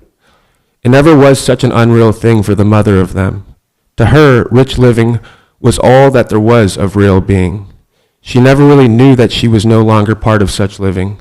She felt herself always to be of well-to-do living, which was all that there was of being in her thinking. The important feeling of herself inside her, which came to her from the living, which was not the kind of living that was natural to her to be leading, never was conscious to her as being inside her, never was conscious in her as different from the kind of living that had been natural to her. But it did make her a different creature, and this was inside her, and this she was inside her, though she never came to know it in her. Visiting with their mother came to be harder for all three of them when they were beginning to be self-conscious and a little older. When they were very little ones, 6 years and younger, there was a little pleasure in visiting with their mother. Then it began to be harder. They would shrink behind the mother. They got a little pleasure from the smell of fur and silk that they got as they shrank closer to her. They got a little pleasure from the smell of beaver that they had from the best hats they wore when they went with her. But that was all there was of pleasure. More and more as they grew older, they almost hated the people who lived in that part of Gossel's, where people were richer, where they were made by them, these children and the mothers of them, where they were made by them to have discomfort by their not knowing how to act when they came together. So more and more, they would not go with their mother. More and more, the mother lost all interest that she once had in her with the people who were the natural people for her to have in her daily living, in the well-to-do living, which was the natural way of being for her. It never came to be in her that she knew it inside her, that she was different from the others, who were the natural people for her to have around her. She stopped going to visit them, for they ceased to have any interest for her, but she never knew any of these things inside her. Later, when once she came back to Bridgepoint, it was this that made a kind of princess of her, gave her a kind of power with the brothers and the sisters who had never left the life that was the natural way of living for her. The mother never knew it of them that her children were not comfortable with well-to-do children, and the mothers of them, because of the living, that was not the natural way of living for them. It never could come to be a real thing to her, that she was cut off from the rich right living. This was to her only that her children were shy in meeting other children. Her children were never part of her important feeling. They were outside her in the realer being. They were almost all there was of her in their daily living. Later they were further apart from her. She was a little one, and she was lost to herself, and they were away from her inside her. Then she had a scared feeling in her. Then they sometimes would be good to her. Now when she was younger and the important feeling was beginning to form in her, they were of her as if they were still inside her. They were apart from her, for they were never any part of the important feeling that was now beginning to come together inside her. In that part of Gossel's where no other rich people were living, there was a straggling population, half as if it were the country that they were living, in the country that they were living, half with a kind of city feeling. The Hirschlands had all of them inside them, this half and half feeling. With the father, it was not a half and half feeling. His country life was just a place to him for resting, sleeping, eating, thinking. His wife had her half and half feeling. Here was all there was to her of real everyday living. Here there was nothing to her of the kind of living that was her natural way of being. It never could come to her that she was not still part of the right well-to-do city living. To the three children it was a half and half being, just as it was for all the people they knew, all those who lived near them. They were all country people, a little, in their actual living. It was a small country town to them. They were city people in their feeling.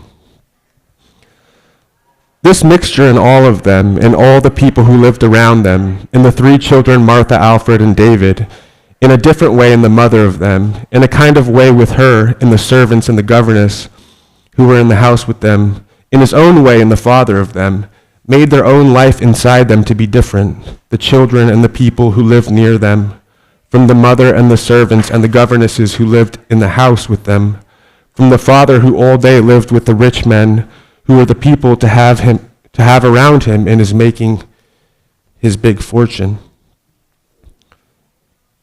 It was then slowly coming to be true of them that the children were more entirely of them, the poor people who lived around them, than they were of their mother then, than their mother was of them then, though they were all that there was of their mother's daily living. Slowly in the mother, the important feeling that later when she went to Bridgepoint, where her family had gone on with their natural way of living, made her a kind of princess of them, beautiful and rich to them and apart from them.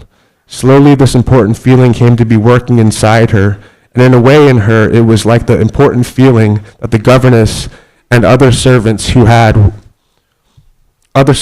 who were around her.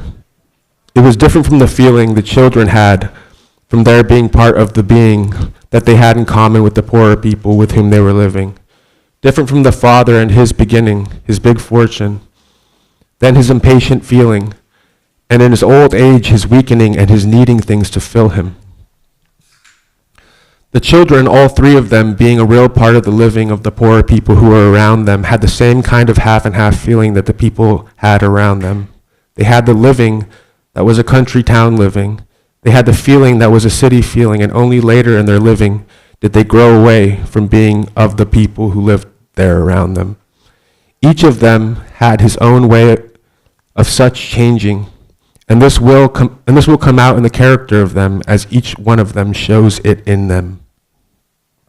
As I was saying, the mother's half and half feeling was different from the half and half feeling that the children had in them, which was the same kind of half and half feeling that the people all had who lived around them. It was different from the feeling her husband had in him.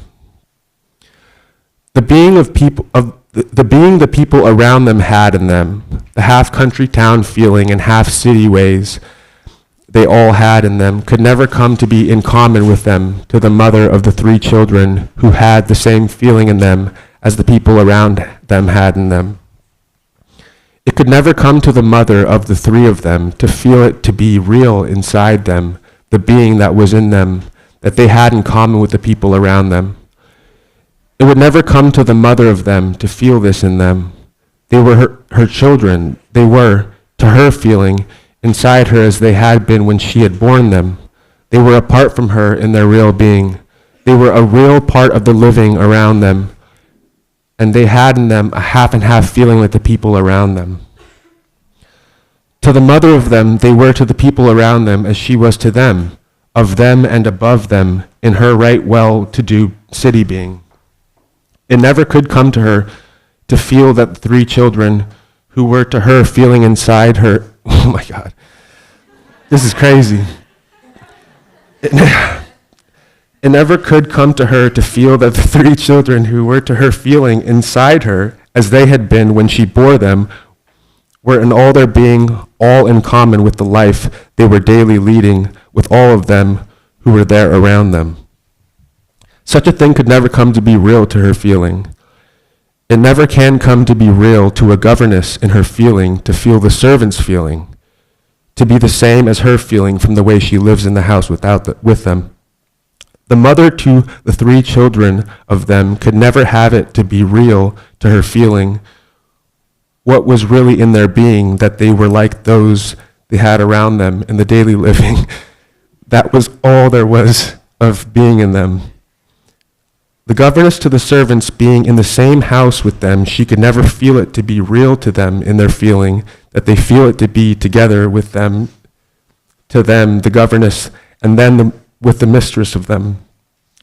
The governess to the servants to the governess who lives in the same house with them, all of them and the mistress of them to the people, the, for them, poor, queer kind of people who lived around them. They were for all of them poor, queer kind of people who lived in little houses near them. There were many of them. They were different each one of them from all the others of them. The three children knew these differences in them, for they were of them. They were together with them. To the mother, the governess, the servants who lived in this 10-acre place with these people around them, the differences among them were not to them differences as they were to the three children who were of them. So one sees them, and it is as the children know them, as they were really inside them, as they were to the others of them among them. Damn. More and more it will come out in them, the differences in all of them, with the three young ones who are of them then. These, as they find it to be true among them, in them whom they needed to be friends for them, of the people around them, these who were different from them, each one of them, to them who were of them. And then there is the mother of the three of them, and the governess and the servants, and then the father of the three of them, and some ways in which he was of all of them, of the people around them. And then in some ways he was not of them, but mostly there was everything in some way in him. Mostly all the world was in him, and it was all uneven in him, as it is in all the world that made him. And more now it came to be in him, that mostly he was filled up with impatient feeling. More and more then it came that his children were in opposition to him. More and more then his wife was not existent for him. Then he needed things to fill him. But this was all the later living for him. Now he was just beginning with his impatient feeling. Now he was as big as all the world around him. He was it, and there was not any difference in him to the people around him. Damn. In his children, there was already then a little of such a beginning. They were already then a little not all of him, a little outside of him, not to arouse fighting in him, not to arouse him to brush them away from him, just to be there and not be him. And he would soon a little begin to know this in him. More and more the three of them, Martha, Alfred, and David, were really of them the poorer people they had in their daily living, the half-country town being they had in them the half-completely city feeling that there was in all of them.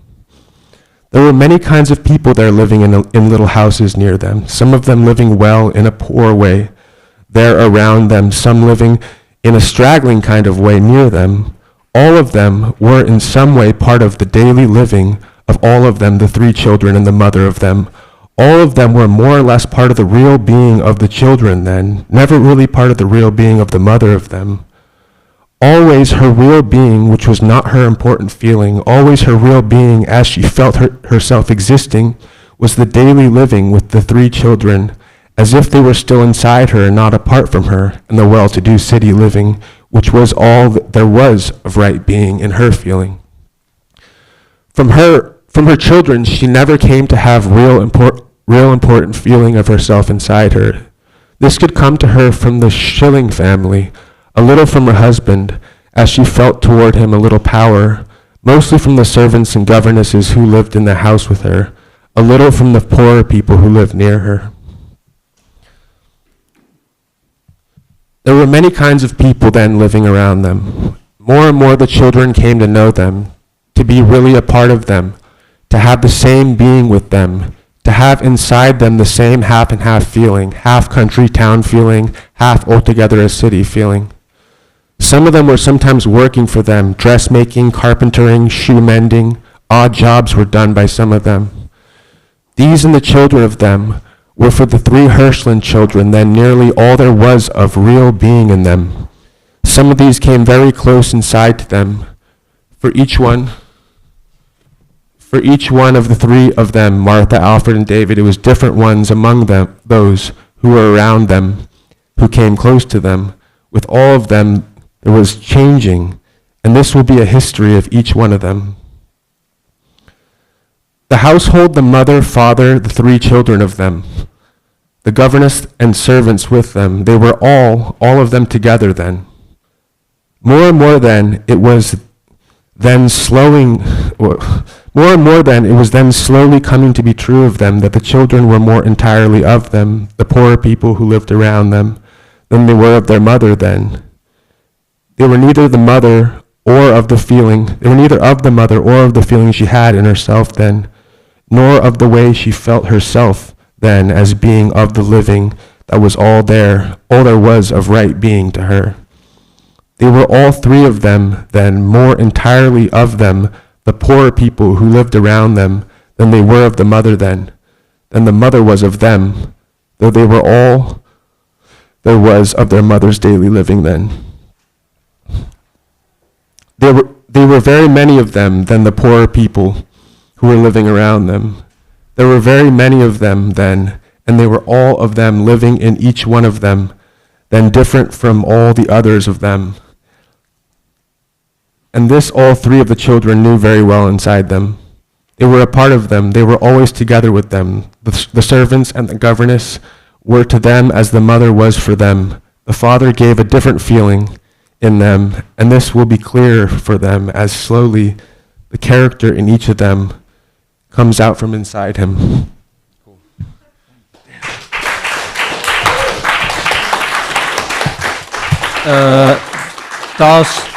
Dasha Nekasova. We're on page 95 at the bottom paragraph. Let's get that open.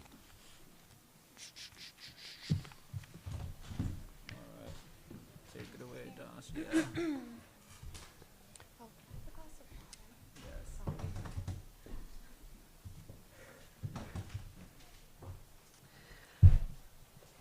There were many people living in small houses around them. Some of them were families of women, some of them were made up of some good ones, and some who were not good to earn a living.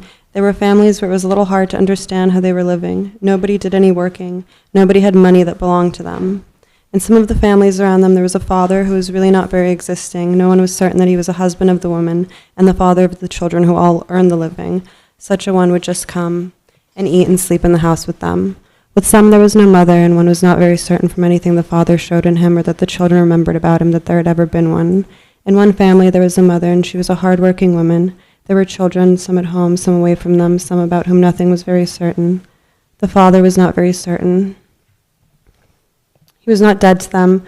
He was not very certain, only not to very certain in his existence for them, and in all of such families, no one ever asked about the things around them, and no one ever talked about the queer ways anybody else had in him. All that was existing for any of them were the things that happened to them. In several of the families around them, the father or his son had mysterious things he was doing every day in his earning of his living then. Mostly there was nothing bad in any of them. One of them had an intelligence office where he was working. None of his family ever liked to talk about him. It is often so what the workmen do to earn a living. There's nothing bad about them. There's nothing in the work that is wrong that gives reason why they should not do it than to earn their living. They do it every day and earn a living then, but somehow it is a feeling the family have about him that they never talk as if he were of them. Sometimes it is from the work he is doing, sometimes from the ways he has in him. Mostly there is nothing wrong in him. There is nothing bad in his earning of a living.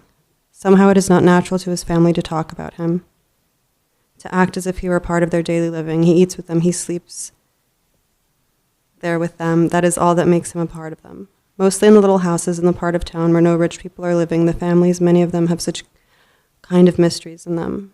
No one ever talks about them.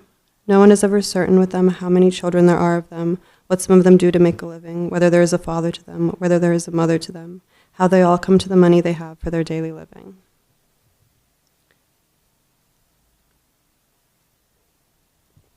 The 3 Hurston children were of them. They were always of the people with the people who lived in the small houses near them. They were of them. They lived with them.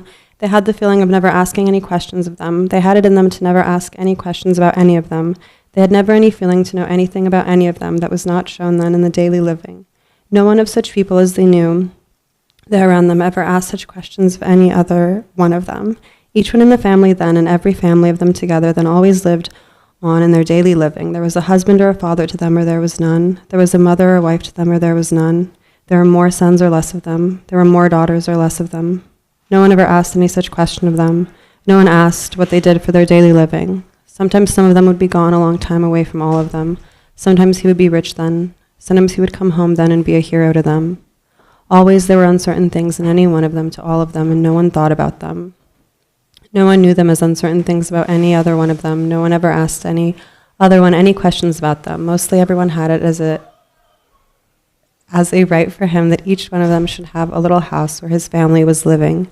Each family of them had a little house where any one of them and all of them did their eating and sleeping and washing. Each one of them had his own way of earning a living. Such uncertain things as each one of the families of them had in them are always there in all of them, who are living then in the part of a city where no rich people are living. No one of them ever thinks about them. There is nothing for any of them except the things that happen every day to them. There is nothing for them except their daily living, which is all there is then of them. All of them who lived near the 10-acre place where the Hurslands were living in that part of Gossels, where no rich people were living, all of them were that good enough people and regular enough in their daily living, and most of all the families of them had lived long enough time where they were living then. Mostly all of them were honest enough men and women. Mostly among them there were not any bad men and women.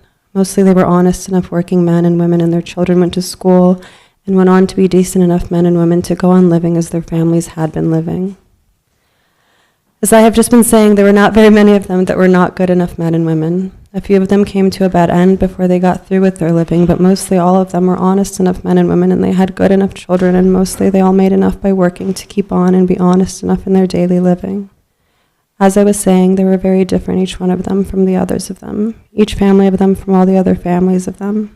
A great many of them had a little of an uncertain side to them, mostly in every family of them. Some of them had an uncertain something in them, but perhaps the rest understood it about them. None of them ever spoke about them. No one ever said it was of them that they had uncertain things in them. Perhaps it was all a natural way of being. Each one of them went on with his living, and whatever came to any one of them was the natural way of living. It is queer in them, in the families like them, the uncertain ways some of them seem to have always inside them. Perhaps it is all simple in them, mostly in all of these who lived around the Hland family then. There was nothing that was wrong about them. Mostly they were all honest enough and good enough men and women, with decent enough children. There were families of them. There was one family of them that was a family of women then. There was a father to them, and he was not dead then or living away from them, but mostly then it was, as far as one could know them, a family of women, a mother, and there were 3 daughters, then Anna and Cora and Bertha. There was a father of them. There was a husband to the mother of them. He was regularly with them and is eating and sleeping then. One saw him, but somehow he was not really existing. He went every day to his working, but that never made him any more of a real being. He went every day to his working. He came home to his eating and sleeping. He was regular in his living. He was regular in his working. He was not very real in existing. Many men, and sometimes there is a woman, and sometimes there are children of them, have such a way in them. They have such an uncertain feeling coming out from them. They are not real in existing.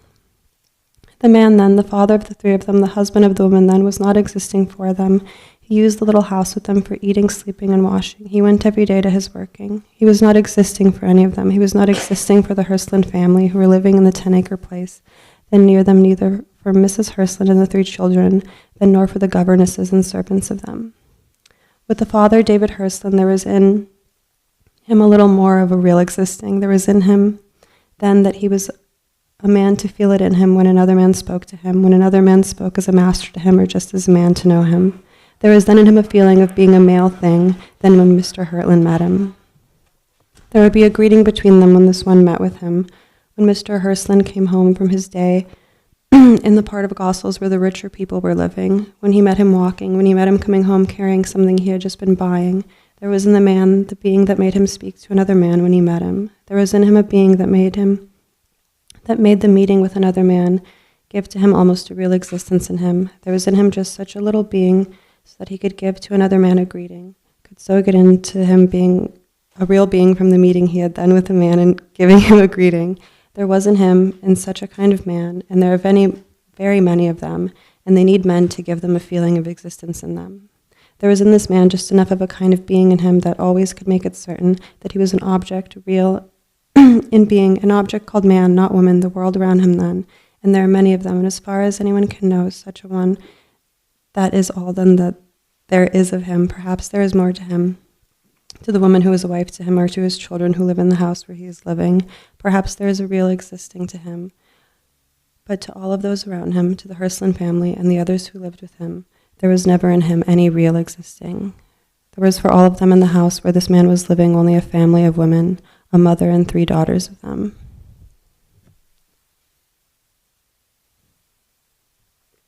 There was nothing wrong about him. Anybody could see in him that he was a man, and there are many of them made just like him. There is nothing wrong inside them. There is nothing very strong of existence in them. There is nothing wrong inside them. It is only that there is not very much existence in them. There is little in them. They are men when other men are with them. They are men when they are alone. Only then it is not very strong inside them. They are men then. They are alone then. Existence is not very strong in them then. There is just enough of such existence in them that one can know them, that they are men then when one thinks of them. One does not then, when they are alone, then ever think about them, ever feel any existence in them.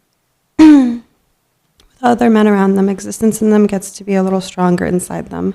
They come almost to feel themselves to be inside them. There gets to be almost enough inside them of existence to make them have other men feel that they really do exist then, but mostly in them there is not enough existence to them to make women and children feel that they are really men inside them, men and having real existence in them. But it is only when other men meet them that the existence gets to be strong enough in them so that one can know them and they can feel it in them that they are men and one with all the other men around them. When they are alone with women or with children, they have never in them anything of such a feeling.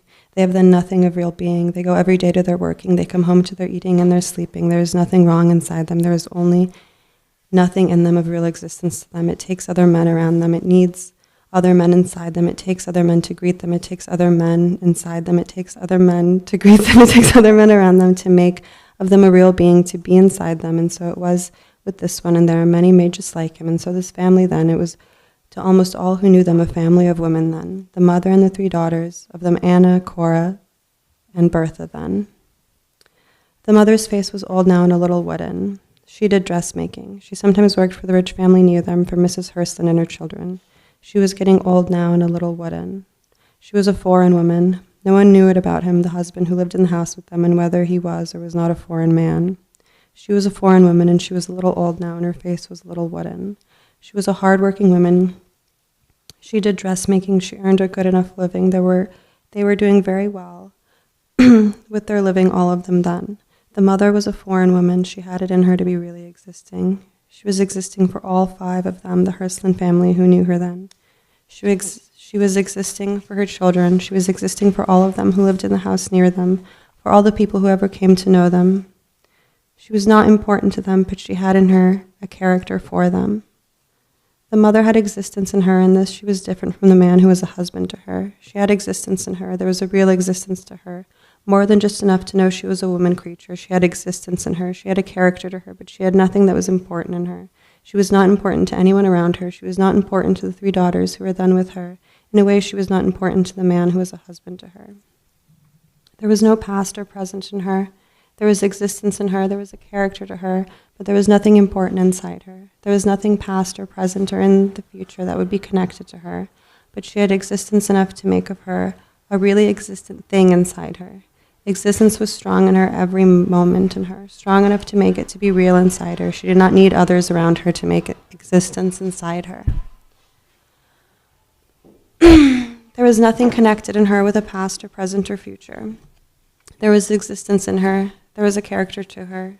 She had no importance then to anyone around her. She had the existence of the useful things around her. It was active in her. This is existence inside her. It was active in her, and it gave a character to her. It was active in her, and this was real existence inside her. This made everyone who knew her and know there was real existence to her. She had real existence in her, but she had no importance inside her. There was nothing in her to connect her to a past or present or future. There was real existence to her. She did not need others around her to make for her the existence she had inside her. They did not make it any stronger, others who were around her, the existence she had inside her. That was real in her. That was the character in her. That was all that there was of her. There was not in her anything to connect her with the past or present or future. There was real existence to her. That was the whole of her. She had no importance in her to anyone of all who knew her. As I was saying of her, she was getting older now, and her face and the body of her gave a wooden look to her. There was nothing in her to connect her with the past or the present or the future. There was not any history of her. There were 3 daughters to her, and they lived together, the mother and the man who was a husband to her, and the 3 girls, Anna, Cora, and Bertha. The only thing that could ever give to anyone who knew her, the mother of the 3 of them, Anna, Cora, and Bertha, the only thing that could ever give to anyone who knew her a history of her was, as they would see it in the history of each other, one of the 3 girls who had been once inside her, not of her then, though they were then inside her. The history of each one of them would never make a history for her. The 3 of them and each one of them made it that one could know about her, the history of her, the history they each one of them went through before her as they went through their living. They were the daughters of her, was the history of her who had once had them inside her when she must have gone through the changes that each one of them went through as they lived together. There was no history in her. They never made any history for her. The history of them as they went on and their changing around her, each girl repeating in her the changes that went on. And each one inside her was the repeating around her what once had been changes in her. They were not for her the history of her. They were not for her any past or present or future. There was not in her anything of history inside her. There was not in her any importance to her. There was not in her anything to hold her together with the three girls around her who went through their changes in front of her, the three girls who had once been inside her. There was not in her any history of her. There was not in her any importance of her. There was in her real existence inside her. There was in her a character of her, and that was all that was then her. That was all that was ever in her. There was never any history in her. There was a history of her, and that the three girls were living around her. They were having the changes she had had in her, and now she was getting older, and her face and body was just getting to be wooden all through her, and existence was always just the same in her. It was all there was of her. The three girls, Anna, Cora, and Bertha, went through the changes then, and they were living then all together. They went through their changes, the changes she had in her. First they were in Anna, then in Cora, then in Bertha. They were never to the mother a history of her. They were never to her a history inside her. There was never in her any connection inside her with a past or present or a future. These changes in the girls with her were like all the objects around her, like the making of dresses to her, like the changing of the eating from the green stuff they brought to her through the cooking that was natural for her to the eating that came after. This was all to her like the changes in Anna and Cora and Bertha. They never made a history for her. They were not to her a history of her. They were the changes around her. And first it was in Anna, then in Cora, then in Bertha. Each one of them had been once inside her. That was not a history to her. They were changing then around her. That was not a history of her in her. She was getting older now and looking wooden. That did not change in her existence inside of her. That was a change like all the others in her. That was not any more of a history to her. Existence was always just the same inside her, and it would always be so in her until she died, and that would be one more change of her. It would not be a change to her, so it was now with the girls around her. They went through their changes before her. They were not a history to her. They were not for her a history of her. They were three daughters with her. They went through their changes one after another. They lived there in the small house all together, she and the man who was a husband to her, and the three girls who each one had been inside her, and that was not a history to her. That was like all the other changes in her. That was like eating and dressmaking for her. So she had existence in her, and she always worked hard and had character in her, and she never had importance for anyone around her. She had existence in her like the useful things around her. She had character, and she had had changes in her, and now she was getting older, and there was a little more wooden change inside her, and so there would be changes in her. She would be all through with all the changes she had in her, and always there would be real existence to her, and always there would be character to her. Always there would be a past. There would never be a past or present or future connected with her. Always there would be existence in her. There would be changes. There would never be any history of her to her.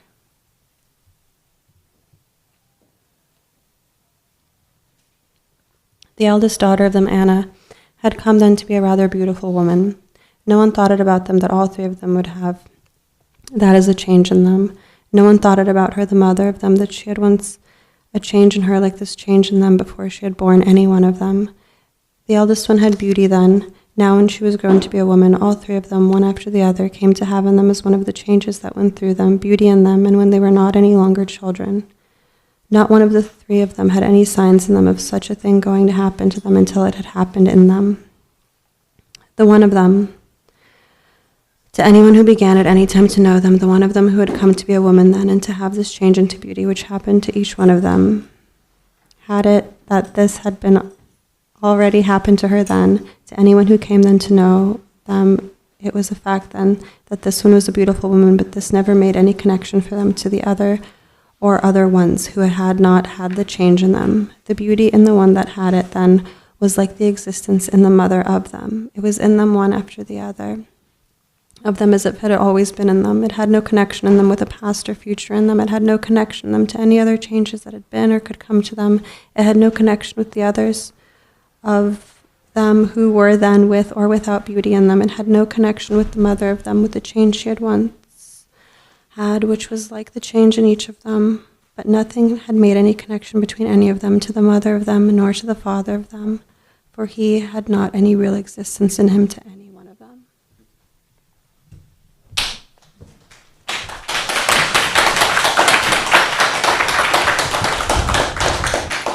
Next is Satsi, and we're at the bottom of page 102.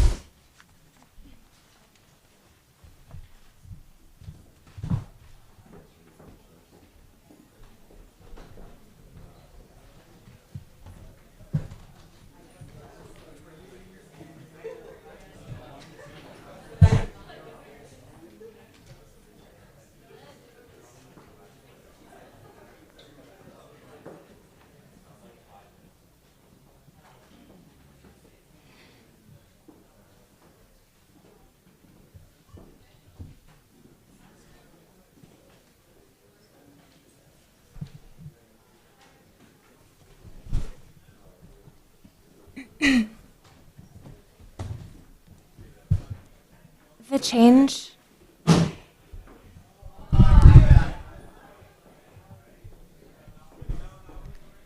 The change then came in each one of them, and now it was Anna, the eldest of them, that was a beautiful woman to everyone around them. The beauty in her then, to anyone who came to know all of them, was, as beauty came to be in each one of them, a thing that when it was in any one of them then, was to anyone who knew them then, something that was always in them, always to be in them, always had been in them. In the others of them, then, there was not any sign of any such a change ever to be in them. In the mother of them, there was nothing then that connected her with any such a change in him. There was nothing in her then to connect her with that one or with them. When there were more of them that had then this change in them, there was nothing in her that made it true for anyone who knew her, then that she had had in her any such change to connect her with that one or with them who had it then, that she had had it in her before she had borne them. How anyone knew about it them, that the mother had had such a change in her before them, how anyone knew it about them, that the others of them would have such a change in them that no one who knew them could ever answer in them. Perhaps there was the existence the mother had inside her for all of them. Perhaps it was this that gave to everyone who knew them no feeling of surprise in them, that each one of them and the mother before them were having and were to have such changes in them. There was not anything to connect them together then except the existence in the mother of them, existence that was real in her for everyone who came to know them, that never made her important to them, but that made her a real thing to them. And this was what made it natural that all of them should go through, each one of them, the changes in them that every one of them had in them. This is what never made one think it about them, that they would have such changes in them. That is what never made it a surprise to any one of them, that they had such changes in them. It was the existence in the mother of them. This is what made real the changes in them to everyone that knew them. The existence in the mother of them is what made the change that was then in any one of them a final thing in each one of them. And the mother of them to anyone who knew them then. The existence in the mother of them at the time then when no one knew them made it the change that was then them to everyone who knew them then, a thing that was forever in them.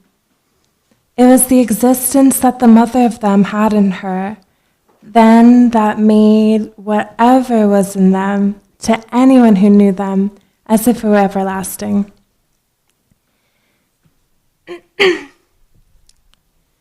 The mother had existence in her. She had no importance to her. There would be changes in her, but this never made any history for her. There was nothing in her to connect her with a past, a present, or a future. There was nothing in her to connect her with the changes in the daughters around her, to connect her with the man who was a husband to her. There was existence in her. There was no importance to her. There was no history in her for her. There was no history of her to her in the changes in the daughters there around her. In the eldest daughter, Anna, there was more of importance inside her than there was in the mother of her, than there was in the sisters who went through their changes later, than there was in her father who lived in the house with her. In her, there was not so much existence inside her as there was in the mother, but there was more of importance to herself inside her. She was more important to everyone who knew her. There was more of her in the things that happened to her. She was more important to the things that happened to her than her mother had ever been in all the living she had had all her life in her. Anna had inside her more importance than her, more than in her mother, more like that in her father. But with her, there was a real existence inside her. Not so much existence as there was in the mother, but existence enough to make alive the feeling of importance to herself inside her. Enough to make others feel her, enough to make her important to everyone that knew her. Anna had in her real existence to her, not so much as in her mother, but enough to the making her living inside in her. She was important to herself inside from her own power in her. She was important to herself inside her as her father was, when he was with other men around him, to make him to be real inside him.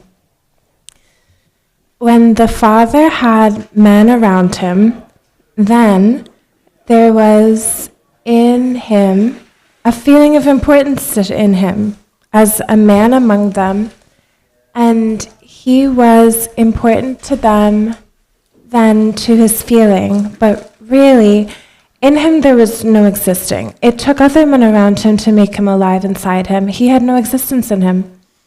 In the mother of them, there was always strong existing, but there was never anything of an important feeling. She was always existing. She was not important in her being. She was not any more existing with others who came near her in her living than she was when she was alone with her being. She was always existing. She was never important in her feeling. She was never important to anyone who knew them. She was like any article around them. She had strong existence for them. She was never in any way important for them. She had not in any way any changes for them. She was not important to any one of them. There were three of them then, Anna and Cora and Bertha. In Anna had come the change that made a beauty of her. She had less existence in her than the mother. She had as much importance in her as the father. She had enough existence in her to make real inside her the important feeling she had in her. It came to her to have things happen to her and in her. She had a career in her, and later they will come out in her the things that happened to her. The second daughter, Cora, had in her less existence than the mother, and no important feeling in her. Beauty came to her, things happened to her. There was nothing in her that made anything important to her. Cora went through her changes a little slower than her sister Anna. They came in her slowly. They gave no importance to her. There was existence in her not enough to make her living, always, like the mother. There was not in her enough of existence like the mother to make a solid thing of her. There was in her a little uncertain feeling, like that in the father, but there was nothing in her that gave to her a sense of being important inside her from others being around her. Others around her were as they were to her mother. They were around her, and that was all the meaning they had in her. They were around her. They did things to her, for her. They never gave to her as they did to her father, and to her sister Anna, a feeling of importance to herself inside her. They were as they were to her mother, things around in her.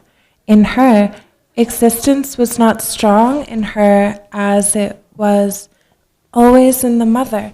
And so in her, as in her father, there was a little something uncertain and not solid to her, and all this will come out in her in the history of the Hland family, who came then more and more to know her. There were three of them, Anna and Cora and Bertha. Bertha had in her less of existence in her than any of them except the father. Bertha had in her enough of existence in her to make her alive when she was a little girl, and there was not very much of her. She had come in her enough of existence to her to make her alive inside her when it came to her to be a young girl and later to have beauty in her and to be a woman then. There was not enough to her of existence in her to make her alive inside her when she had gone through in her with the change of being a little girl, not very much of her. Even then she was not very living in her. She had not very much existence in her. She had a little more existence in her than her father, enough to make her a living when there was so very little of her. then was the only time she had enough existence in her to make her alive inside her. No one who knew her could ever feel that there would be changes.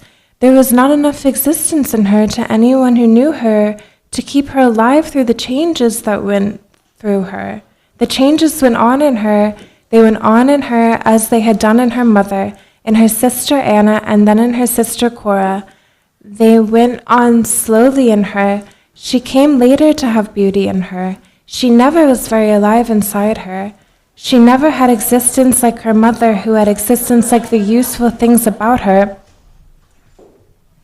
She had not, like her father, importance from other people around her. When she was a little girl, she had a little of such importance in her, from the little existence that was then in her to the little existence always in her, that then kept her alive, for there was then so little of her. More and more then, as she grew bigger, there was not any such importance. There was not in her any enough existence to make her alive inside her, and there was not any real living to her. She had never in her any importance from other people around her. She was like her mother, only she had very little of existence in her. So that is the history of her.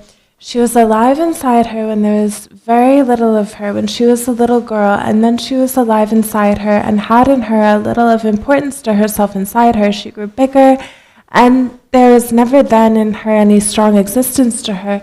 There was never in her enough importance to her to make it real to her.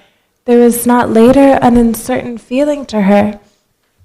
There was in her the existence in her, the importance of it to her, that had been in her when she was a little girl and was alive inside her, for then there was so little of her. There was not in her later an uncertain feeling to her, as there was in her father, as there was in her sister Cora.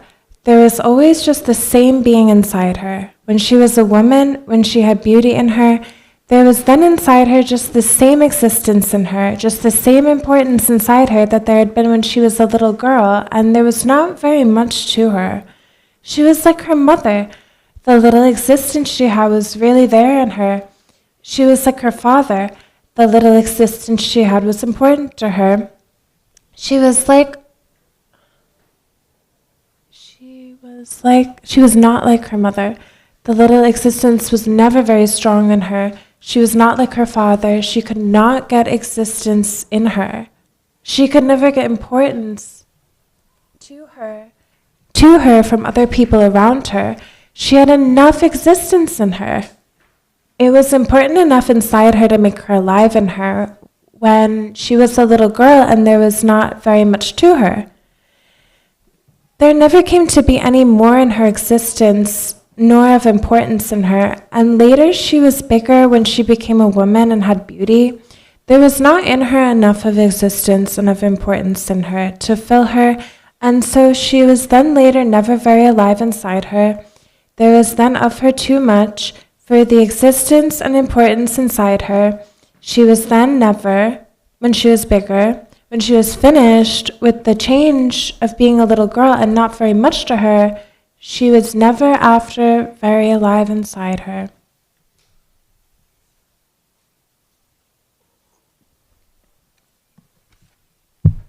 And now Anna had this change in her. She had beauty in her. Cora and Bertha were having the changes she had already had in her. There was yet nothing in Cora or in Bertha that could connect them with her, with the beauty change that had come to her. The three girls, Anna, Cora, and Bertha, went through their changes one after the other. Now the beauty change had come in Anna. Now, when there was no longer in her a young girl's growing change in her, beauty had come into her, and to everyone who knew her, it was as if it had always been in her. It had no connection in her with her sisters, Cora and Bertha, nor with her mother. The mother had a strong existence in her. She was getting older, and her face and body were getting to be wooden all through her, and existence was always just the same in her. It was always all there was of her. No one who knew them then, the mother or Anna or Cora or Bertha, ever thought about the father. And so to everyone around them then, this to everyone that knew them was a family of women. There was the mother who was getting old now, and a little wooden who was never very important to anyone who knew them, who always had existence in her, and that was always strong inside her, that never made any history in her, that always gave any importance to her. She was existing then.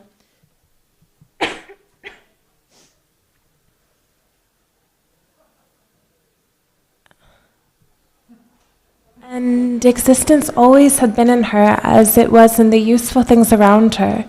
There was no history in her. There was nothing in her to connect her with the past, the present, or the future. There was never any history in her. There was a history of her, and that the three girls were living around her. They were having the changes she had had in her. There was nothing then in her to connect her with the changes in the three girls who lived in the house with her. There was nothing in any of them that connected themselves with the others of them. There was nothing in them to connect them with the mother of them. There was nothing in the changes of them that made anyone who knew them ever feel in them that she had had changes in her as the three girls had them then, the three girls who were around her then. There was nothing in any of the three of them that made one feel in them that they would have in them the changes that any one of the three of them had already in her. There was nothing to connect them with each other. They did go through their changes one after the other.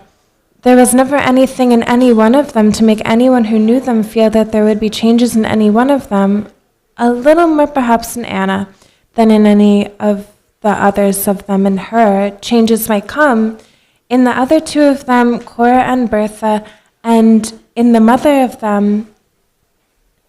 There was never anything in them to make anyone who knew them think a change would come in them. The mother was getting older now, and her face and body were getting to be wooden all through her, and existence was always just the same in her.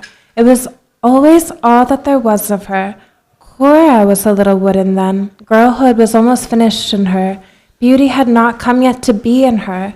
Bertha was a little girl then. There was never in her as much existence inside her as there was in the mother or Anna or Cora. There was in her a little more existence than in the father.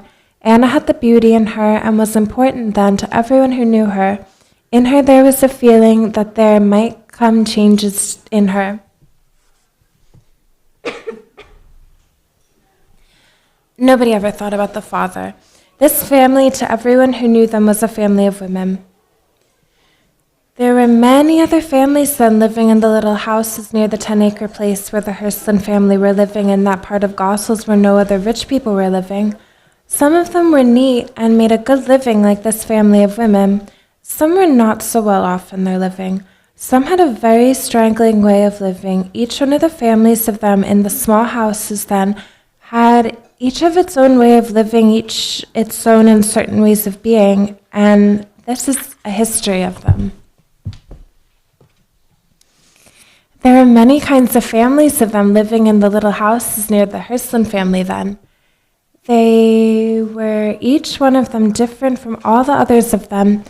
They were different, each one of them, from all the others of them in their way of living, in their ways of earning a living, in the things that had been in their lives in the earlier days of their living, in the things that would now happen to them. They were different, each one of them, from all the others of them then. They were different in all the ways that they had had in them. They were different in all the things that made them important, in all the things that made them uncertain inside them. They were different inside them, each one of them, from all the others of them in the religion. Some of them then had religion in them. Some of them had not anything of such a thing in them. All of them who had religion in them were different from all the others of them who had religion in them too in them. One of these families then was made up of a father and two children, a boy and a girl, Eddie and Lily, and the father of them. There were many uncertain things about all three of them, from the living that they had had before in them, about there not being to them a woman to be a wife to him, and a mother to the two children, about the way they had money to live on when not any one of the three of them did any working. About the kind of man the father was, for it was very hard to know anything about him. About the character of the two children. One thing was certain about them. They had religion in them. They were important in religion.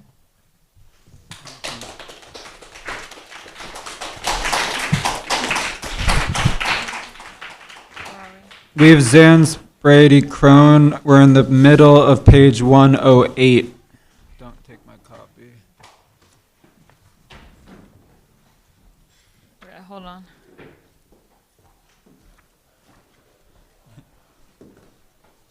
Yeah, The father?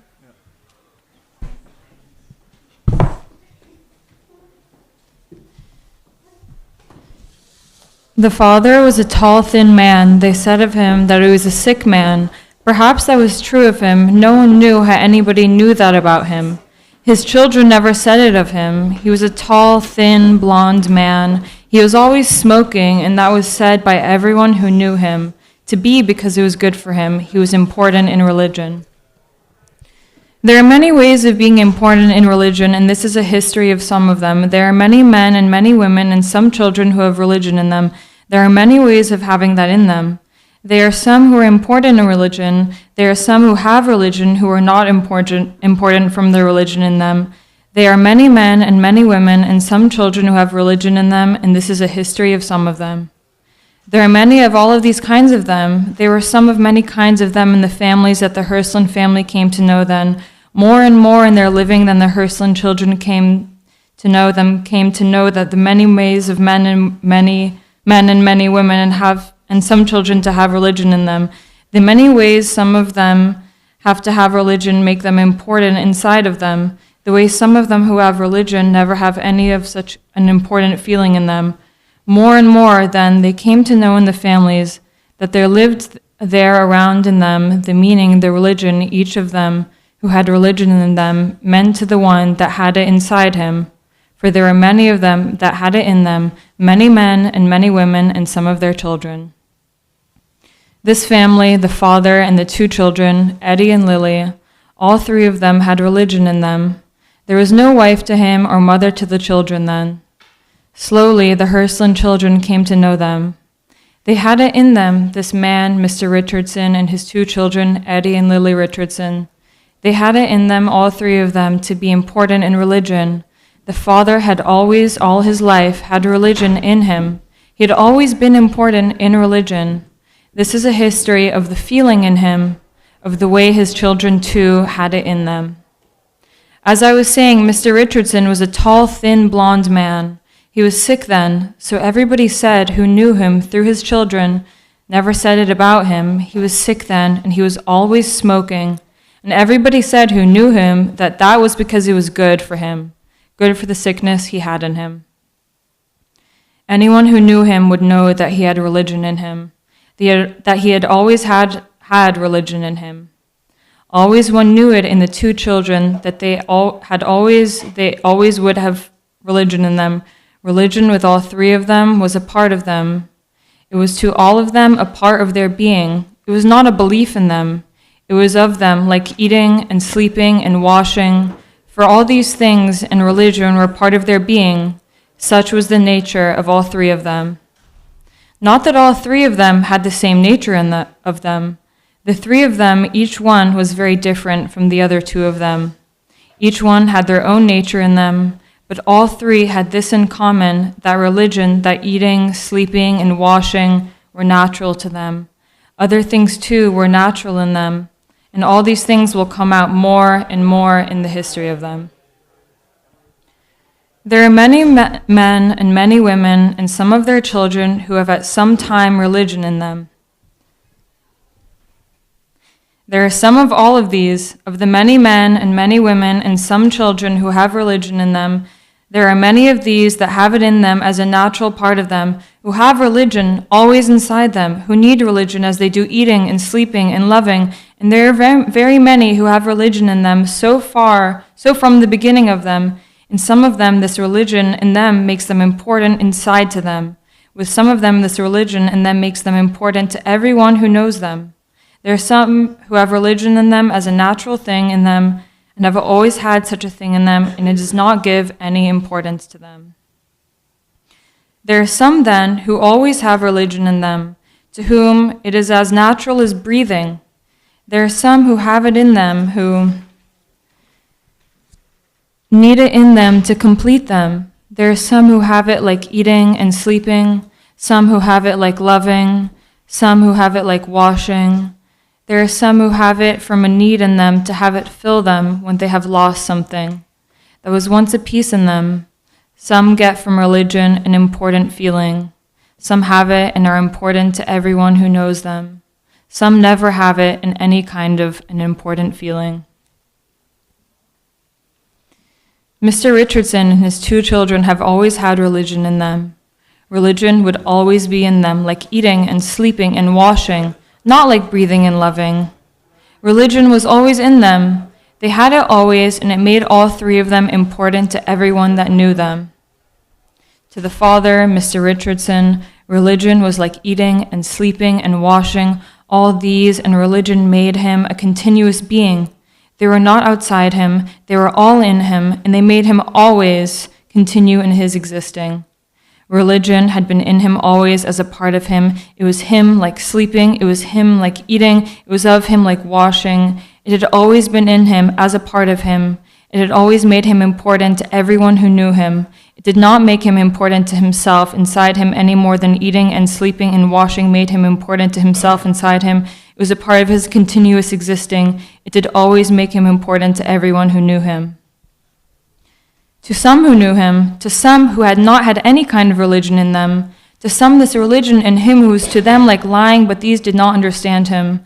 There was a religion in him no more of lying with him than there was in washing, any more than there was in eating or sleeping. This was very hard for some of them who knew him, some of them who never had any religion in them, to understand about him. But always it was true of him. Religion in him was like eating and sleeping and washing. It did not make him to himself important inside him. It made him important to everyone who knew him. It was there, and they knew it in him. It was in him, and whatever he should be ever found out in doing that would never make it different in him, that religion was real inside him, that it was in him like his eating and sleeping and washing, that it never was in him lying any more than eating and sleeping and washing were lying. It was a part of him as they were a part of him. They were needed every day to remake him, to keep him going on and existing. So it was with religion, and this in him made him important to everyone who knew him.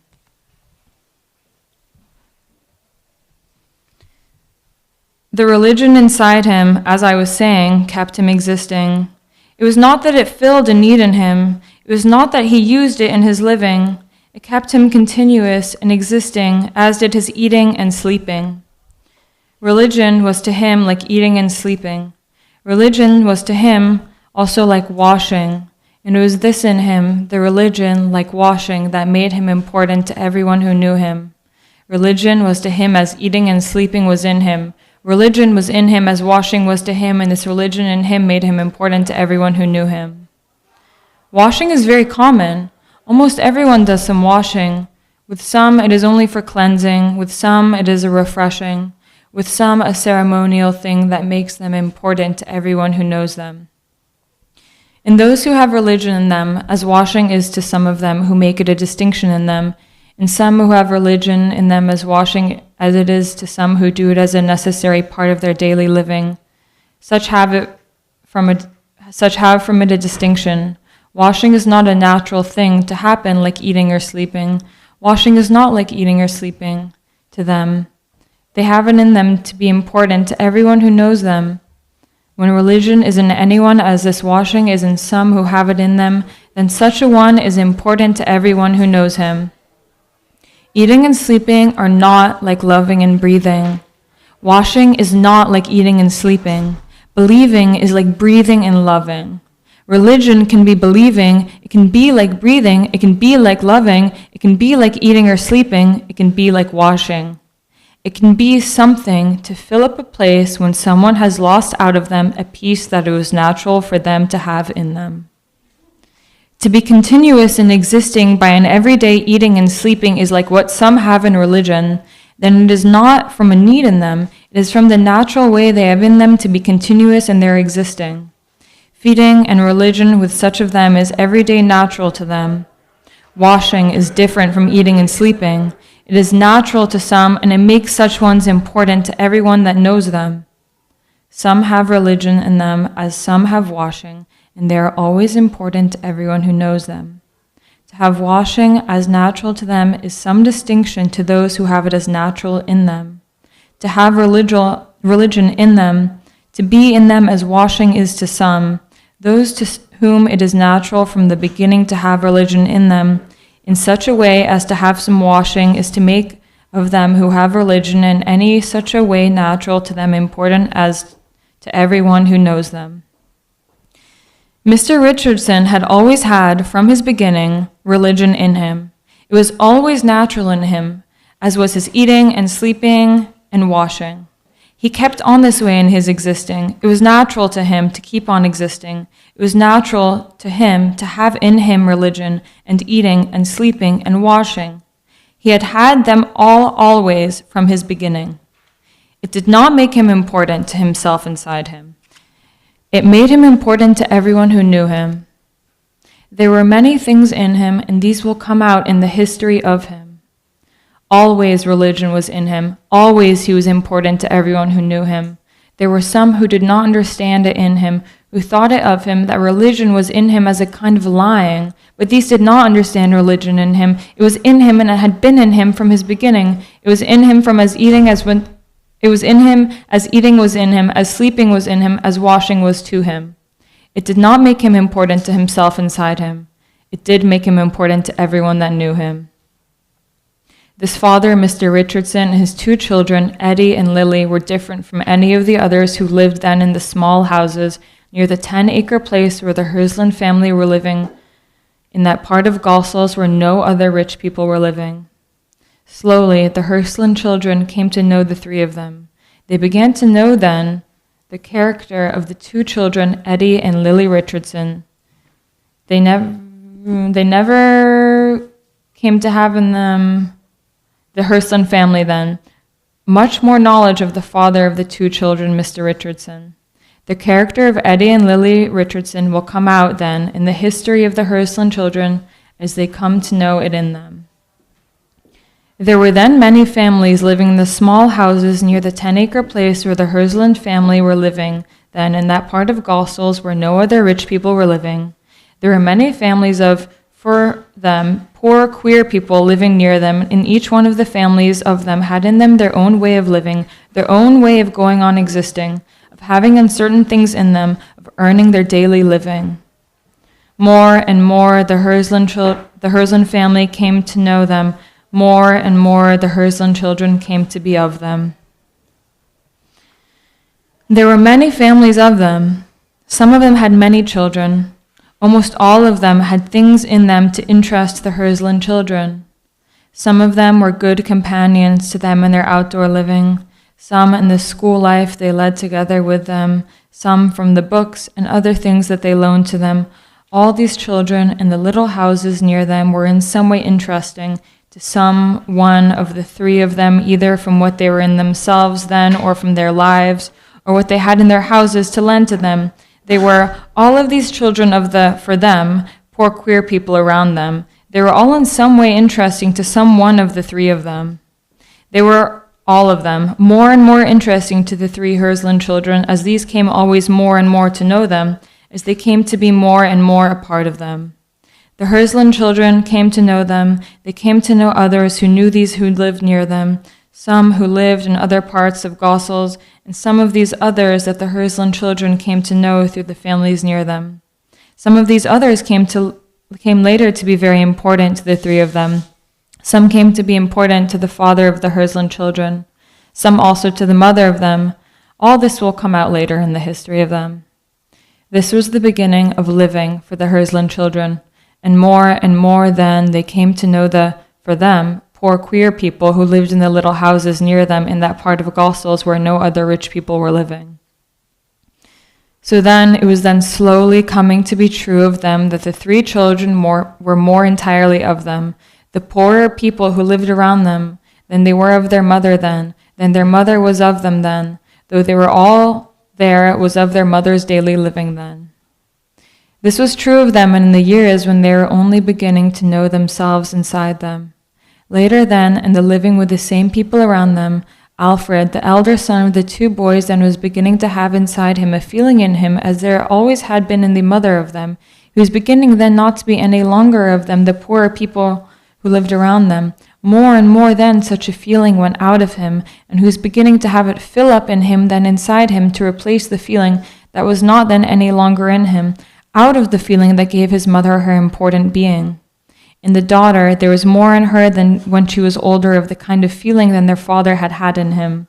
In the younger son, there always remained in him, all through his later living, the feeling that made him be one to him with all the people that had been around him. All this will come out in the detailed history of each one of the three of them. Now, in the beginning, they were all three of them of the people who lived in the small houses around them. To begin again then, when it was slowly coming to be true of them that the three children were more entirely of them, the poorer people who lived around them, than they were of their mother then, than the mother was of them then, though they were all there was of their mother's daily living then. They were all there was of their mother's daily living then, but they were nothing to her then of the important being that was beginning to be strong inside her then. They were to her, in her, then as they had been when she was bearing them. They were part of her as her arms or heart were part of her then. She felt them, she took care of them then, as she always took care of her body out of which she had once made them, and so she always felt them. Later she was lost among them. She would be scared then, and they were no longer of her then. They were not any longer in her than to her, for she was for them then a gentle, scared little thing. She was lost among them then. Sometimes they would be good to her then. Oftener she would not be existing for them then. Mostly she was scared then, and the important feeling was dead in her then. She had lost them. They were not of her any more then, and she lost her body with them. Sometimes then they would be good to her. Mostly they forgot about her. Slowly she died away among them, and then there was no more living for her. She died away from all of them. She had never really been important to any of them. She was not important to her husband then, for she was not enough to fill him now that he was her husband. Then she was shrinking away from the outside of him. She was not enough any more now to fill him. She was not in any way then important to her children, for now they did not need to have in them the feeling that she had for them when they were for her, as if she was still carrying them inside her, still using herself up to make them from out of her. They were not in any way then any longer necessary to her. They had never been in her a part of her in the important being that was all there was real to her of an important feeling inside her. She was not then any more important to any of them when they were older. She was not important to her husband then. She was not enough then any more to fill him, not to her children. She had never been important to them after they had come to their individual feeling. They had never been in her a part of the important feeling to herself inside her. Now she had a scared feeling in her. Now she was lost among them, and mostly they forgot about her. Now she died away among them, and they never thought about her. Sometimes they would be good to her. Mostly for them she had no existence in her, and then she died away, and the gentle, scared little woman was all that they ever remembered of her. Those who always after remembered about her were the servants, the governesses, the dependents who had been around her. They always were a real life to her. They were the important feeling in her. They always remembered about her. They had felt the important being to herself inside her. This then is the history of how they came together with her, to be in her, and to give to her the important feeling inside her that was all there ever was of real being in her. Her children were then a part of her. There were never any part of the important feeling of herself inside her that was beginning then to stir in her. It was slowly coming to be true of them then, the three Hland children then, that they were more entirely of them, the poor people who lived around them than they were of their mother then, than their mother was of them then, that they were all that there was of their mother's daily living then. There we go.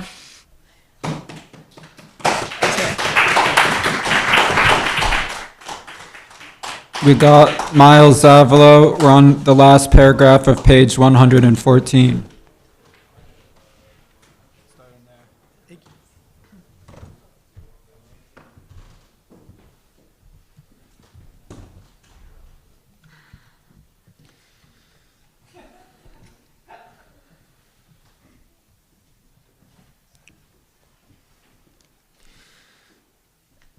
Their mother then was just beginning to have in her the important feeling that had first become a little stirred up to be made inside her by her knowing the Schilling mother and the daughter Sophie Schilling and the other daughter Pauline Schilling.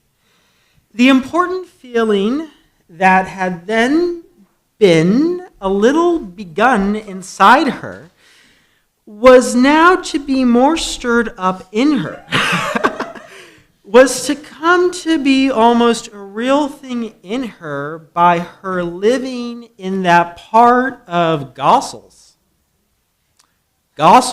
where no other rich people were living near her, and in a kind of living that was not natural, that was not a natural way of being for her. Here she had around her, for her, poor, queer kind of people in the little houses near her. In the house with her, she had servants and governesses and seamstresses who made a life for her. Her children who were then a part of her to her, and her husband and the certain little power with him she felt in herself to have in her, though mostly she had not in her for her husband or her children a sense of being important to herself inside her.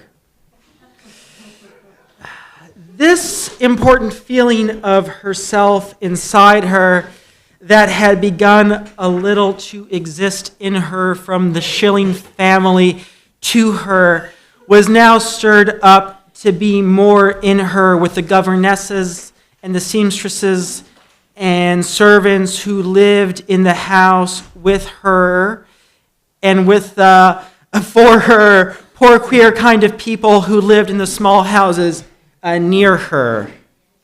There are many kinds of men. Some kinds of them have it in them to feel themselves as big as all the world around them. Some have such a sense in them only when a new thing begins in them. Soon they lose it out of them.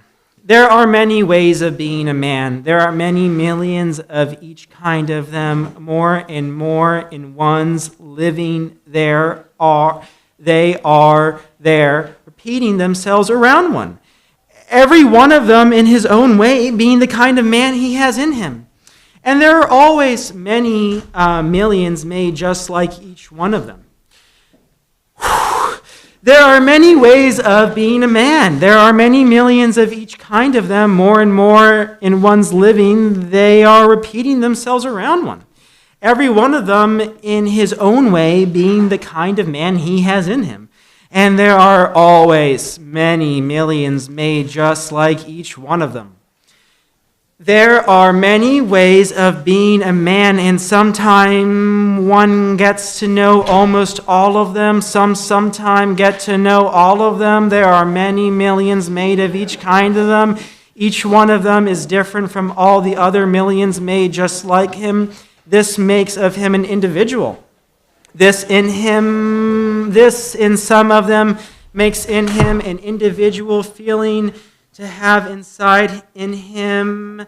In some kinds of them, there is almost Nothing of such an individual being, perhaps always in everyone in some way there is something of such an individual being in all men, in women, in the children of them. There are many kinds of men, of every kind of them. There are many millions of them, many millions, always made to be like the others of that kind of them. Of some kinds of them, there are more millions made like the others of such a kind of them, that there are millions made alike of some other kinds of men. Perhaps this is not really true about any kind of them. Perhaps there are not less millions of one kind of men than there are millions of other kinds of them.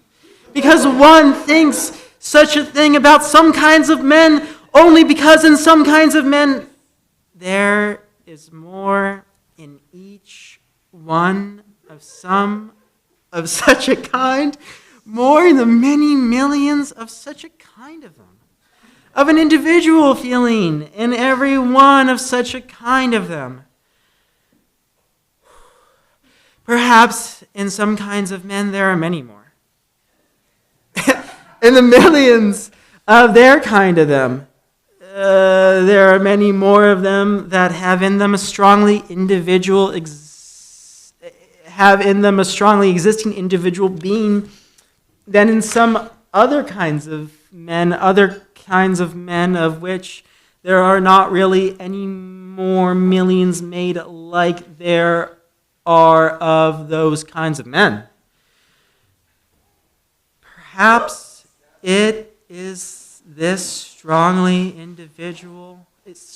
existing individual being in some of the kinds of men that makes it seem that there are less millions of them in the worlds of men than there are of other kinds of men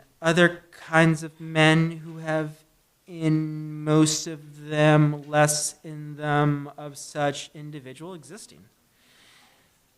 Perhaps it is this in some of the kinds of men, those kinds in which many of the millions of them have much in them of individual being.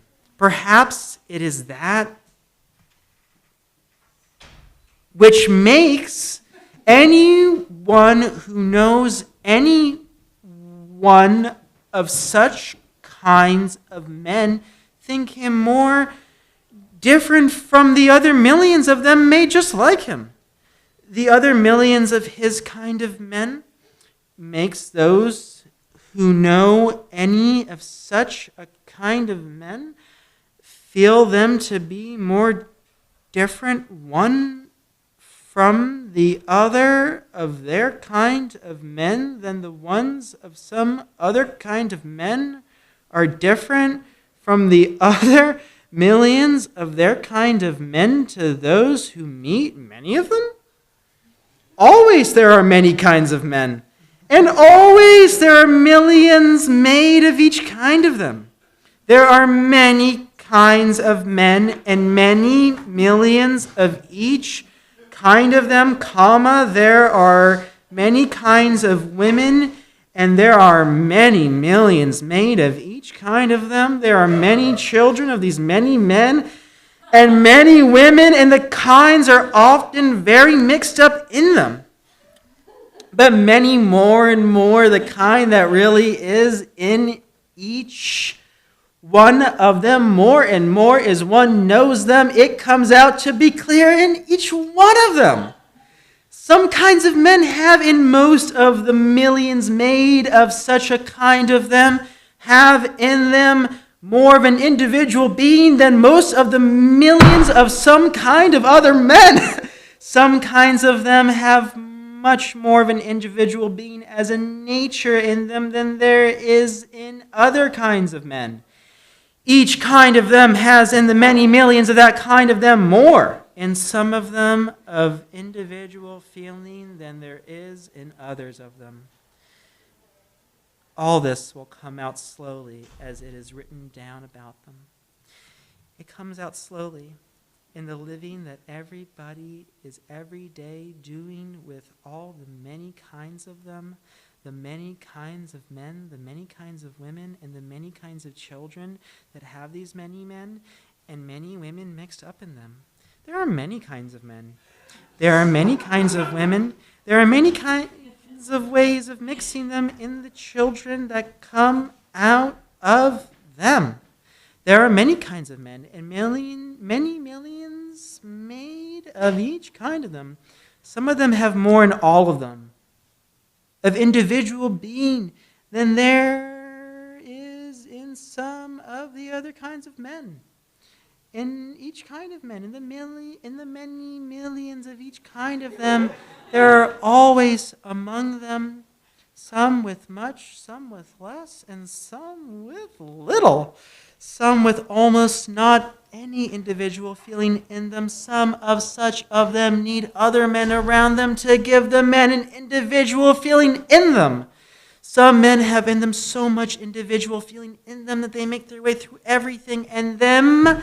Some of them have it so much in them that they feel themselves as big as all the world around them. There are some men who have always such a bigness in them. There are some who have such a feeling in them when a new thing begins in them and then soon these lose it out of them. There are some who have such a feeling in them when they are first beginning their individual being. Some of such ones never lose it out of them, for they are always strong to be beginning. And beginning is all of living to them. In some of such ones of them, it comes in their later living to be only impatient feeling. They are no longer beginning, they are then full up with impatient feeling. Later in their living, they have not enough in them anymore of impatient feeling to fill them. They are old then and shrinking away from the outside of them. So then it is them, the always beginning and being in their feeling, and being then in their feeling as big as all the world around them. Then it comes to be in them only the being full up with impatient feeling, and then it comes to be where they are old and weakening. It comes to be a shrinking away of themselves from the outside of them. They are old men then, and they have not any success in them. They are not any longer full up, then not with big feeling or beginning, or even any more with impatient feeling. They are old then, and have not any access in them. And it needs others then to make them full again inside them. And mostly in their old age, this does not happen in them. Mostly in their old age, such ones are never full inside them. There are many kinds of men. Some kinds of them have it in them to feel themselves as big as all the world around them. Some of this kind have it in them to keep this always in them all through their living. Some of this kind of men have such a sense in them only when a new thing begins in them. Soon they lose it out of them. Some of this kind of men have such a sense in them only in their own beginning. Later they lose it out of them. Some have it in them as their beginning, and always they are beginning in their living, and this feeling comes again and again to be in them with each beginning of their living, and beginning in such of them is all there is of living. Some, and David Hland, who had come to Gossel's to make his great fortune, was one of them. Some of such a kind of men have it in them to be as big as all the world in their beginning. They are strong in their beginning, and beginning things is all of living in them. Then each beginning comes to be in them an impatient feeling. They never lose their big feeling. They just begin a new thing. And they are strong in beginning. They are as big then as all the world around them. They keep their big feeling, for each time the beginning in them turns into impatient feeling, they are then full up with impatient feeling. This makes full inside them. They never have it in them to lose this feeling of being as big in them as all the world around them. They never can lose this feeling then until they are old men and weakening, and then they shrink away from the outside of them, and so they lose this certain sense of being as big as the world around them, for then they have this empty space in them where they have shrunk away from the outside of them, and they have, oh my God, and they have to be filled up again. They have not enough then of big feeling in them. They have not enough strength in them. Then a beginning. They have not enough then of impatient feeling to fill them. They need other people to help them to fill them up inside them. They can never again have in them of themselves then a feeling of being as big as the world around them. As I have been saying, there are many kinds of men, and they are many millions made of each kind of them. David Hland, who had come to Gossel's to make for himself a great fortune, was one kind of them. He was of the kind of them that feel themselves to be as big as the world around him. Everyone knew him, felt it in him. His children felt it less in him, for they knew from their daily living with him that this was only in him when he was beginning. Mostly he was filled up with impatient feeling. He had this big feeling in him. They knew it about him, but for them it was his being full up with impatient feeling that was important to them in their daily life with him. His children, in the way it almost always is with men, his children always were outside him, part of the world he was handling, sometimes using them, sometimes brushing them away from being before him, often fighting with them, and always dropping or domineering them.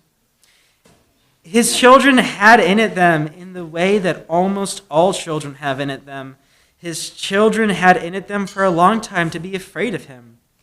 Almost the time of their living together in the house with him, they had such a fear in them.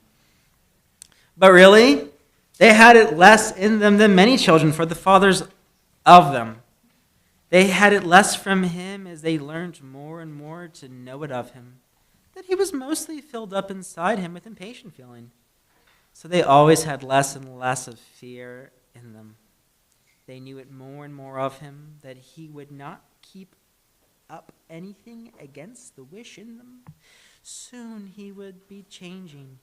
He never would carry out into action any anger he felt with them. It would soon be in him an impatient feeling, and then there was not any more for them anything to fear from him.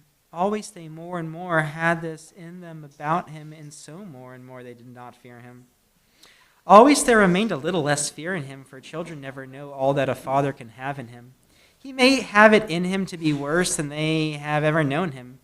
It is this uncertain danger to them that may be in him that makes a father always fearful to his children. It is in his voice, in his movements, in the sudden outbursts from him. Children never can know really what is going on in the father of them, as they know it in other children around them or in the mother of them. However, the Hland children learned more and more in their daily living that their father was mostly filled up with impatient feeling. They knew he had a big feeling in him. They felt this sometimes in him. Sometimes it made them ashamed when they went about with him.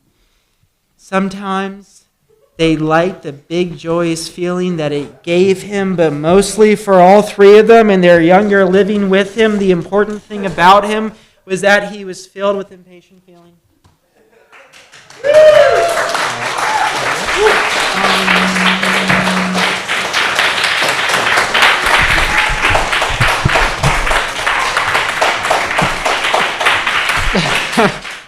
Okay, thank you, Miles.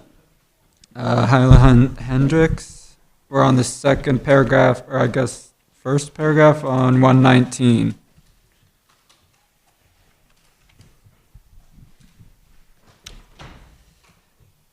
Beginning was all of living with him.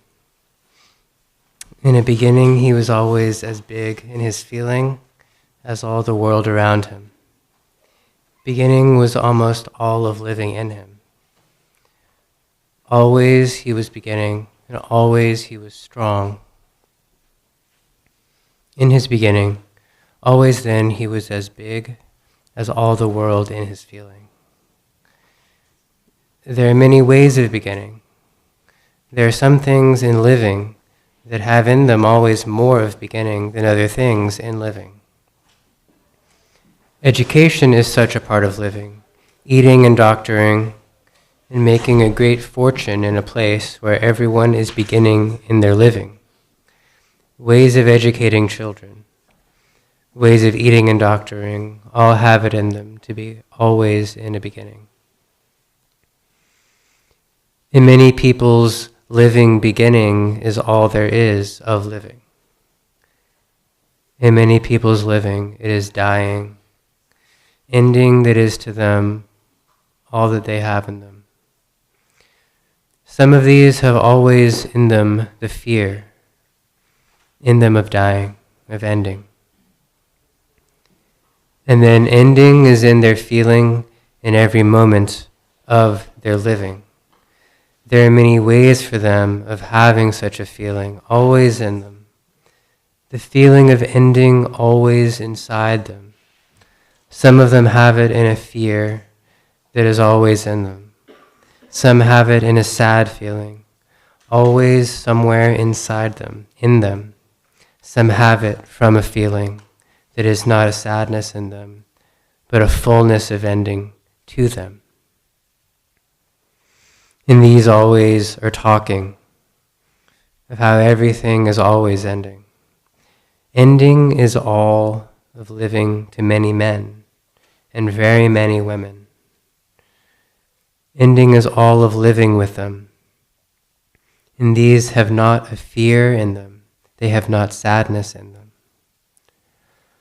All that there is for them is ending, and that gives to their living fullness and meaning.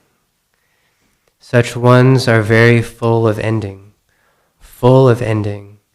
as some other men and some women have it in them, to be very full with beginning. For such ones, then there is too very much of meaning. In ways of educating children, ways of eating, ways of doctoring, in all of these things, then there is much beginning, there is much of ending. In ways of educating children, in ways of eating, in ways of doctoring, there can always to them who have in them beginning, as all there is of living, much to content them. For those who have in them ending as the important feeling in them, they too can find it strongest in them. For them, in ways of educating children, in ways of eating, in ways of doctoring. These then, who have for them as the whole of living, either always beginning or always in an ending, these then can have it in them in many ways and with many kinds of feelings inside them. They can have it in a strong fear in them. They can have it without any such a fear in them. They can have it with dying as always the strongest thing. They can have it with living as the most conscious thing in them. There are many ways that they can have it in them, with sadness or cheerful feeling in them, with energy or weakness in them. But always they have it together, in all of them. That ending or beginning is all of living into them. And for them, ways of eating, ways of doctoring, ways of educating children are for them the strongest thing inside them. In David Hland, the father of the 3 children whose lives we are now soon to be watching, to David Hland, the beginning was all living to him. For him there was in his living ways of eating, ways of doctoring, ways of educating his children, ways of making his great fortune here in Gossel, where he was to make his important beginning. There are many ways of eating. For some, eating is living. For some, eating is dying. For some, thinking about ways of eating gives to them the feeling that they have it in them to be alive and to be going on living. To some, to think about eating makes them know that death is always waiting, that dying is in them. Some of such of them have then a fear in them, and these then never want to be thinking about ways of eating. They want their eating without any thinking. They never want to have the fear in them. It comes to them with thinking about ways of eating, of ways of keeping health in them. As I have been saying to some, eating is a way of living. To some, eating is dying. To many now, thinking about eating is all of living to them. It is living. It is always beginning. It is like doctoring or educating children. David Hland, the father of the 3 children, whose lives we will now soon be knowing, was such a one. Beginning was all of living to him. He had it in him in his beginning to be as big as all the world around him. He had it in him to be always beginning. Beginning was living to him, and this will come out in the history of him. He had it in him to be always beginning. There are some things in living that have it in them to have always more of beginning to them than other things in living. Eating is such a part of living, eating and doctoring and educating children. Ways of eating, ways of doctoring, ways of educating children all have it in them to be always in a beginning. As I was saying, David Hland was a big man, and he liked different ways of eating. He liked to think about what was good for him in eating. He liked to think about what was good for everyone around him in eating. He liked to think about what was good for everyone around him in their eating. He was always changing. He was always beginning. And often he was full up with impatient feeling. This could be in him about the way of eating as it was in him about everything in his living. David Hland was a big man. Sometimes one felt about him that he filled up the whole world. He looked so large. Then, to everyone who saw him often, he did not have such a bigness in him. Not that he was really such a large man to look at him, but when he was full up with beginning, he filled everything around him. He was as big then as all the world, which was then in him to everybody who then saw him. As I was saying, there are many kinds of men, and there are many millions of each kinds of them. And I was saying there are some kinds of them that have in them so much individual being in them that one can never think it about them that there are many millions made like them. Mr. David Hland was of such a kind of them. He had it in him to be so full up with beginning that he was a big man filling up all the space around him. No one could come to think it about him that there are many millions just like him, but there are many millions of each kind of man. There are many millions made who have such a bigness in him. Some of them always have such a bigness in them every moment of their being. Some have it only in their beginning. Soon they lose it out of them. Some have it every time. Every time they are beginning, and beginning is all of living to them. Some of such ones are big in all of their living. Some have it in them only at moments in their living. But all of them have it in them sometimes to be as big as all the world around them. All the world is in them, and everybody can see it who then sees them. David Hland was such a one. When he was in each one of his beginnings, soon then he would be filled up with impatient feeling. And then there would be in him less of such a big feeling to everyone who then looked at him. Later in his life, he was old and weakening, and he then was shrunk away from the outside of him. He then did not have inside him enough to fill him. He was not then a big man to everyone who saw him. As I was saying, there are many millions of every kind of men, and there are many millions who have it in them, the kind of being David Hland has in him. They have it in them, some of them, as I have been saying, in all of their living. Some have it in them in their eating. Some have it in them in their drinking. Some have it in them in business and their living. Some have it in them in their loving. Some have it in them so much in them that they have Arabian Nights inside them. There are many millions of such a kind of them. And this is a history of one of them, the kind of them of David Hland, in the big ways he had in him. As I was saying, the father of the three of them, whose lives we are soon now to be watching, Mr. David Hland, had come to Gossel's to make for himself his great fortune.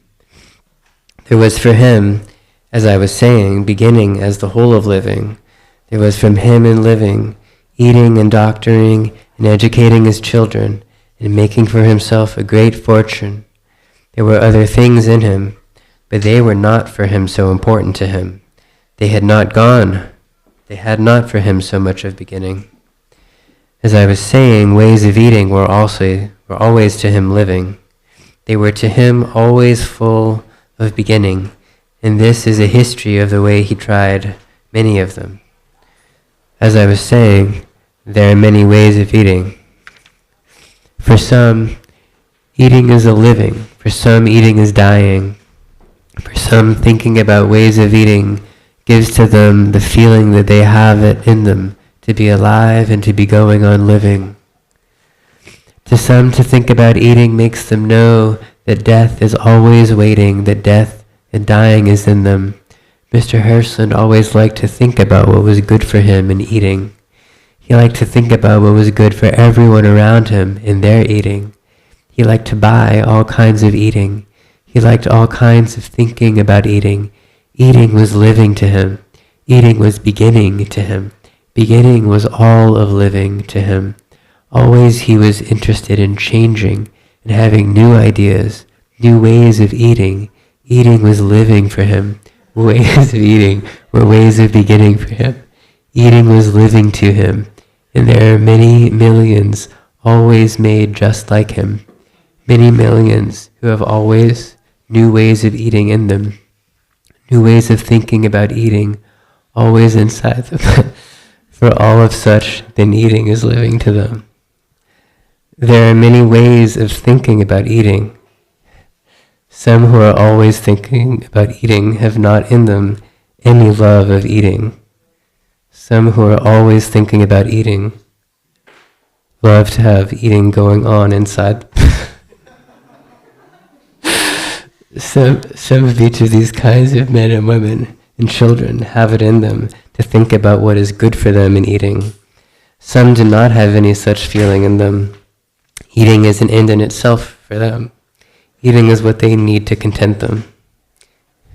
This is true of some of them who have not in them much love of the real eating going on in them. This is true of some of them who love the eating always going on in them. Mr. Hland had many theories in him. Eating was to him a pleasure when it was going on inside him, but to him that was not the important thing for him. The important thing to him in him were ways of knowing what kind of eating was good for him, ways of having in him new ways of beginning. This was important to himself inside him. Eating was not to himself eating. For him it was living. It was theorizing and believing.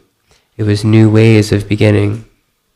He loved to have eating going on inside him, and then often, before finishing, he would be filled up, to complete him with impatient feeling, and then he would push eating away from him. Then he would be changing. Then he would find new things good for him. He would find in eating a new beginning. Many men and many women and some children are always thinking of what is good for them in their eating. For some of these, then eating is living. For some of these, then eating is dying. Some find in ways of eating the continuing of living. Some find in ways of eating putting off a little longer their ending, but dying is always inside them. Some of these, then, the many men and many women and some children who have it in them to be always thinking about eating, about what is good in it for them. Some of these then have not in them any love of eating. Some of them have it in them to be loving the eating going on inside them. Mr. Hland was such a one. But to him, it was never his loving the eating going on inside him that was important to him. It was his theories of eating, his changings, his beginnings, new ways of finding ways of eating that were good for him, that were important to him. In Mr. Hland's ways of eating, his children felt it in him, that he was often filled up with impatient feeling. They more and more had it in them to know it of him, that he loved to have eating going on inside of him. And more they came to know it of him, that he often then, before ending with the eating, would be filled up with impatient feelings, and then he would push his eating away from him. It was in Mr. David Hland's ways of eating, his ways of doctoring, his ways of educating them, his ways of changing, that all three of his children, each one as they felt themselves inside them an individual being apart from others around them, began to feel it in them that the father of them was big in his beginning, and soon then he would be full up with impatient feeling. This, the character in him, made a different impression on each one of the three of them, and this will come out in them in the slow history of each one of them. The eldest, Martha, had it in her to be like him, in never finishing, but she was not then filled up with impatient feeling. She was not strong in a beginning. She was not then as big as all the world as her father had it to be inside him.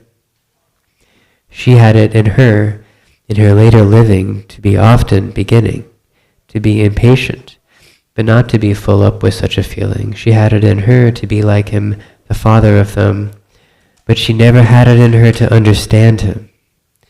She had it in her to irritate in him his impatient feeling. She had it in her always to be afraid of him. But all this will come out later in the history of her, as she grew older, as she went away from all of them and then came back out of her trouble to him. And always she was like him, and always she could not understand him. Always she could irritate the impatient feeling that he had always inside of him, that he had always inside him then. Always she was in a way afraid of the irritation in him that she always gave to him. The elder son, Alfred, had it in him not to be like his father in always beginning. Beginning was not strong in him. There was more of his mother in him, but he had it in him to be always in his later living full up with impatient feeling. He had no bigness in him as the father had in his beginnings. There was never any such bigness in him, and always then he was full up with impatient feeling. He had it in him to see the bigness in his father in his beginning, and he had it in him a great admiration for the big ways his father always had it in him. He had never any such bigness inside him. Always he felt it in his father and wanted to have it too inside him. More and more in his living, he did not have any such bigness in him, and later it was enough for him to be filled up with impatient feeling. This made a history for him. The younger one, David, had a bigness in him. It was not like that in the father of them, it was not like the beginnings that the father always had in him. It was always in young David that he needed to have in him understanding of everything inside and around him, that he needed to have in him understanding every minute inside him why life to him was worth his living. His father never could understand it in him. His father's being full up with impatient feeling was always an irritation to him. His father's always beginning was always to him failing. He knew his father had big things in him, but it was his being full up with impatient feeling that was irritating to David. And there was always a little in him of contempt that his father was always beginning, and then he would be full up with impatient feeling, and then he would be changing, and then he would push everything away from him.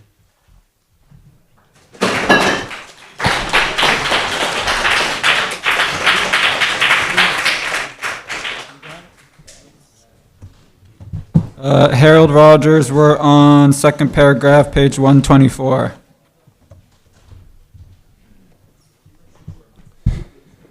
The three of them came then more and more to know about it, about the father of them, that he had a great bigness in him, that he was strong in beginning, that he would soon then be full up with impatient feeling, that he would then push everything away from him or go away and leave it there unfinished behind him, that he then would be changing, and soon then there would be in him a new beginning, and he would then be to everyone who saw him as big as all the world around him. This nature in him came out in him every minute in his living. He had many things in him. He had in him his wife. She was never very important to him. She was sometimes there as a tender feeling inside him. She was a woman for him when he needed to have one. She had in her an important feeling, but this, as far as he knew it, was only a joke to him. He never brushed her away from before him. He never pushed her away from him. She was never existing for him except as a woman when he had need of one. Sometimes as a tender feeling in him, sometimes as a joke to him. She never had any existence for him outside of him. When she was not to him inside him, she was never existing for him. And so he never brushed her away from before him. She would do things for the children. Sometimes he got angry with her then. Mostly he never knew she did them those things that he did not want that they should have done for them. He never thought about it except when he was angry with her for them. Mostly she was not in any such way important to him. Then there was for him in his living, then the making of his great fortune, for that he was always fighting and pushing men away from around him and trying to brush them away from before him. In this he had it in him. Though here too he was always changing and beginning, here he had it more in him than in any other thing in his living to keep on with his going. He was always changing and beginning, but mostly he kept on going much more than he ever had it in him to keep on going to an ending in ways of eating, in ways of doctoring, in ways of educating the children. In his home, being he had around him the many people who lived in the small houses near them, but they were not important to him. They were like the governesses and seamstresses and servants and dependents there in the house with him. His being with all of those then was part of his wife's living with them, and this will soon now come out in the living his wife did with them and with him. His children were for him, as it often is with men. His children were for him, always outside him, part of the world he was handling. Sometimes playing with them, sometimes angry with them. Sometimes loving with them, sometimes using, mostly fighting, and always dropping or domineering. These were then living together, Mr. David Hland, his wife Fanny Hland, their 3 children, Martha and Alfred and David, and in the house with them a governess, a seamstress, and the servants, in a part of Gossel where no other rich people were living. Near them were small houses with, for them, poor, queer kind of people in them. Soon all of them living in the house came to know many of these. For them, poor, queer people near them, some of these came to be a little dependent upon them. Some of them came to be nearly all there was then of the 3 children's daily living that was important then to them. They were all living, this family then, in a pleasant house in a 10-acre place where living was very pleasant for them. They did their little fancy farming. They had a little grain and fruit trees and vegetable gardening. They had many kinds of trees, and sometimes they chopped down one of them. They had dogs and chickens, and sometimes ducks and turkeys in the yard then. They had horses and 2 cows, and sometimes they had young ones from the horses and the cows, and that was very interesting to all of them. Sometimes they had rabbits, and always they had dogs. Often they had a number of men working for them to get the hay in. Sometimes they would catch rats and mice in the barn, and that was very exciting to the children, and sometimes to the father of them. And all around the 10-acre place to shut all these joys in was a hedge of roses. And in the summer, many people came to pick them. And then the family would let the dogs loose to bark at them and scare them. And sometimes someone would come at night to steal fruit from them sometimes, to steal a chicken. And then there would be an excitement for all of them, and the dogs would be let loose to find the man. But the dogs then were mostly not very anxious to get into danger with a strange man. They barked hard. And that was all the danger there was for them or for the man who was stealing.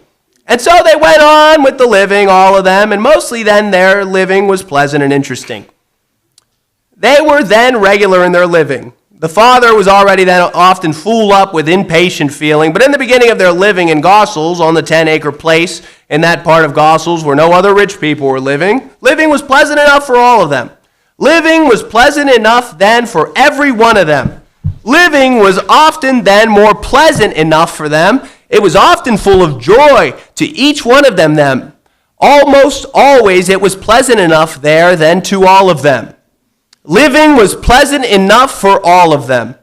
The Father had in him then much of changing, much of beginning. He had ways of eating, ways of doctoring, ways of educating the children. And he was always changing in them. And this changing and then being full up with impatient feeling was already then a part of all their daily living.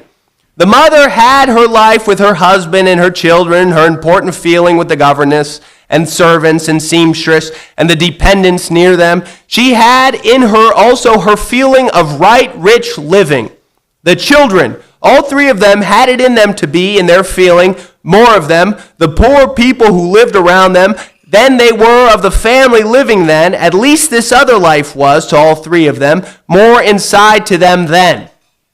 They had their regular living, they had their school, their father and their mother, and the 3 of them had the relation of each one of the others of them toward them. They had a governess and servants and men working around them. They had all the joys of country living, and they had each of one of them inside beginning then their own individual feeling. Their father was always to all 3 of them, as it mostly is with men. Their father was always to each of them outside of them to them, part of the world to fear or fight, now and always for them. Sometimes they were very pleasant with him, sometimes loving to him, sometimes resisting to him, fighting or deceiving. Always he was outside of them. Always there was in him a danger to them.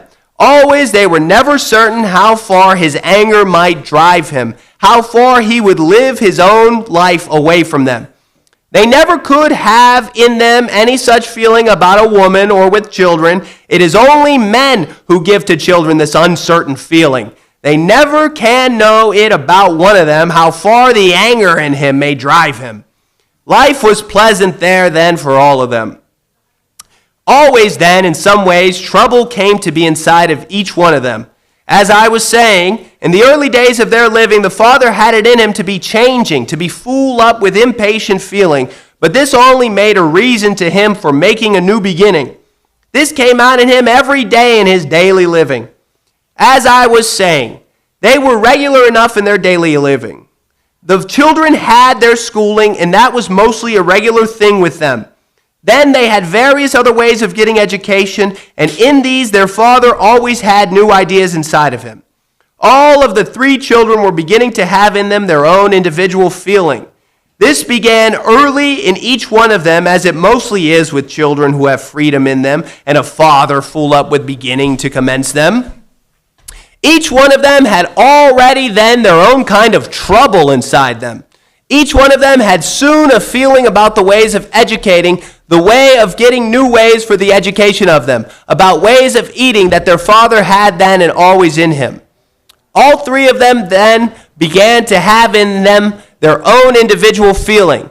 There was beginning soon in each one of them the being alone inside, each one of them in their own feeling.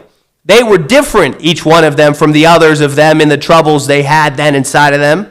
In the lonely feeling they had sometimes in them that they were alone, each one in them, in the scared feeling they could have in them, in the hurt or angry feelings each one of their own way had inside them. They were different, each one of them, from the others of them in the troubles they had inside of them. In the lonely feeling they had sometimes in them that each one was alone inside, and this was sometimes all they needed to content them. They were different, each one of them, in the troubles they had inside of them, in the feeling that they had, each one of them, toward the father of them, toward the mother of them, toward the governess and other people in the house with them, toward the people living in the small houses near them. Each one of them was very different inside from the other ones of them.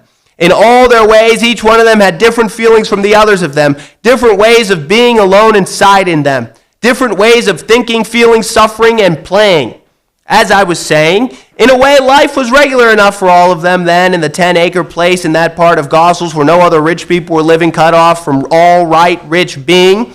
As I was saying, life was regular enough for all of them, for the 3 children and the father and the mother of them. The children went to public school for their education. Their father had ideas about other things they should learn, other ways of doing besides the ways of the other children around them, and it was in such things that he was always beginning. Then there was their eating and their doctoring, and the father always had new ideas inside him, new ways of beginning and ways they should have of eating and the doctoring that was good for children. They were regular enough then in their daily living. The children were regular enough in their living. They were different, each one of them, from the other 2 of them. Different in everything in them, for each one of them was of a different kind of being from the other 2 of them. The father and the mother mixed up in them made of each one of them a different kind of being from the others of them. This will come out more and more in them if they go on living as in old age. They go on repeating what is inside them so that anyone can know them. In their early living, when they are no longer children, this nature in them comes out less with repeating. And so anyone who knows them can know what it is inside them. In children, as it always is with young living, there is much repeating, but it is not then so surely themselves they are expressing. In their older living, their repeating is then all that there is of them. When they are children, their repeating does not tell what is really them. As young grown men and women, it is much harder to know what is real in them, but always they are telling. Slowly they begin repeating. Slowly we find out about them what they have really inside them. As I was saying, they were regular enough in their daily living. Regular as living comes to be in later living. Regular in repeating, but as I was saying, in the regular repeating, in mostly all children, there is less that is really from them, more that is just part of the regular living around them. The 3 children had their regular school living. There are many ways of taking teaching, and each one of the Hland children had a different way of learning from the other 2 of them, a different way of feeling about teachers and teaching, a different way of having pride in them, and this came out very early in their living in the regular public school training. There are many ways of having pride inside in one, and always in receiving teaching, the different kind of pride shows in each one. Martha, Alfred, and David, each one had a kind of pride in them, but it was a very different pride in each one of them. It made a very different relation for each one of them to the teachers in the public school, and to the governess at home, and to the children around them, to the father of them, and sometimes, not very often, to the mother of them. The three of them, Martha, Alfred, and David, had different ways of having pride in them, in taking the teaching they had in school with the other children around them, in taking their father's ideas of things they should learn from the governess and other teachers he had to teach them. All three of them had many kinds of education because of him. Sometimes they all three would be having just ordinary schooling. Sometimes all three would be having extra teaching. Sometimes one or the other stopped going to school to try some other way of education that their father then thought would be good then for that one of them. Mostly, though, in their younger living, they had all three of them fairly regular public school training, and they had then each one their own feeling toward the life there with the teachers and the other children, and this will come out in the history of each one. This will come out in the history of each one of them, for I am thinking with each one of them, three of them, soon, now there must be a beginning. I am thinking in each one of them soon there will be a beginning of a history of them from their beginning, and so slowly we can know it about them. Each one of them, the real nature in them and the other kinds of nature mixed up in each one of them with a fundamental nature in them. Mostly then, in their young living, they had regular public school training. Sometimes their father would be strong in religion, and then this would make for the children complications in their daily living. As I was saying, in their younger living, there was mostly a regular everyday existence for them. In their younger living, it was important to them that their father was as big as all the world around him, and it was then in him sometimes a little embarrassment to them, as I was telling, but mostly they liked it well enough, the living with them, and the things he was beginning, and the 10-acre place, which was full of much joy then for all of them, and the people in the small houses near them who were important to them, to all three of them in their daily living. In their younger living, it was not very hard on them, their father's way of always beginning. They liked it too, the beginning and the ending too. That was not so bad then for them. The impatient feeling in him was not then irritable inside him. They had some troubles with him then in their early living, sometimes in ways of doctoring, sometimes when he thought it was good for all of them to have castor oil given to them, sometimes when he thought a Chinese doctor would be good for them, sometimes when he had a queer blind man to examine some one of them. But all this and the ways of eating, ways of cooking he thought good for them will come out in the history of each one of the three of them. For in each one of them it had a different effect on them in their later living. These new beginnings in all their younger living, beginnings and new ways and doctoring and ways of eating. Sometimes in little things it would be annoying to them in their early living. His way of beginning and then never knowing that he was full up with impatient feeling and so stopped and wanted others to keep on going. Sometimes this would be annoying of an evening. He would want to play cards and the three of them would begin with him to please him. The children felt it to be hard on them when they would have begun playing cards just to oblige him. And after a few minutes with them, he would have arise in him his impatient feeling, and he would say, "Here, you just finish it up. I haven't time to go on playing." And he would call the governess to take his hand from him, and all three of the children would have them to play together a game none of them would have thought of beginning. And they had to keep on going, for often he would stop in his walking to find which one was winning. And it never came to him to know that he had made the beginning, and that the children were playing just because they had to for him. It was a small thing, but it happened very often to them, and it was annoying for them.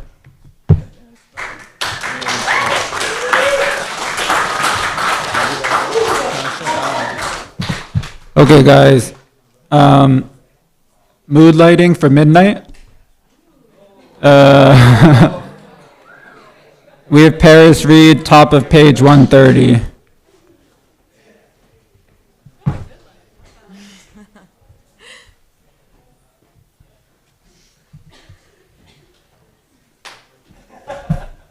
In their younger living, life was pleasant enough for all of them in the 10-acre place.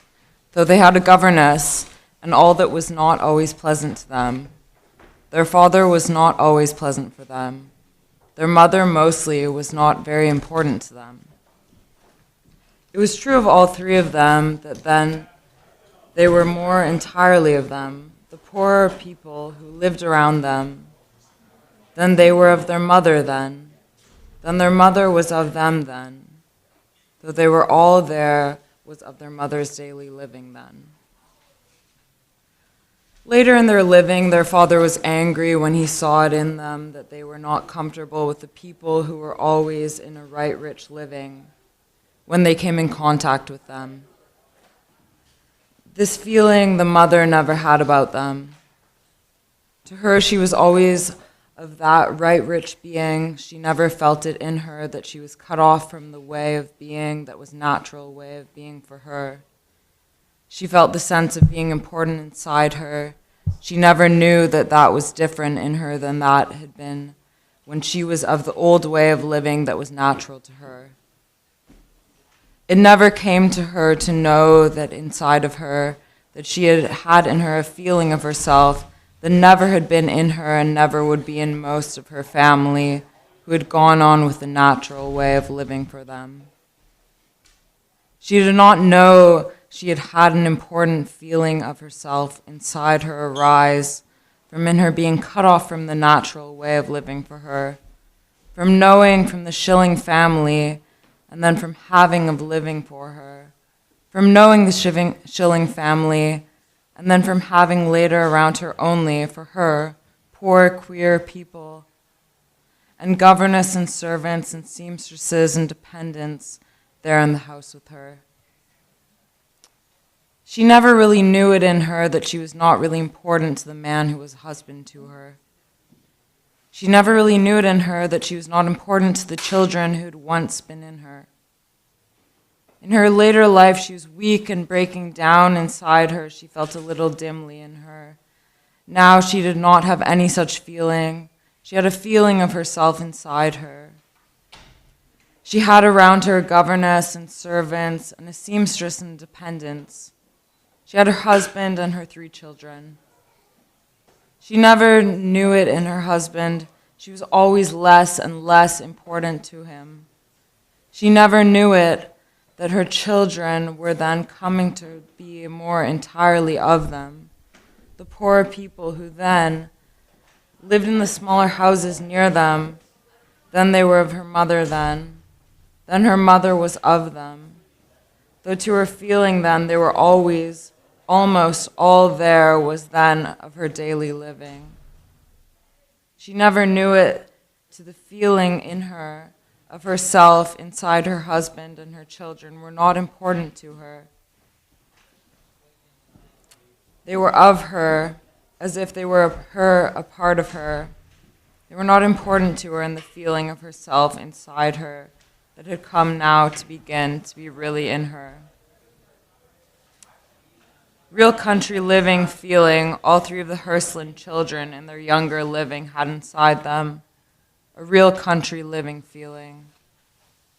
They had in them the 10-acre place with the hired men working and the chickens and ducks and fruit trees and haymaking and seed sowing and cows and some vegetable gardening. It was to them in their feeling real country living. It was to them earning a living in the hard country way, and it was so that they had felt it inside of them. The 3 children had in many ways then in them the feeling of real country living. Their mother never had this feeling. With her, it was always country house, city living. In the children, it was sometimes a real country living feeling that they had in them. And they were then very really a part of the life around them, of country ways of making a living, of cows and chickens and fruit trees and hunting. And it was for them then in their younger living, not country house living. It was for them then real country living and country feeling and village life around them and hard-working country ways of earning a living. The people in the small houses near them had all of them a half and half feeling, a half country and half city feeling in them. The three Hland children had in them a country house city feeling, only in their mother's feeling, and with the governess and servants and dependents living there in the house with them. As it was true then, all of three of them, that they were more then of the poorer people around them than they were of their mothers living then. So it was true of them, they had more in them of the country feeling of the people around them than they had of the half-city feeling that these people had in them. All of the Hland children had a little too of the half-city feeling that people around them had in them. The country feeling and the city feeling the Hland children had in them, their being part of the life around them was different than any feeling their mother and the servants and governesses and dependents living in their house with them ever had any of in them. Their father had a feeling more like that in them than, with him, it was from his being as big as all the world around him. Everything was in him. He had all of it somehow, some way, a little in him. City feeling, country feeling, at his city, country, house feeling inside him. With the people living in the small houses near the Mr. Hland, mostly had in him country, city, house living. He was important to all of them, the only rich man in that part of Gossel's where they were living. He was important to them then, the rich man, and they did not know him any more than his children then knew him. He was a pleasant enough, useful enough man for them to have living in the big place near him. The queer ways in him never made them think much about him. They knew then more of the daily living of Mrs. Hland and the children. The men in most of the little houses near the 10-acre place, mostly like Mr. Hland, only came to their houses for eating, for sleeping, and for Sunday resting. He did the same, only he was a rich man, a pleasant man enough to them, a useful man enough when they would have any need of him. They never thought much about the queer ways he sometimes had in him.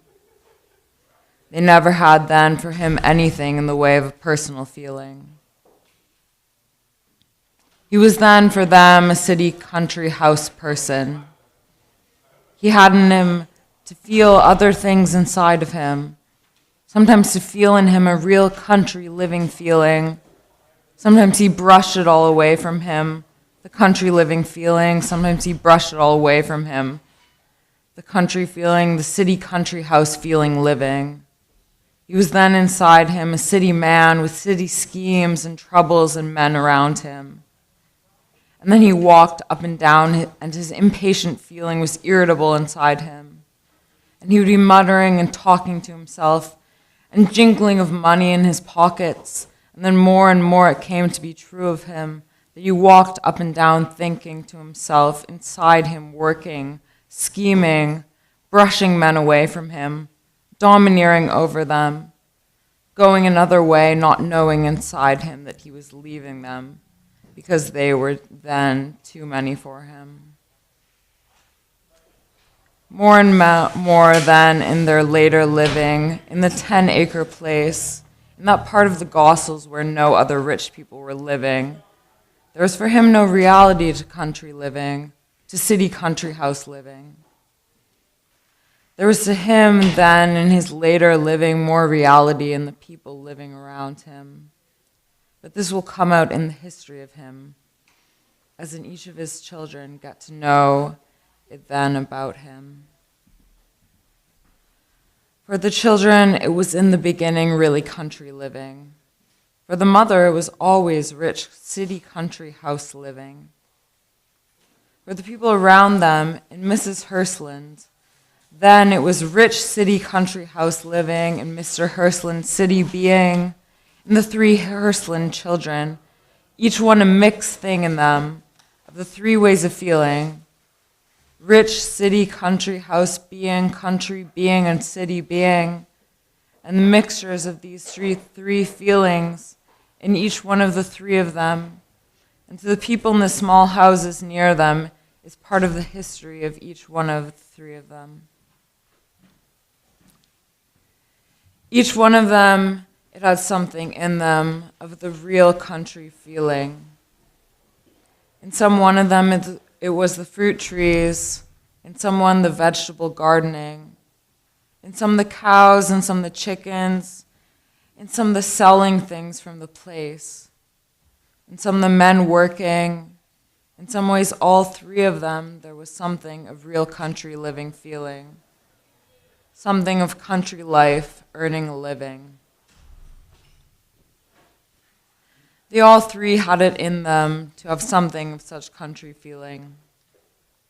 They got it in many ways, in haymaking, hay cutting, helping the men working, eating bread and vegetables.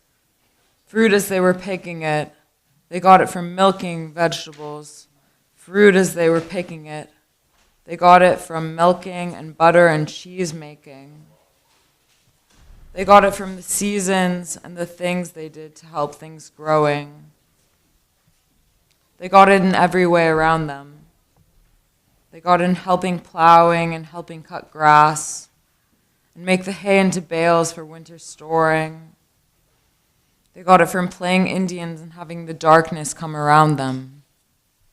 They got it from eating grass and leaves and having the taste in their mouths to bring back such things to them in their later living. They got it in every kind of a way then. They got it from the feeling of the wind around them when they shouted with them around them, when they crunched down somewhere with it cut off from them, when they helped the men sowing seed with it blowing around them, and when the trees hit their own wood and made that queer sound that they got to have inside them. One can only get the real feeling of wind blowing in the country and country living. Rain beating and snow blowing in the country and country living. Rain beating and mud and snow and other ways of feeling the world outside them they can have in city, country, house living.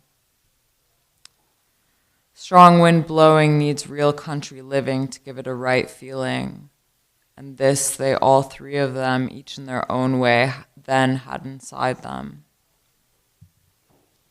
It was a very different way that each of them had it in them. A different way, too, that their mother had it in her, and their father had it in him. Real country living feeling, all three of the Hland children and their younger living had inside them. A real country living feeling. It was to them then, in their feeling real country living, it was to them then earning a living in the country way. It was so that they then felt it inside them. In their later living, it was different in each one of them. In Martha, this being part of the country village living was not in her later living inside her to her feeling, but it was inside her in her being. In Alfred, there was, in his later living, nothing of this in him, not in his being, not in his feeling. He was of his mother then. The feeling she had had in her was what was in him then, the being important to himself inside her, the having in her the right rich being, which was the natural being in her. In the younger brother David, this early living was made by him into him, as he made all his living in him. He made it a part of him, was something in him to be made over inside him, to be a part of the whole of him. As I was saying, Mrs. Hland never had inside her country living feeling nor city living feeling. She did not have such a feeling in her any more than the governesses and seamstresses and servants who lived in the house with her. She had a feeling of being part of the rich, right being that was natural to her. She had always in her the feeling of rich city country house living with servants and dependents, in the house with her, with near her, for her, poor, queer kind of people who were employed by her, who were to her different from her, who were with her, to her, as they had need of her. She had felt herself inside her, her important to herself, in her with such people always around her. Always more and more she felt herself important inside her. This came to be in her at its strongest inside her in her relation to a governess, Madeline Weichman. Later, it came to be less and less inside her. Later, she was weakening inside her, and her feeling of importance to herself inside her went out in her. She broke down a little later into weakness inside her. She more and more then had no strength in her. She more and more then was not important to her husband, who was beginning then to have troubles in him that left him nothing of the tender feeling she had once been for him. She was less and less important to her children, who were then so big inside them that she was then always lost among them. More and more then in her weakening, she was not of them and superior to them, and servants in the house with them, and the people in the small houses near them. More and more she was weakening then, the feeling of herself inside her died out of her then. Her husband never thought about her then. She was lost then among her children, who were then themselves inside each one of them and fighting it out with all the world around them. She was not part of their world then. She was lost among them. She was not any longer then important to the servants in the house then. There was not any longer then a governess or a seamstress in the house with them. The people in the small houses near them were always less and less part of the daily living of Martha, Alfred, and young David then. Mr. Hland was the only one important to them, and so in every way the feeling of herself inside her was no longer kept up in her. Soon it all died of the inside of her. She's weakening then, and when all the troubles came to all of them, in their later living she died away and left them. They all soon forgot that she had ever been important to them as a wife, a mother, a mistress living among them. One never forgot her later living, and this was the governess, Madeline Wyman. With her it had come to Mrs. Hland to have the strongest inside her in all of the living from the beginning to the end of her. It had come to her to have in her relation to Madeline Wyman and the family of Madeline Wyman the strongest time in her, of having a feeling of herself inside, of being important to herself in her. Mrs. Hland living in the 10-acre place with a husband, 3 children, always with a governess, a seamstress, and servants in the house with her, and with, for her, poor people around her, was the important part of living to her, and the part of living where she was nearest in her to being important to herself inside her, as an individual power, not only as a part of the rich being which was natural to her. She never knew it in her, that it was different inside her than it would have been if she had lived in Bridgepoint with her family around her and the natural way of being for her always in her. Slowly, the different kind of feeling of herself inside her grew to be more and more in her. It was at its strongest in her relation to the governess, Madeline Wyman, and her struggles with the family of the Wymans who wanted to interfere with her. It was strong in her when she went a little later to visit at Bridgepoint and had her family around her. She was then herself inside her, and that made a kind of princess of her, and they, her family, never knew it about her. She never knew it in her, and that was different inside her because of her having been cut off from the ways of living that was natural of living for her. This was the end of the strongest time of being important to herself inside her. Then began the weakening of this in her, then began the weakening of health in her, of herself in her, of the whole in her. More and more then she broke down into weakness inside her, and that was the beginning of her ending, and she went on then slowly weakening to the end of her. She died away then, and they all soon forgot her. The governess Madeline Wyman was the only one to keep it in her that Mrs. Hland once had been strong to feel it herself inside her. Madeline Wyman was married then and had a successful enough life. Then, but always Miss Hland was the most important thing to her that had ever been in her. In their younger living, all three of the three children, Martha, Alfred, and David, all of them had it in them to be more or less afraid of their father when he was angry or even playing with them. They never knew then how the anger in him might drive him.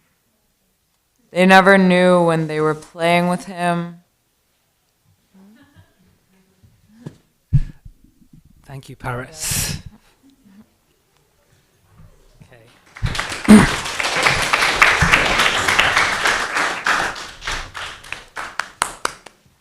We're on page 135, second paragraph, first new paragraph, second line. 135, first new paragraph. Second. Noah Kuhlman. In their younger living, all the three children, Martha, Alfred, and David, all of them had it in them to be more or less afraid of their father when he was angry or even playing with them. They never knew then how the anger in him might drive him. They never knew when they were playing with him when it might change in him to an outburst, and they never knew how far this burst would carry him. And so, like most women and children, even when they would stand up against him, the man near them, they had in their younger living, all of them, more or less fear in them. This was not in all of them a conscious feeling. They had each one of them more or less of fear in them always when with him, when he would be connected to them in their feeling, in their actual doing. They had not then this about them, in them, as a conscious feeling, then each one of them. They did not have then in them, while they were connected to him, a conscious feeling of more or less fear in them, until after each time with him. Then they would have more or less in them a conscious feeling in them of the fear that they had always more or less then in them with him. There was more or less true then of all three of them. This was more or less true then of all three of them. Later in their living, when it had come to be with him, that he was all full up with impatient feeling, that then there was nothing in him that was not impatient feeling, then they had not any longer much fear of him. They knew it then about him that he was filled up with impatient feeling. They knew then that the anger in him never would drive him to any last act against them. More and more then, as impatient feeling was all that there was of him, less and less then did they have in them any fear of him. More and more then they could stand up against him, and he would always give way before them. Martha had always a little left in her, even in his latest living of this fear of him. Alfred and David then had no fear of him. They could stand up to him and win out against him, with not any fear inside them of where his anger might drive him. This was true of them in his later living, when his wife was no longer in him, when nothing was in him but impatient feeling. Later it went further with him. He was shrunk away then from the outside of him. He had impatient feeling in him, but it was then weakness in him he had not enough of that then to fill him. He needed others to fill him. He was then shrunk away from the outside of him.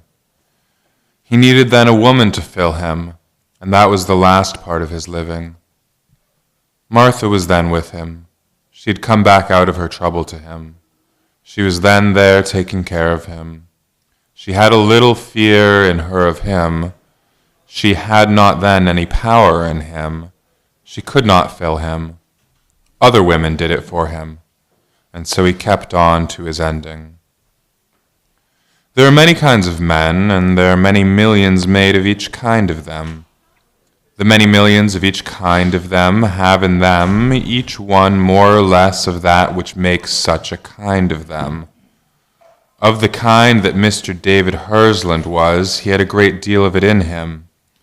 Later it all turned into impatient feeling inside him. Later then it became only a weakness in him. He was shrunk away from the outside of him. He needed others then inside him to fill him. Mr. David Hland had it in his strongest living to be as big as all the world around him.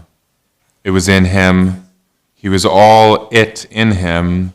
It was to him all inside him. He was it, and it was to him all always in him. This was the big feeling in him, and then he was strong and beginning. This was the biggest time of his living, when this was strong in him, his big feeling, his being strong and beginning, his keeping going even with impatient feeling in him, before all of it in him turned into impatient feeling.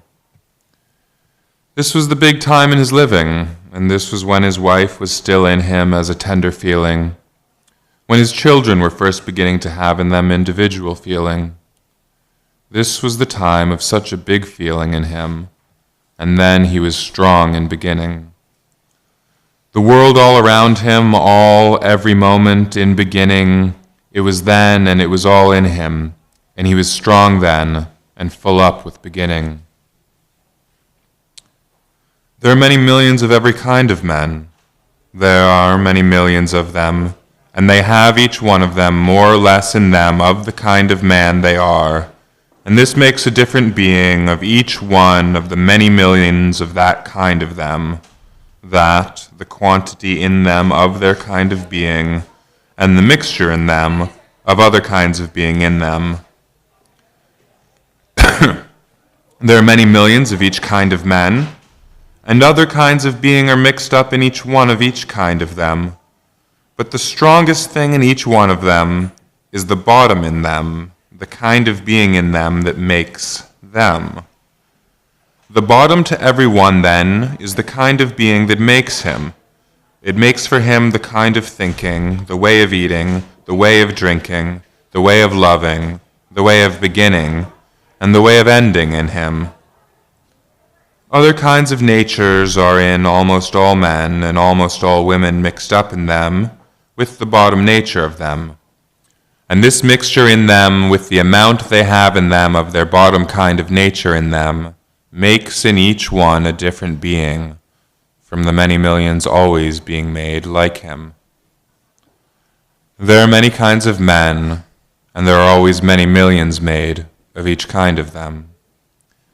There is a kind of them that have it in them to be as big as all the world in their feeling, to be strong in beginning, and that is their kind of men.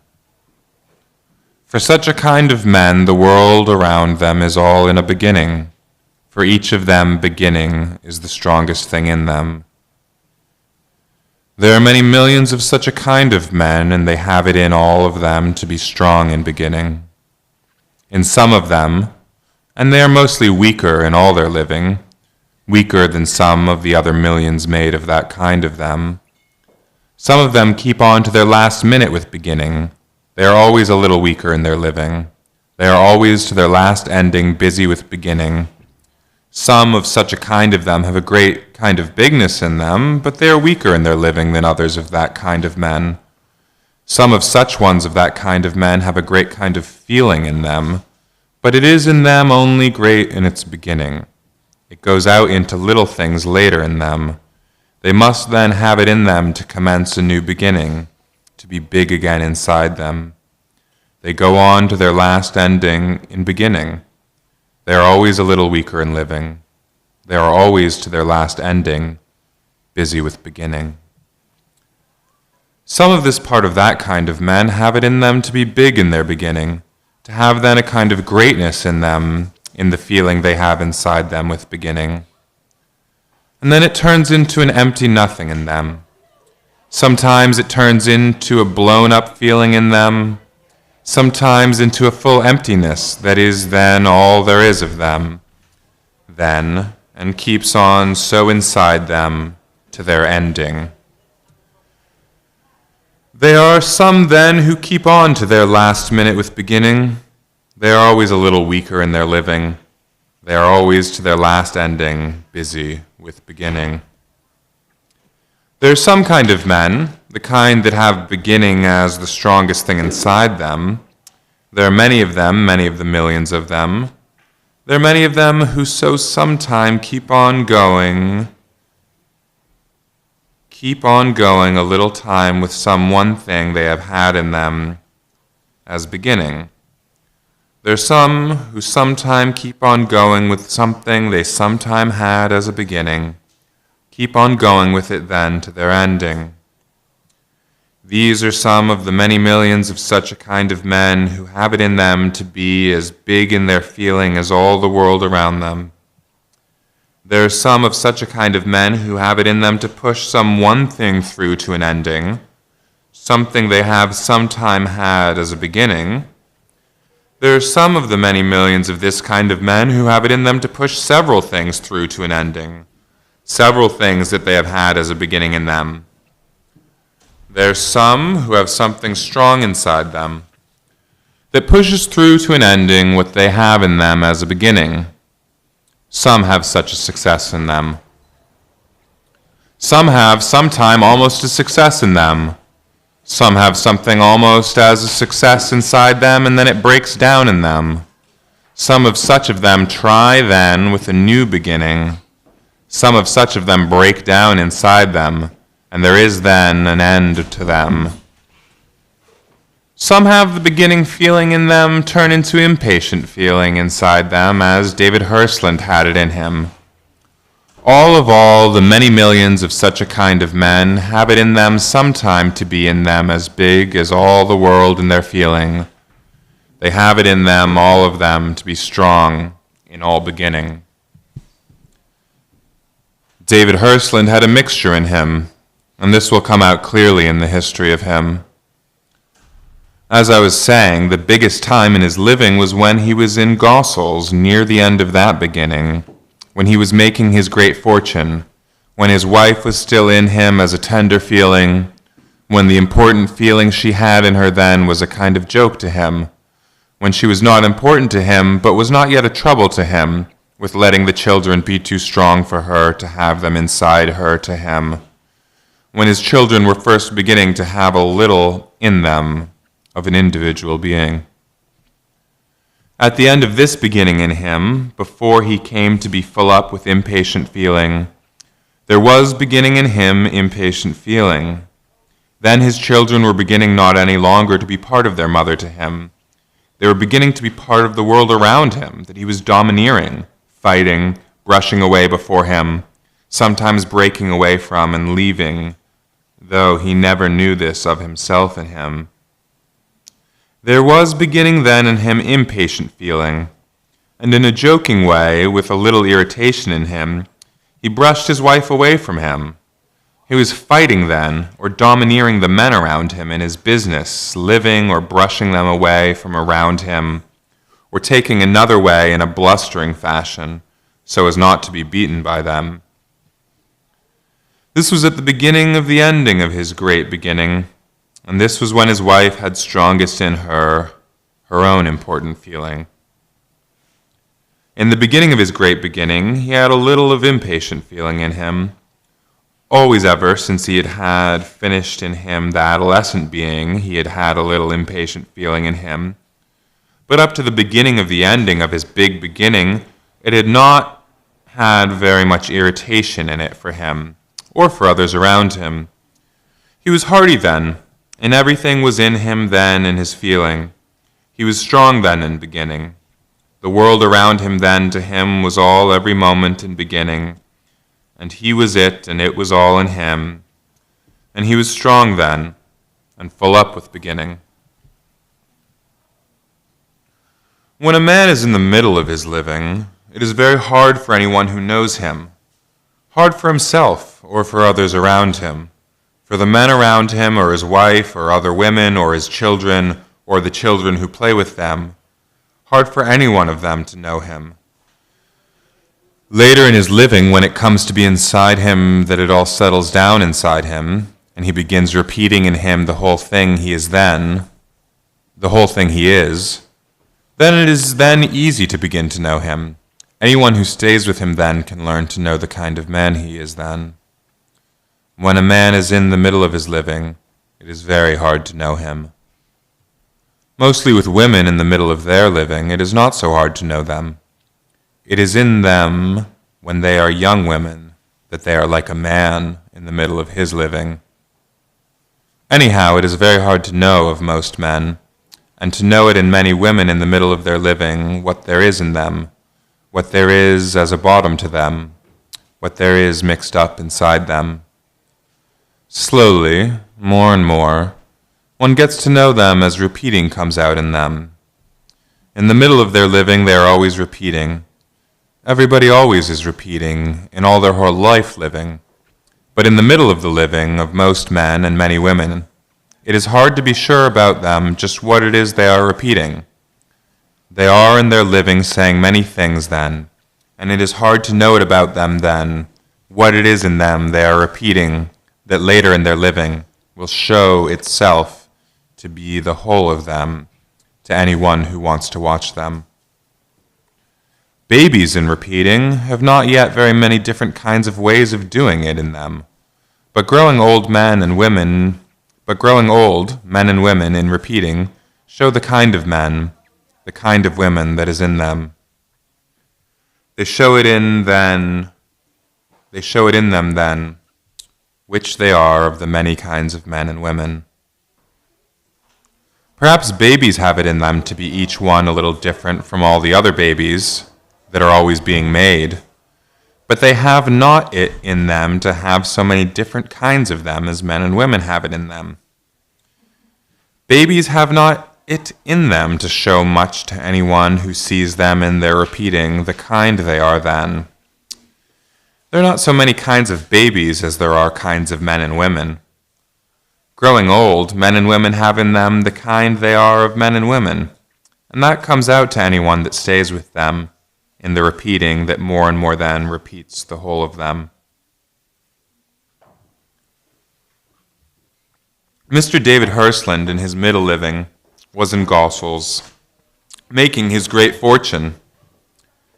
He had many things then in him, his living with men around him in his business living, his living with his wife, his knowing other men and women, his living on the 10-acre place in that part of Gossel's where no other rich people were living, his living on the 10-acre place with his wife and children and governess and servants there in the house with him, and with poor people in small houses near them.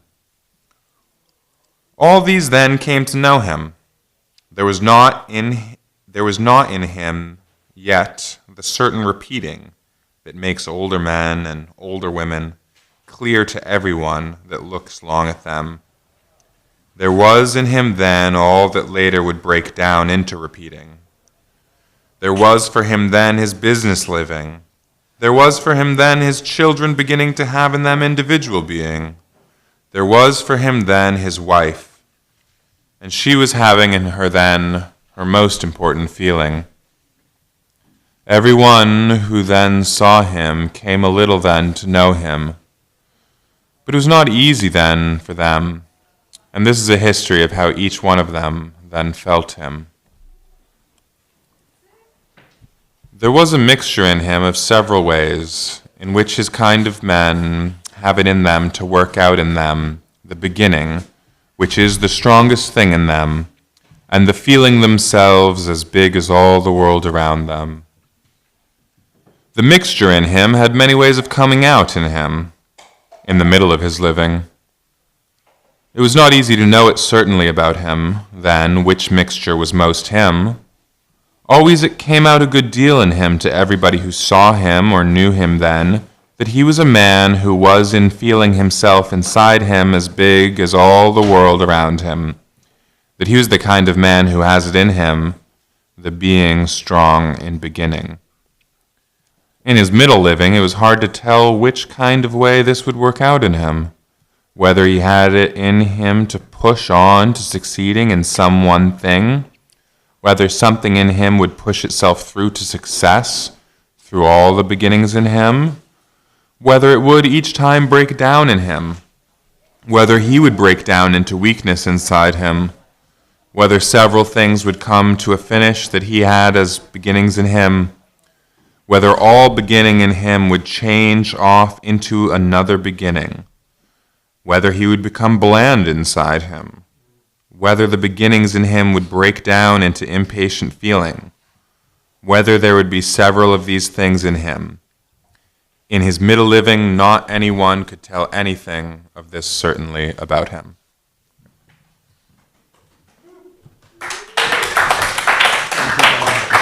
Keep this here? Yeah. All right, guys, Nikki Palermo, page 140, second paragraph, or the one at the bottom?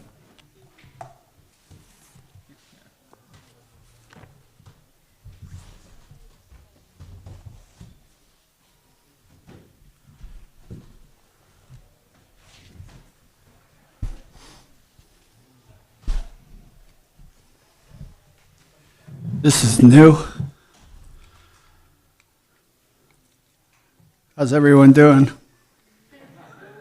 All right.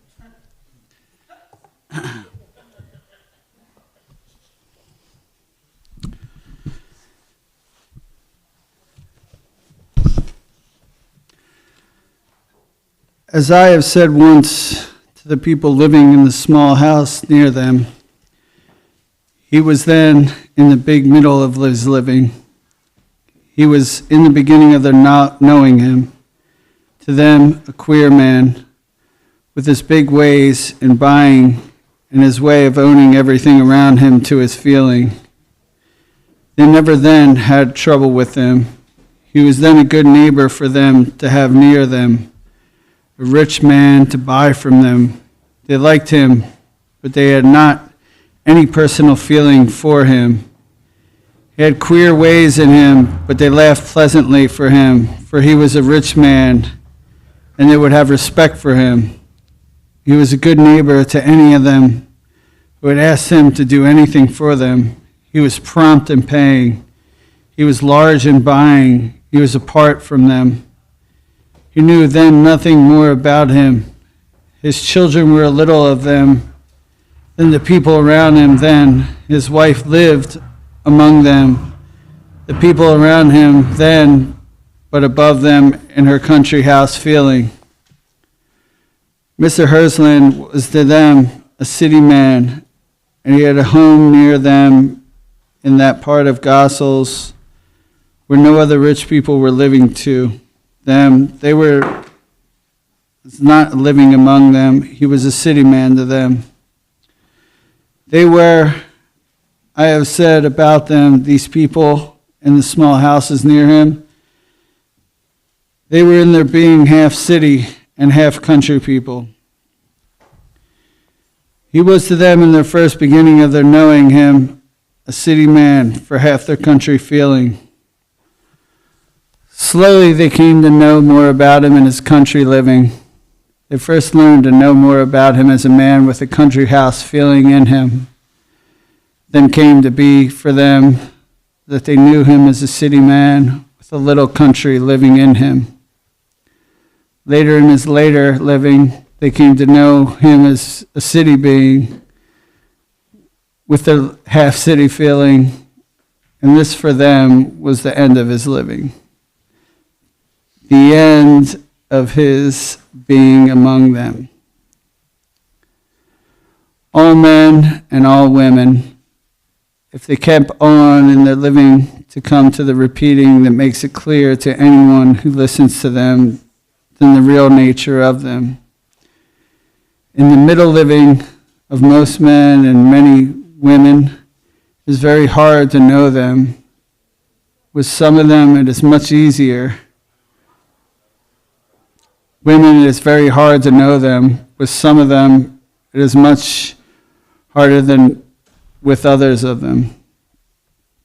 With women mostly, it is easier to know them than, for there is with them in their middle living less complete mixing of the natures in them than in most men. They, many women, have not in their middle living so much in their way of being to make it all inside than mix them into a whole, as most men have it in them in their middle living.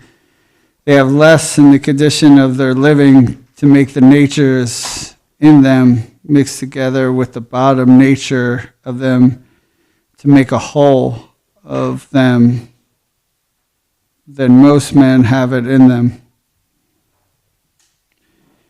In their middle living, they're stronger in them, the simple repeating that makes them clear to anyone who stays with them.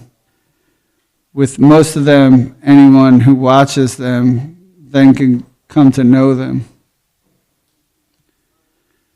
With most men, though many millions of the many kinds of them have this less in them, most kinds of men in their middle living are mixed up in them to be a whole thing, then so it is harder than to be sure of them